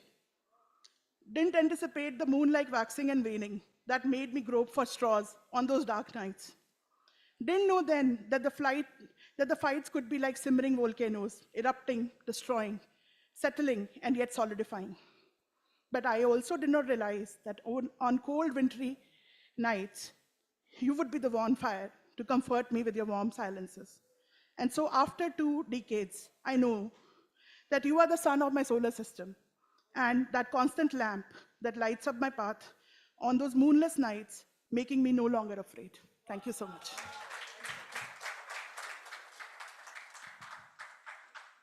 Thank you, Neha. And now to the Garo Hills of the Northeast. We have Famline, Harak, and looking forward to hearing her poems.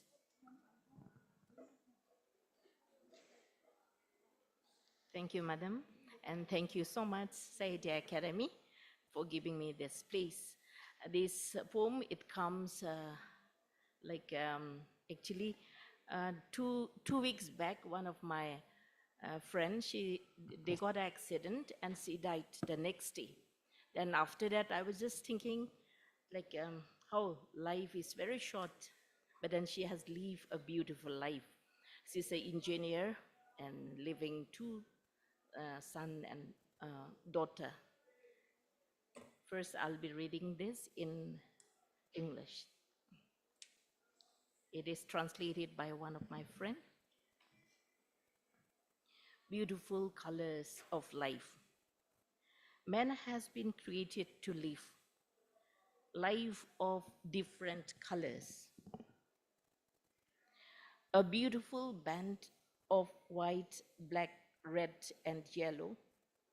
Days and months pass in the occupations of life.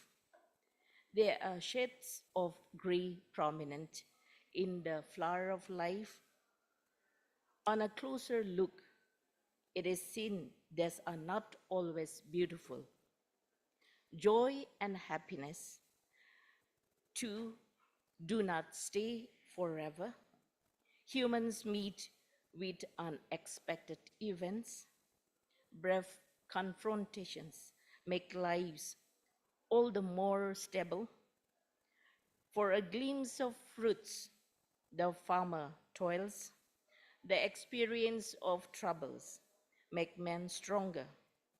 Just as the knife is made useful being sharpened, and true gold is tested by fire.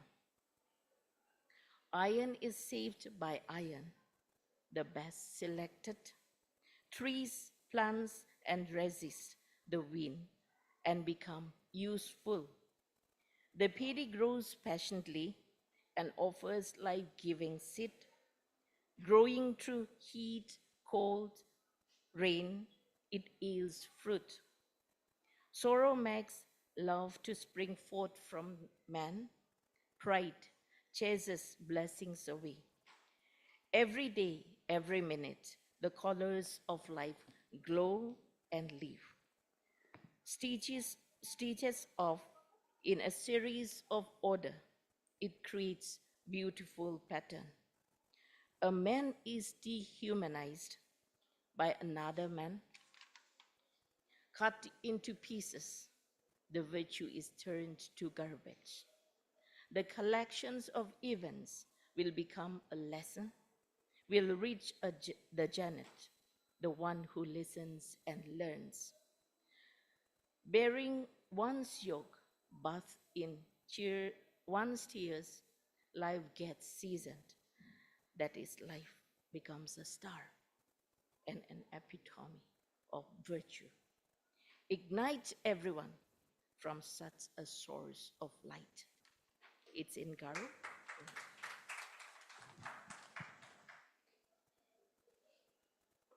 Nitwa Janggirang. Tariya mandiko dengtang rongo tangna. Gepok gisem gecak remet brenne nito Cina. Sal jarang neksrap rekja cak gija cakko. Brem kong tok rong toka neksenge janggin bibalo. Nami daki ni plode neken salang pangrande ni toja. Katsa katsrokaba pangnade dong kamja. Chagronga mande janchi sogija obostarang.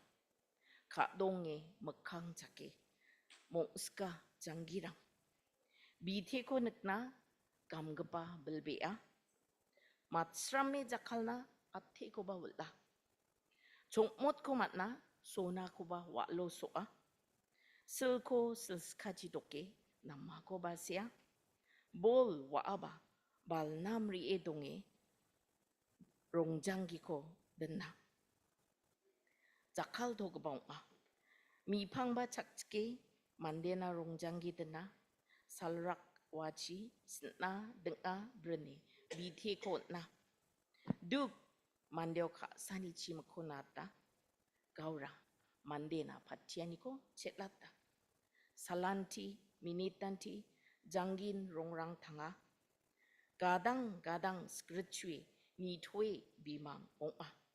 Mandeko mandes kachisa jongska.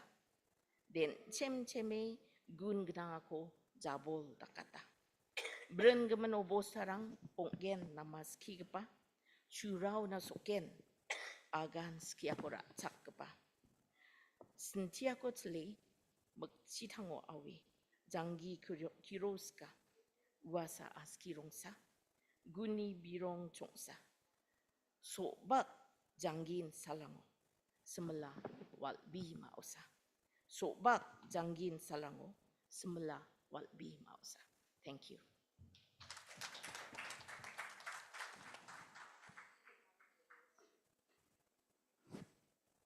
And now we have Pravasini Mahakut, the Oriya poet, well-known Oriya poet.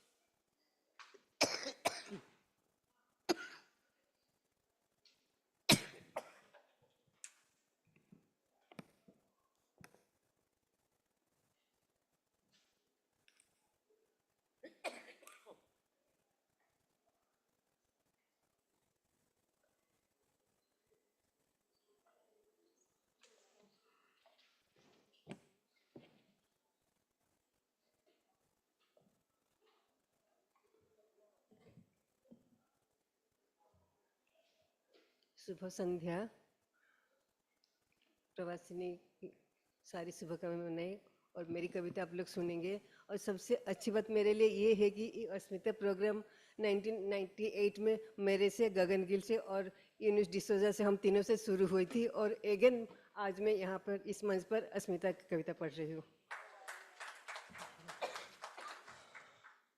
पहले मैं Odia mother tongue में मैं एक छोटी सी कविता पढ़ूंगी।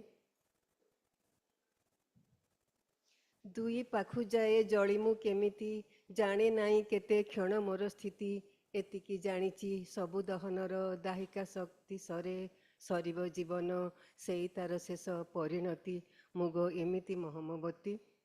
इसकी Hindi translation नहीं पढ़ूंगी क्योंकि ये बस अपनी मदर टंग कैसी है इसीलिए मैंने सुनाई। और एक कविता पढ़ रही हूँ साड़ी पर। यह साड़ी जो मैंने पहन रखी है इसमें जितना है सूत उतना ही है मेरा दुख, असंतोष, अनुभूतियाँ, मान, अपमान, खुशी, आनंद, राग, विराग, पाकर खो देने का गीत, प्रेम की अद्यम प्यास। मेरे अफसोस के सामने छोटा पड़ जाता है इस साड़ी का आंचल।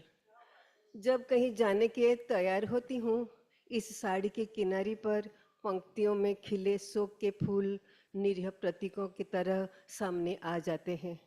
अचेतन में तैरता है एक दृश्य, मेरे अस्तित्व जा खड़ा होता है किसी करधी के पास। इस साड़ी को बुनते समय कितने सपने खिले होंगे, ढले होंगे, कल्पना के अपरूपकार रचने में कितनी सूक्ष्म संवेदनाओं के रूप लिया होगा सीधी उल्टी बुनबट में। दो कुशल हाथ कैसे अनथक भाव से भरनी चलाते रहे होंगे। प्रेम के कितने प्रसार से, कितनी आंतरिकता से भरी, मन की कितनी सुंदरता सहेज कर ऐसी मनमोहक साड़ी कंधे से उतरती होगी।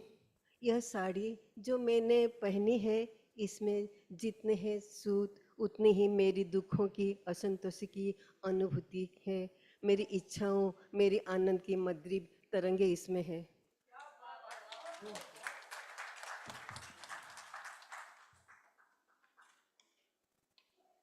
एक कविता नाम से परे। अच्छा, ये कविता डॉक्टर कुलजीत सिंह ने ट्रांसलेट किए थे। और दूसरी कविता नाम से परे। माँ ने शायद बुलाया था तारों में से किसी को, तू आ और ओह आई इस दुनिया में कुछ रुलाई लिए, एक ललित सुंदर मन लिए निकल आई माँ की जरायु से एक नग्न कन्या। क्या दिया उसने माँ को प्रसूति यंत्रणा की एक और रात या दिन।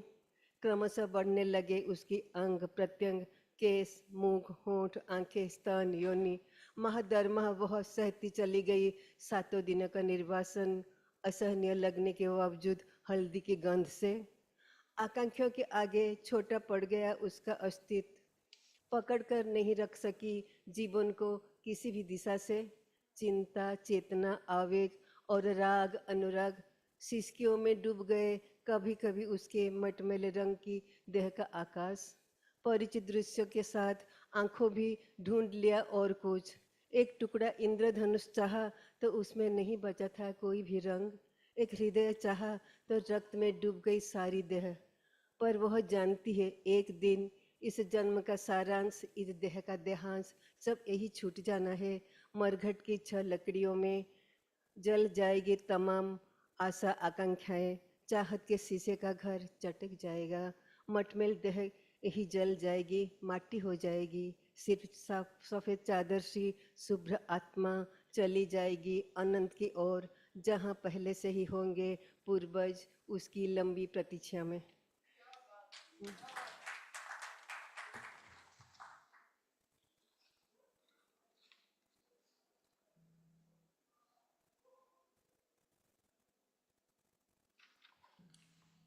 मोक्ष, मोक्ष के लिए गंगा जाऊं या गया, एक स्वच्छ और सुंदर अभिलाषा गुप्त रूप से पनप रही है मुझ में बहुत दिनों से। इस जन्म में मैंने किए हैं ढेरों पाप, अगले जन्म में बनूंगी गंगा के धार। स्नान कर पापी मेरे देह में कमाएंगे कुछ पुण्य। इस जन्म में मैं बनी नारी, अगले जन्म में मैं बनूंगी नदी।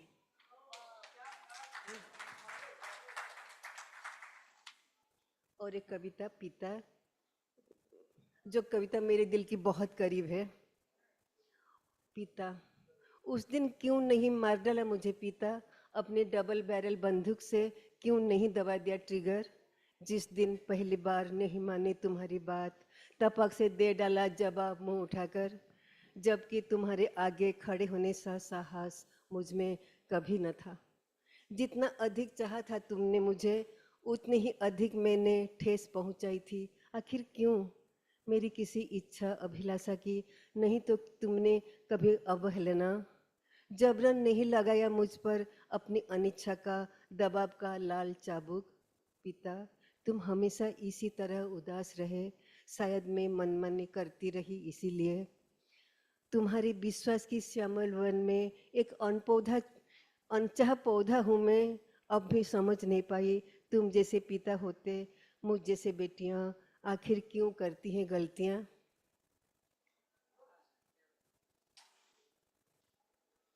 और एक पढ़ो, एक छोटी सी कविता पढ़ो। अच्छा, एक तो छोटी कविता, ऐसे छोटी। अच्छा हाँ, खूब सहा है, क्या दोगे, क्या दोगे मांगू भी क्या। मैं सुख विलासी नारी नहीं कि कहूँ यह दो वो दो। साड़ी गहनों से मुझे कोई खास लगाव नहीं, स्वप्न विलासी हूँ शायद कुछ कुछ मांग सकती हूँ। सुदूर घने वन में तुम्हारा सानिध्य, कह सकती हूँ सिर्फ मेरे साथ साथ रहो। खूब सहा है मैंने अपने भीतर का एकाकीपन, अकेले रहने की यंत्रणा, और उसी के भीतर नीली आग में जलता यह मेरा अधूरा जीवन। धन्यवाद। And now we have amidst us Bhavani Devi, who writes in Telugu. Welcome.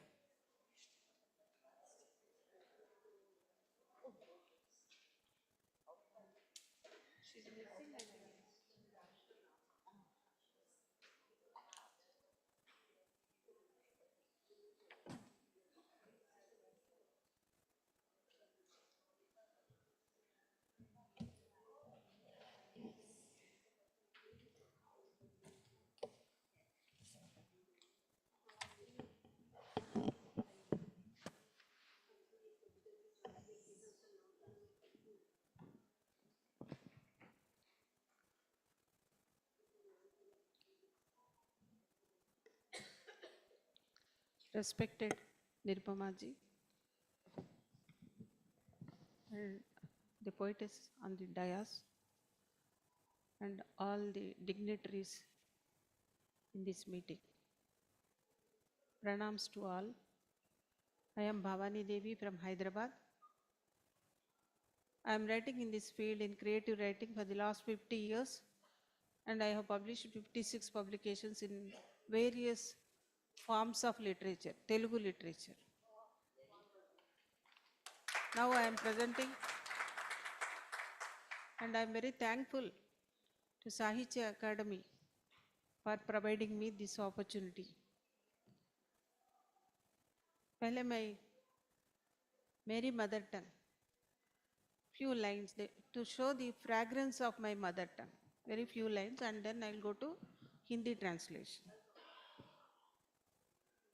Mana goddallu, goddallu means access. Mana goddallu, దేశమంటే ప్రజలే అయినప్పుడు ప్రజలంతా దేశం కోసం ఆయత్తం కాలేరా? తల్లి తోటలో తొలకరి జల్లుకు పులకరించి మట్టి ఒడిలోంచి మత్తుగా మేల్కొన్న విత్తనం ఉషోదయ సూర్యుడి వెచ్చని ఆశీస్సులకు చివురు చేతులు జోడించి నమస్కరిస్తుంది. Now I am reading the Hindi translation of the Telugu poem. The title is Hamari Kulhaniya. This is all about the enemies inside the country. The enemies, those who are in the country, not outside enemies. And the translation, Hindi translation is done by Srimati Paranandi Nirmala from Vizag. देश का अर्थ जनता होने पर, देश का अर्थ जनता होने पर क्या जनता देश के लिए समर्पित नहीं हो सकते? मिट्टी माँ की गोद में हल्की ही फुहार से पुलकित होकर माटी की गोद से मस्ती से जगा बीज उषोदय के सूर्य की गर्म आशीषों के लिए नन्हे हाथ जोड़कर नमस्कार करते हैं. पौधे, वृक्ष, महावृक्ष के रूप में चारों दिशाओं में शाखाओं में उपशाखाओं से विस्तार होने पर भी भूमि के जड़ों से आलिंगन किए रहते हैं.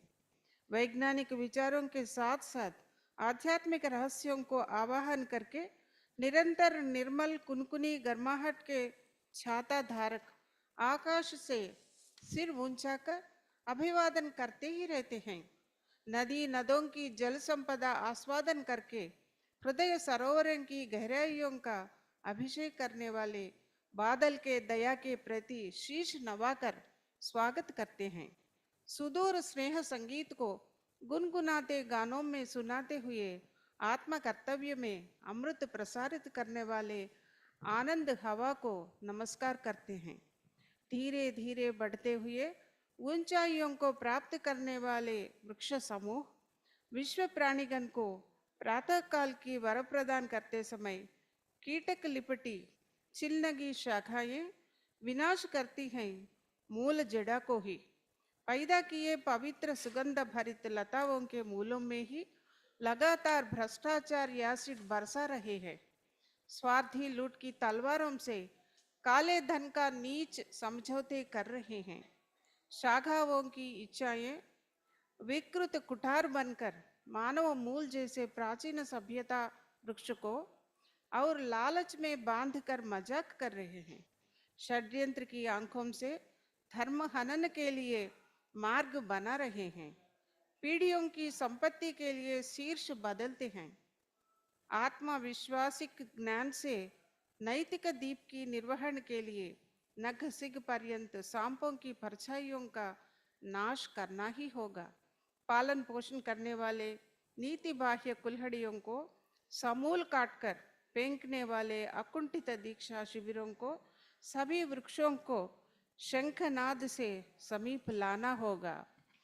हृदय संकल्प से नारे लगाने वाले महासंग्राम संदर्भ में हमारे बीच विचरते हमें ही गायब करने वाले, हमारे बीच विचरते हमें ही गायब करने वाले महाभारत के शकुनी पासों को काट फेंकने के लिए निशी की अंधेरों को चीरने हरित हथियार बनकर बगीचे माँ को संपत्ति की आरती उतारने के लिए देश माने जनता ही होगी. देश माने जनता ही होगी. वो जनता ही देश के लिए काम करेगी. वो जनता ही देश के लिए काम करेगी.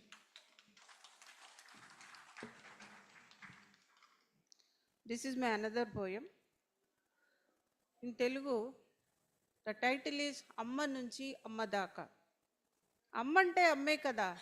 ఎవరు ఎన్ని విధాలుగా వర్ణించినా ఆకాశమంత అమ్మ త్యాగవర్ణాలను ఏ సూర్యకిరణాలతో పోల్చగలం? The English version, from little mother to graciously great mother. Mother means mother only forever. In how many ways people describe her? The sacrifices she made equaling to sky space, in which sun rays we can distinguish her, as if blood in blood and sweat in sweat. The motherhood that starts the bond affectionately with umbilical cord, she maintained status quo always. With how much depth of devotion we can compare her motherhood to the nectar fields and the newborn baby's smelling bed, though it doesn't last long. When the baby starts pattering on its walking steps, mother put her tender fists under the soles of the baby to smoothen its walking style. She instills very much confidence in it, and even if there is a fall, she lifts it up and makes it move forward with more stability thereafter. These responsible footsteps she directs with what inspirational books we can safely compare with. When the tiny tots feel suffocated while swimming in the sea of letters, she put her four fingers in support and teaches how to safely encounter the rising threats of waves with which wars of the world, the struggling strength bestowed by her, can be compared. In the daily walks of her saga, when she strives hard, restlessly, in discharge of her daily chores, she keeps her eyelids wide open, looking for her children's safety, with which border securing soldier her distinctive efforts be compared. With the last drop of her tears until she breathes her last, and even before burning on the fire, the lasting look she stretches towards her children and quite unable to leave the world in the midst as a last resort, with which renunciating saint, her blessings and affection we compared. From the mother who has given birth unto the mother earth, the travel we make in our stream of life, the motherhood we come across in every minute, with which concern of death we can compare. How can we fulfill in any number of us? How can we fulfill in any number of us? Shall I close or shall I put another poem? Shall I read another poem? No? Thank you. Thank you all. Thank you all for hearing my poems. Thank you very much.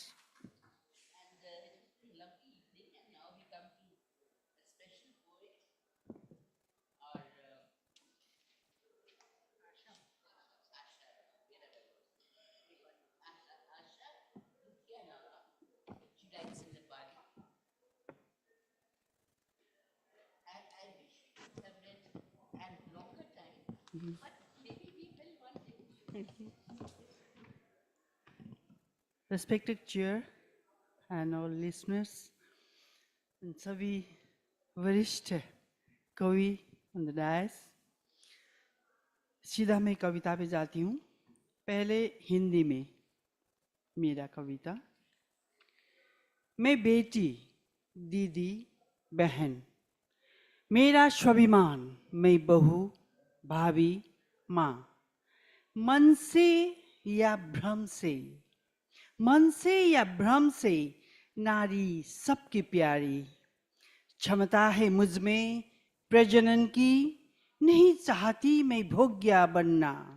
रजस्वाला मेरी प्रकृति, संज्ञा मिला क्यों अछूत की.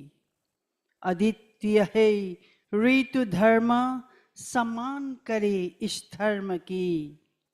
वरदान है मुझ में सृजना की, नहीं चाहती मैं बलात्कृत बनना. भंडार है मुझ में ममता की, नहीं चाहती श्रापित होना. मत ललकारो मेरी मौनता को, सहनशीलता मेरी परीक्षा. ममत्व मेरा आभूषण, गर्भधारण मेरी महिमा. सतीत्व रक्षा में मैं रौद्री, दुष्टों के लिए मैं भैरवी।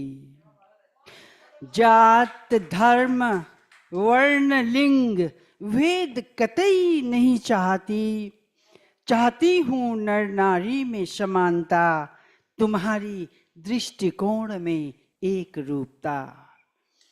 नहीं सोचना कि मैं हीन अबला, संतान की मैं जननी, परिवार की मैं रक्षक भवानी। हाँ, सच में मुझे गर्व है, मैं जन्मदात्री, मैं महाकाली, मैं रुद्राणी। कुपुत्र जायेत क्वचिदपि कुमाता न भवति।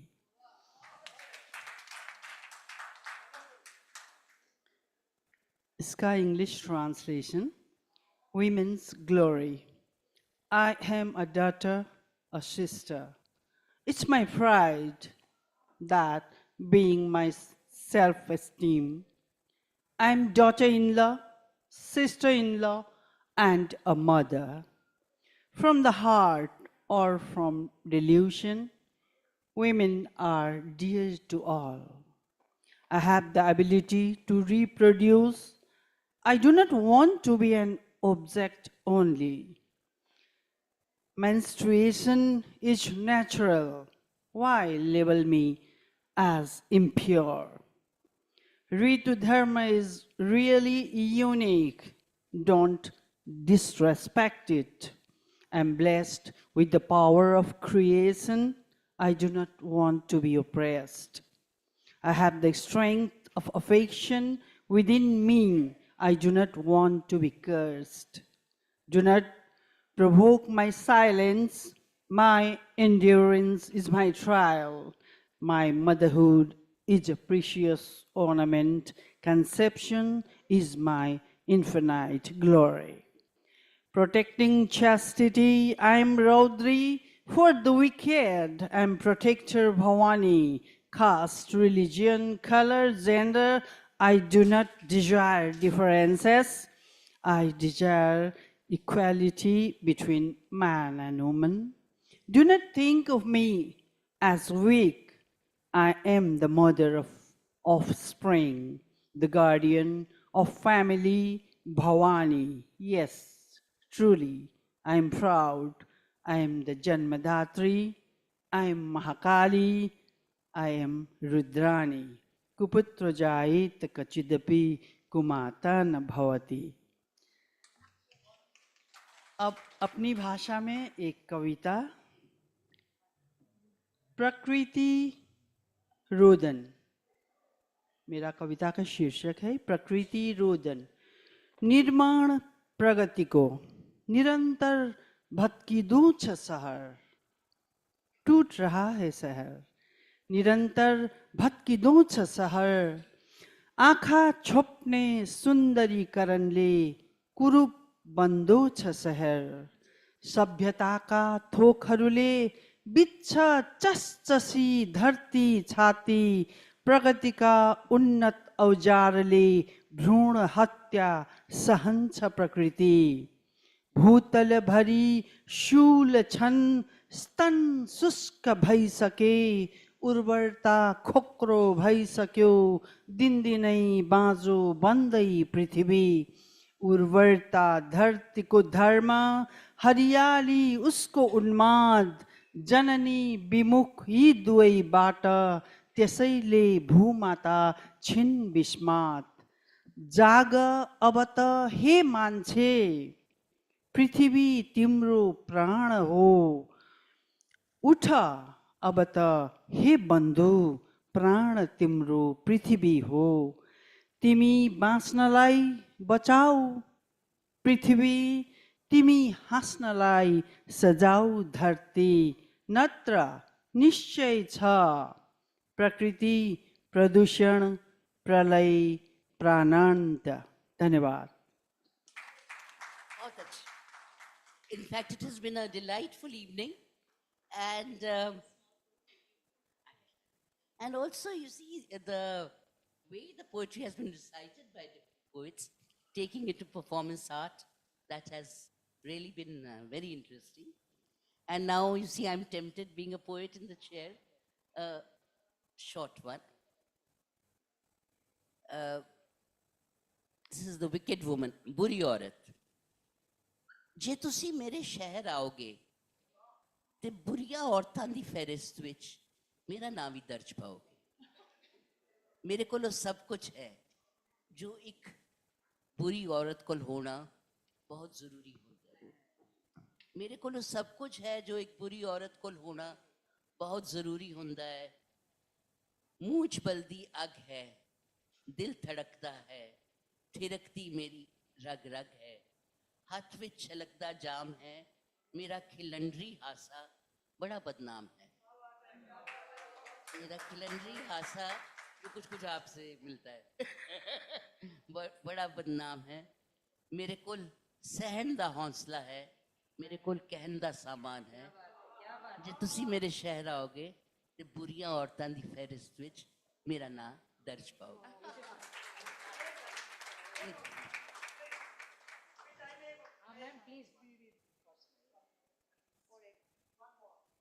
No, let someone else. Please, no.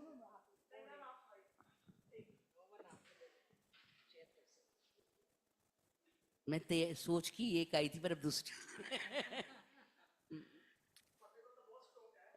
एक काली औरत दे सुपने बहुत गोरे होंदे ने. एक काली औरत दे सुपने बहुत गोरे होंदे ने ते सच बहुत ही काला.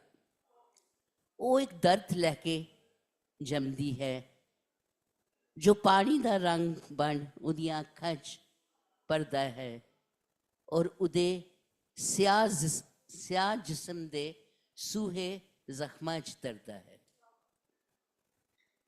एक काली औरत अपने रंग नू एक खामोश चीख विच दबांदी है ते होर काली पै जांदी है. एक काली औरत एक काला जुर्म सहंदी है ते एक गोरे बच्चे दी आस करदी है. एक काली औरत दे सुपने. So much and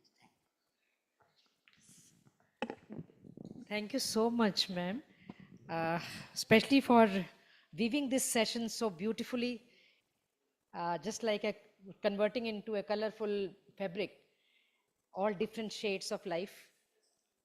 किसी औरत के मन के क्या भाव होते हैं. और मर जावा मतलब मुझे लगता है, और how to express my feelings, आपका जो लास्ट है वो दोनों बुरी औरत और काला रंग, मतलब we all are supposed to be that buri aurat and we love to be.